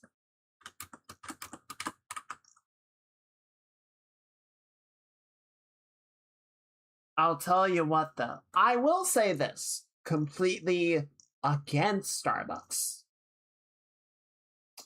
Fuck the drive-thru.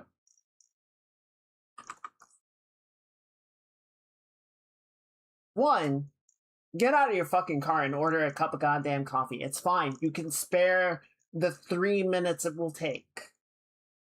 You're fine.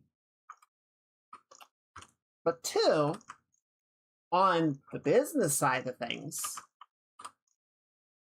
I guess the Starbucks that have drive-thrus do pull better numbers than the ones that don't. So the ones that don't have the drive-thrus keep getting closed because they're not doing as well as their drive-thru counterparts. However, the ones that don't have the drive-thrus tend to be located in shopping centers and, like, more communal areas. So they kind of, you know, again, not necessarily a good thing because it's a Starbucks, but they become more, like, integrated in the community, as opposed to the one with the drive-thrus where people are literally not even stopping. They just get the coffee and go.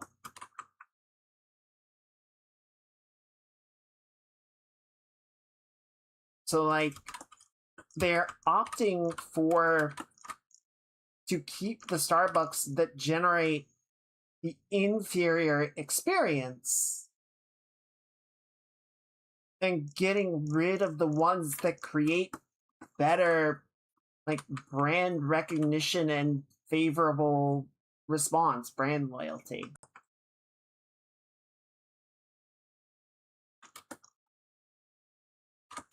I'm gonna argue that this is a soft power thing. Like, I don't want to put this. Why am I ranting about this so emphatically? But I'm gonna go down this hole, and y'all are gonna follow me for a minute. Businesses don't appreciate the value of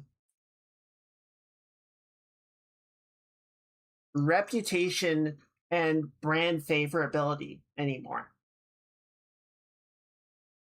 Right? Because there was definitely a point in my life where I drank Starbucks a lot. And I had a more favorable outcome or favorable outlook on the company. I worked there for a little bit when I was in high school. I worked at my local Starbucks. It was fun. Like, it was a good group. The boss was really cool. You know, I'm terrible with names, so I did not remember a lot of the regulars' names, but I would see them walk in, I'm like, I know what drink you want. I could start writing up their cup before they even reach the register. And then, you know, they get kind of a kick out of it that, like, I recognize them, they feel seen, like, it's cool, right?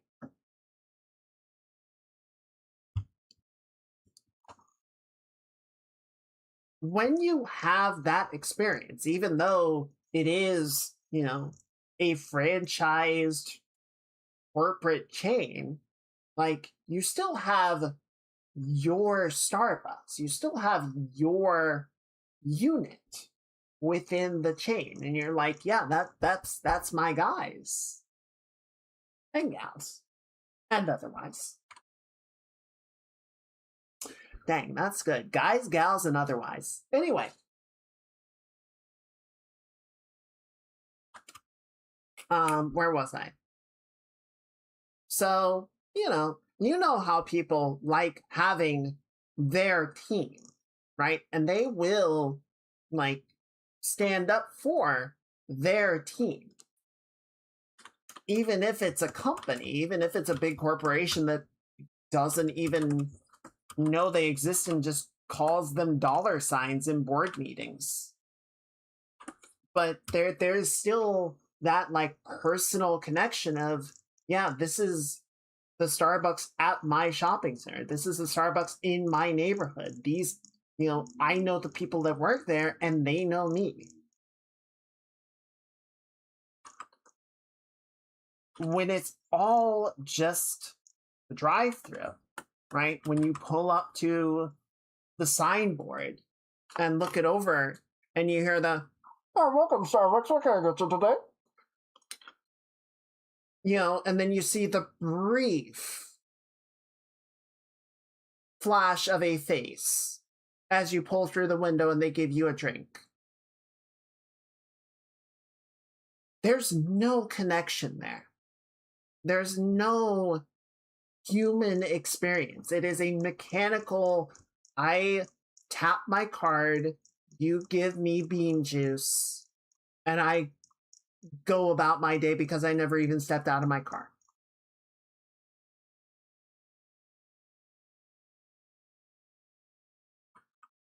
And then they get confused why people are like refusing to pay $8 for a croissant sandwich. It's like, because there's nothing here other than the value anymore, right? There's no connection, there's no personality. It is purely, is this worth my money?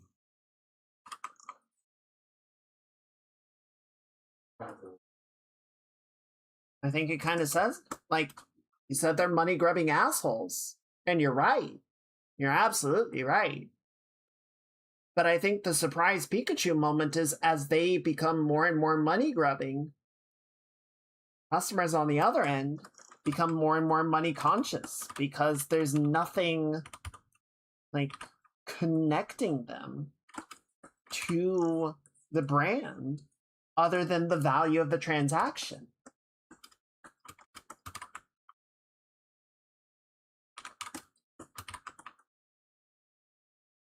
One of the places that I go to and is still like makes my favorite cuppa used to be like 5 minutes from my old apartment. It was just down the hill, like a 5-minute drive.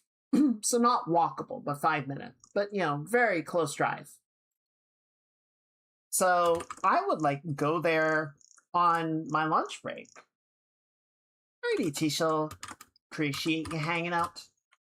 Hope you have a very good midweek. And we'll see you next time. Everyone say goodnight.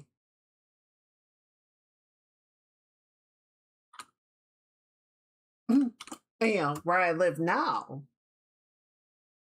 it's more like, I don't know, 15 to 20 minutes away, right? It's still fairly close by, and I can pass by there sometimes, fairly frequently, but not enough that I will just like pop by on a whim. I have to be in the area. But anytime I'm in the area, getting lunch or running an errand nearby, I will stop in because I like the place, I like the drinks they make, I like the people that work there. So, I will make a point to stop by when I can. And that's brand loyalty.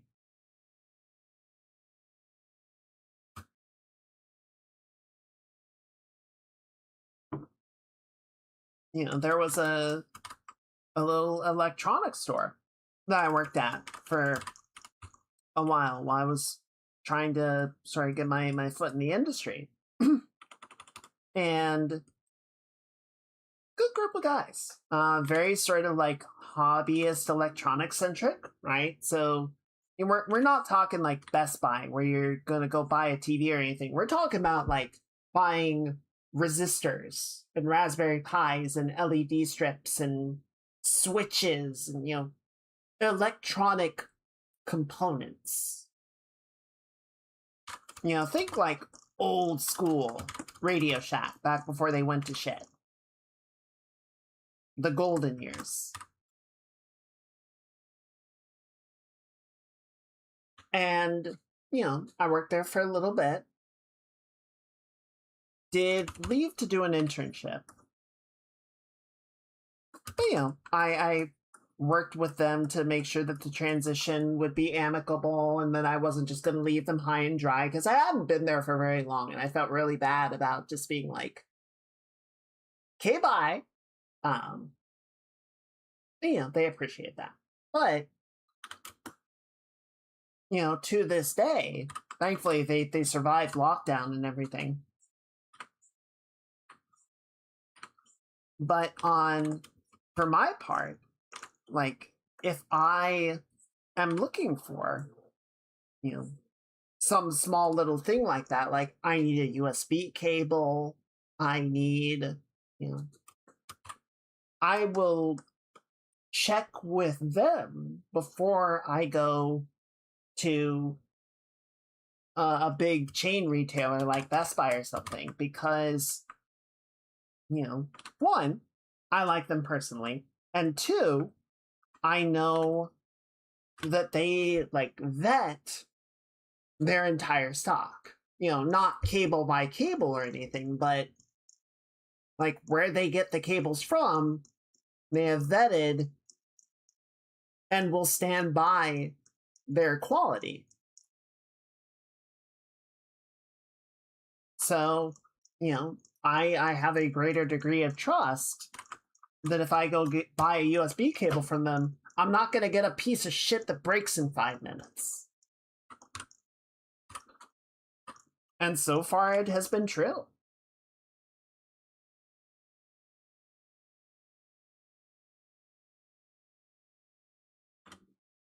Like, corporations fail to understand that reputation is just as valuable of a commodity as quarterly earnings. Because if you have a good reputation, people will trust you and stick with you through a rough patch. If people do not like you, they will jump ship the moment a comparable or better deal appears.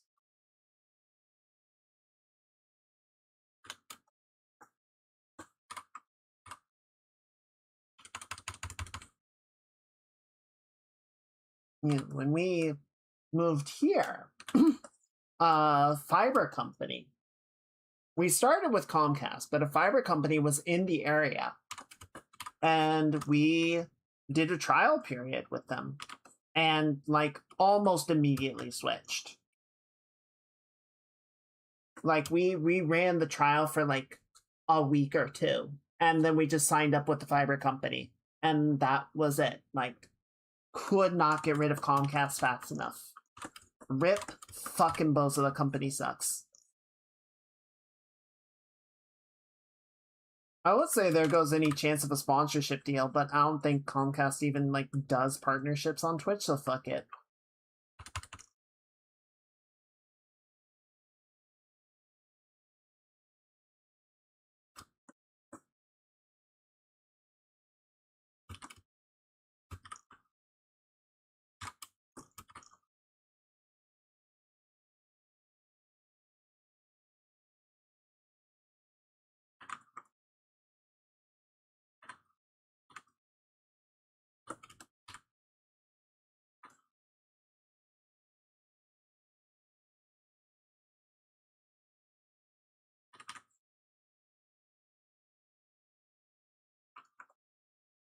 I'm gonna have to redraw the stripes because I'm a chud.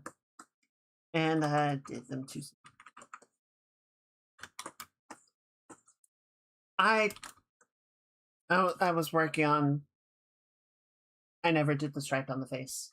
I like a description of the drive-thru. It feels like you're getting a cup of coffee from a machine. Nothing to inspire brand loyalty and paying all that money to get coffee from a machine. Exactly. I mean, you basically are. There are people involved in the process still. I'm sure Starbucks is looking at ways to reduce that truth.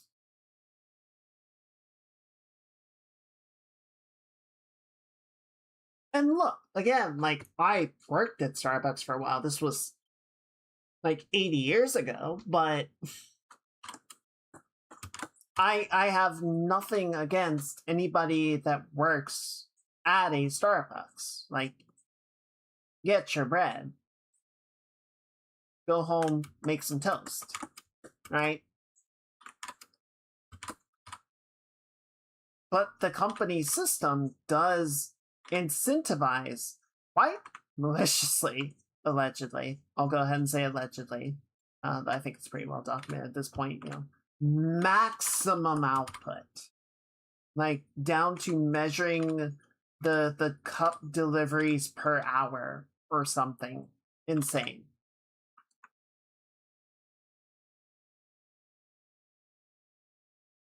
Like, it's all about the throughput. To be marginally fair, it's hard. How do you measure sentiment, right? How do you, aside from doing like really annoying feedback surveys, how do you get a sense of like people's experience of like, I really enjoyed my time here? But it's true. And with the drive-through, if you did that feedback survey, their answer would be, well, I didn't spend any time there, so decline to comment.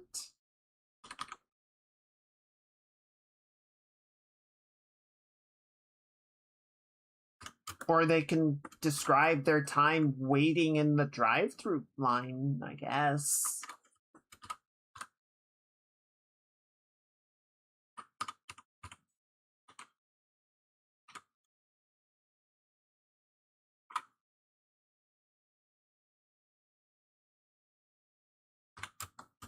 Very good hedges beside the drive-through line. 4 out of 5 stars.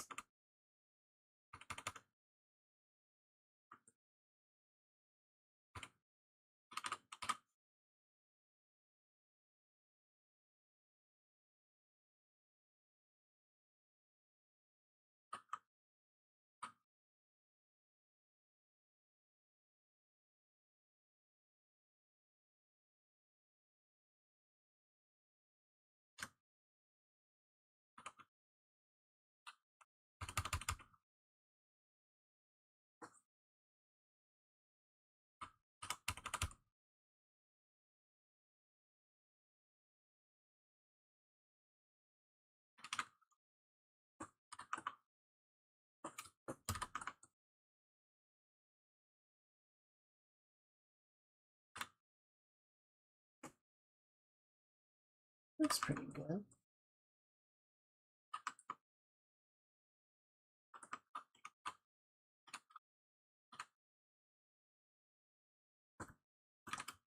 Okay, so I don't think we're gonna finish this up tonight. Still a lot of little detailing and cleanup and corrections that I want to do. So I'm not sure. I'm still not sure what the plan is for Thursday. We might finish this up. Might find something to play. We'll figure something out. Yeah, but I think whenever we work on this next, a little bit of time into it, clean it up, and then we'll see about the next thing. Yeah.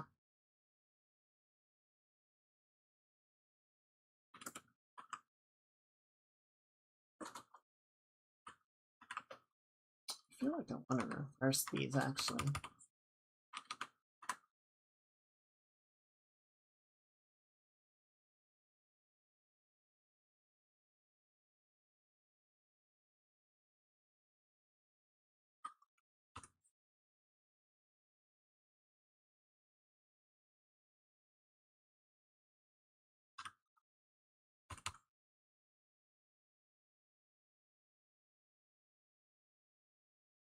Oh, so I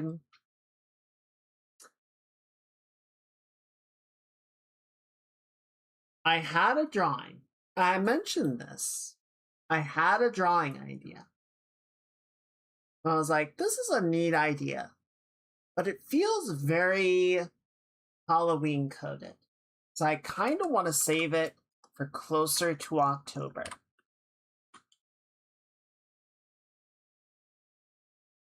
And I will go ahead and tell you guys what it is. You know, you guys know I love keeping the surprise under wraps until it's time for the big moment. What can I say? I'm a slut for attention.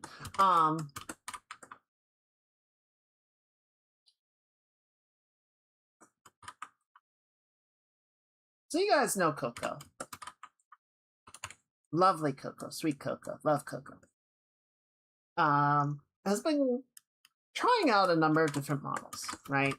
She upgraded her sheet model at, God, when was that? I think it was technically last year. Yes, it must have been last year, right? Hang on, now I gotta check.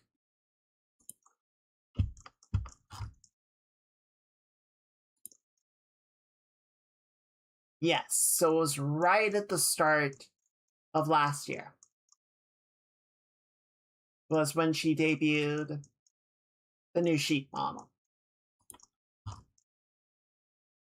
And then,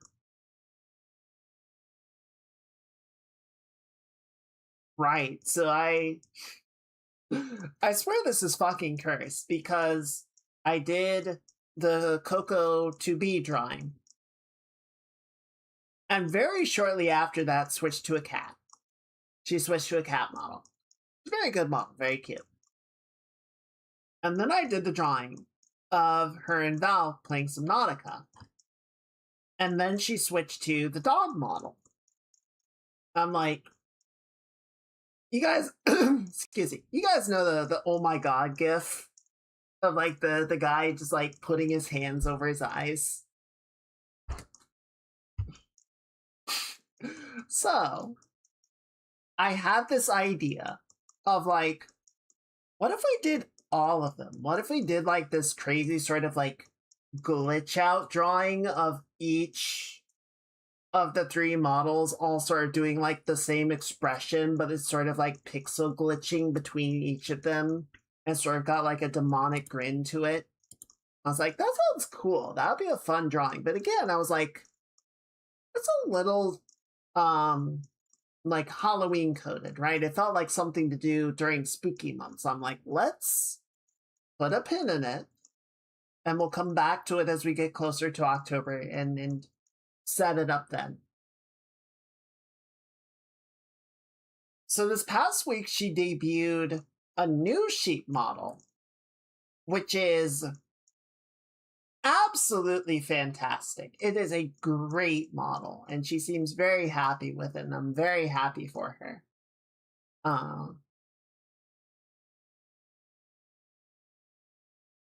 But if we had actually managed to go 3 for 3, do a drawing, replace the model,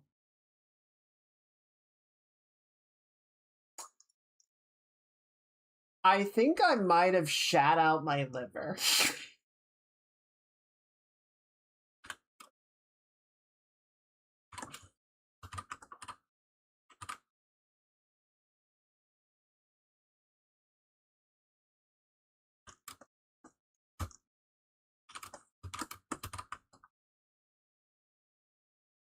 I don't know. I might still like take the general concept of the drawing and do it with the new model because I think it would still be a really cool drawing. I think that would be fun. It was just so wild to me of like, how many times are we gonna do this?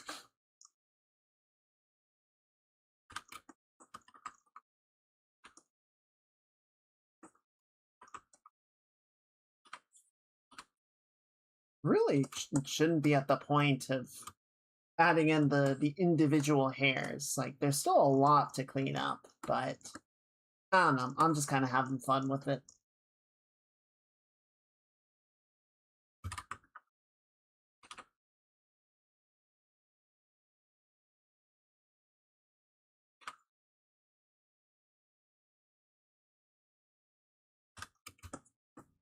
But yeah, like, please don't take this as me calling Coco out or anything. It's just laughing at the absurdity of the situation.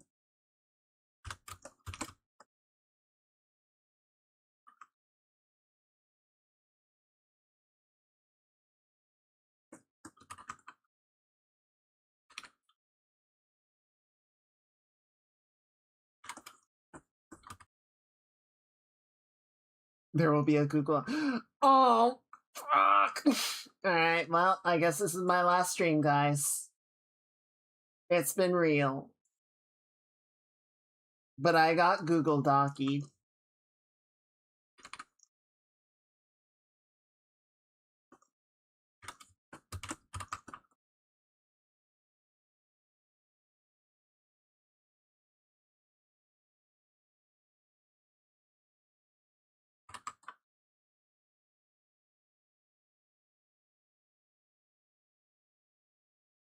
Absolutely.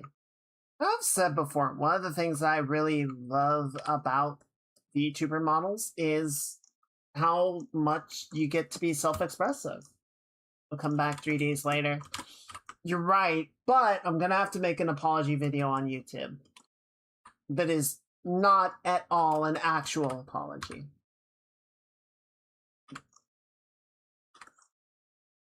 I was gonna say I'll have to learn how to play the ukulele, but as long as I have one in the background, that'll be fine.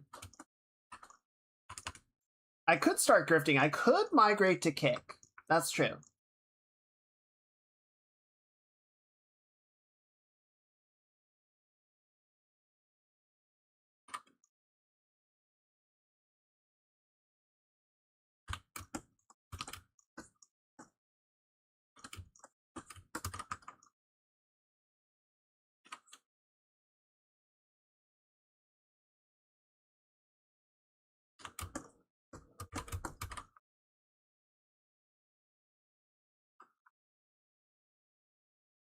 Speaking of grifting, I don't remember where I was hearing about it. Oh, no, it was on, someone linked it on one of the Discords I'm in. According to the ukulele anthem, it takes about an hour to learn. Really? That's it?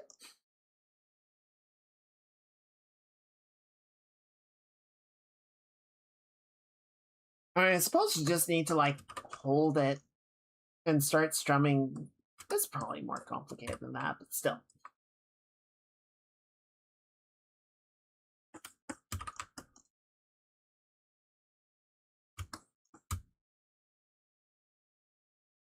Speaking of grifting, did you guys see this whole other side crypto metaverse thing?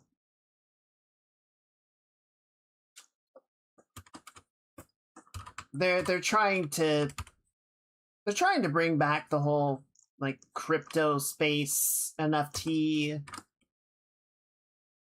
song by Amanda Palmer, who was in Dresden Dolls. I don't think I know that.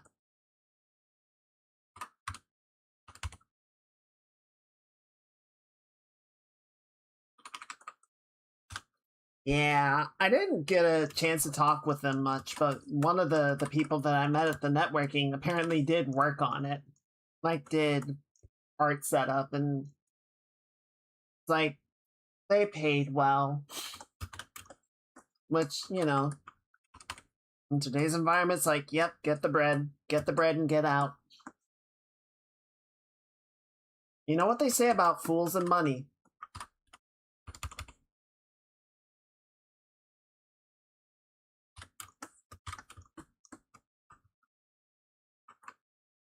The thing that I see about it, though, the reason that I bring it up is I've talked about this with about Fortnite in particular. You know, there's an article that friend linked, sort of talking about the experience, and you know, right now it seems to largely just sort of be a virtual space, and there's maybe some little mini games that you can play, right? And it's like, whoopee! So Fortnite, for better or worse, Fortnite is a metaverse, right? It is a multi-franchise collaborative universe where people can log in and basically spend all ding damn day playing the game, doing various activities. And you know, you can jump between playing different things and socializing and hanging out in social spaces. Like it is one of the closest examples to the sought after metaverse that anyone has been able to create so far. And unfortunately, Epic is very aware of that and is putting a lot of their chickens into the Fortnite basket. But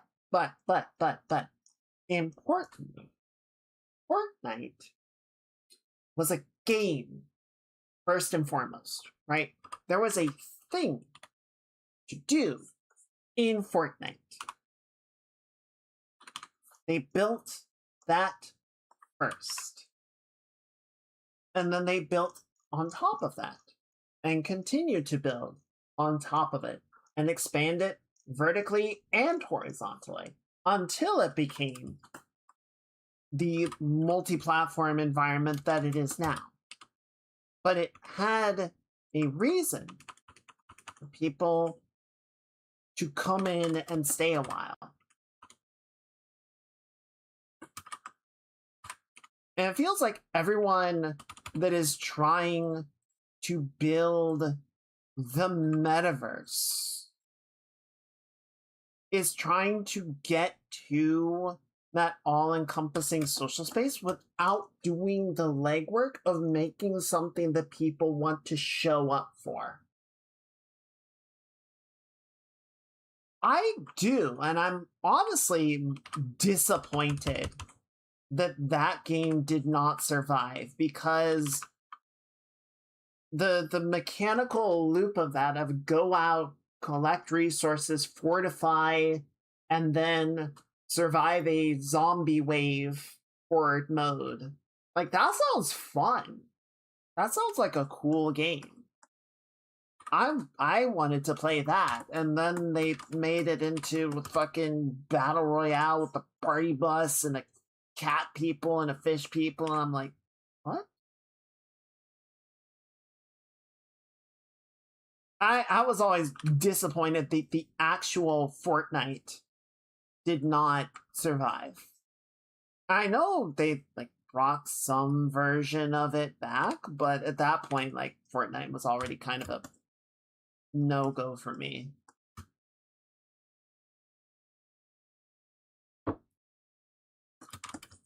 Yeah, because like PUBG did such fucking numbers that they were like, okay, but we want that. We want the PUBG numbers. Cannibalize this other project. It's dead weight. Turn it into PUBG. Turn it into Neon PUBG.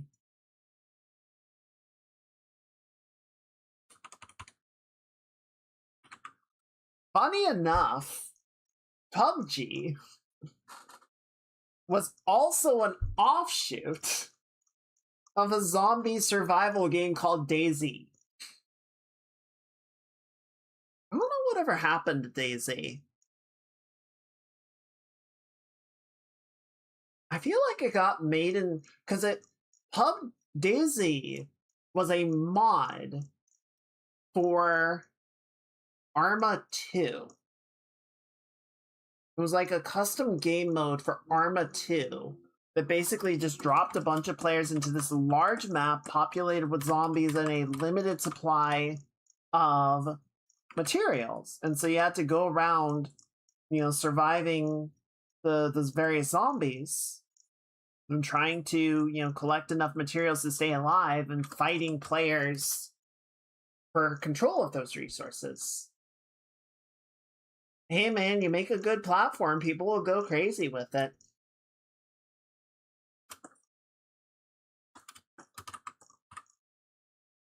I mean, look at StarCraft and Warcraft 3. We would not have the entirety of the MOBA scene if not for Warcraft 3. Like, the international is going on right now, and that is entirely attributable to Warcraft 3's mods, multiplayer games. But yeah, so we have DayZ. I played a little bit of DayZ with some friends at the time. It was alright. It was pretty fun. And then, yeah, someone was like, well, what if we just distilled this, right? We'll sort of make it faster turnarounds of, you're not on the same map for hours. Give you a little bit more control over where you drop in, and then you try and collect resources and be the last one standing. I don't know how they got to PlayerUnknown's Battlegrounds, but there it is. And then that fucking exploded. And then Epic got super mad jelly and made Fortnite. And here we are.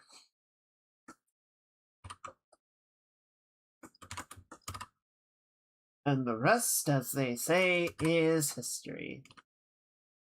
There's one more thing, and then we should call it a night. The worst timeline for real. This timeline is awe-inspiring. In, like, the worst possible way. It just continues to find new and baffling ways to be worse. It's almost impressive.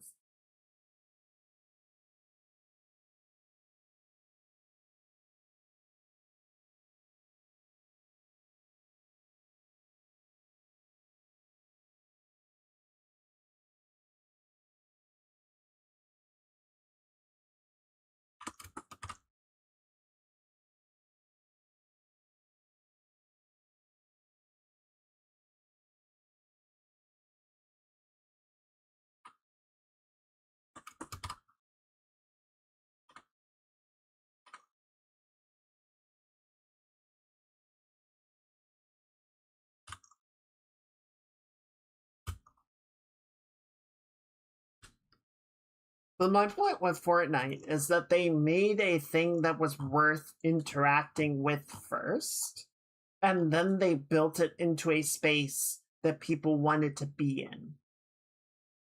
And everyone that's trying to make the metaverse now is trying to make the space, but they don't have anything to populate it, so people show up and it's just an empty field with some stuff in it to walk around and see, and everyone's like, okay, but where's the thing to do? And they're like, we don't have that yet. And then everyone goes away.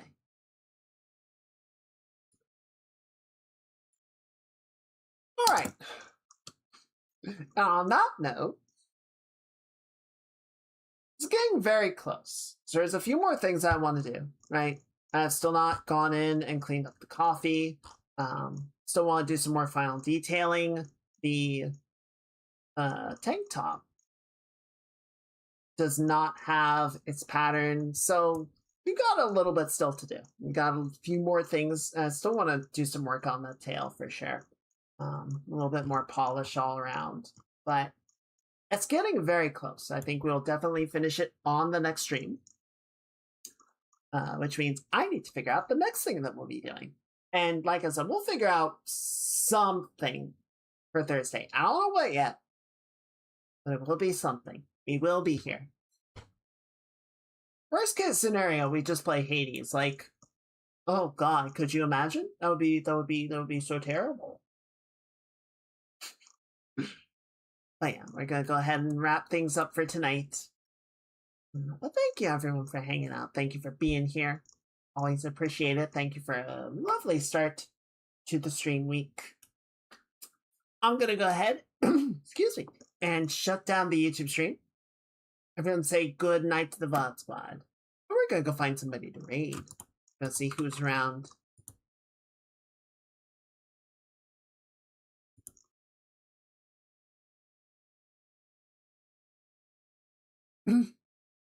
Alrighty.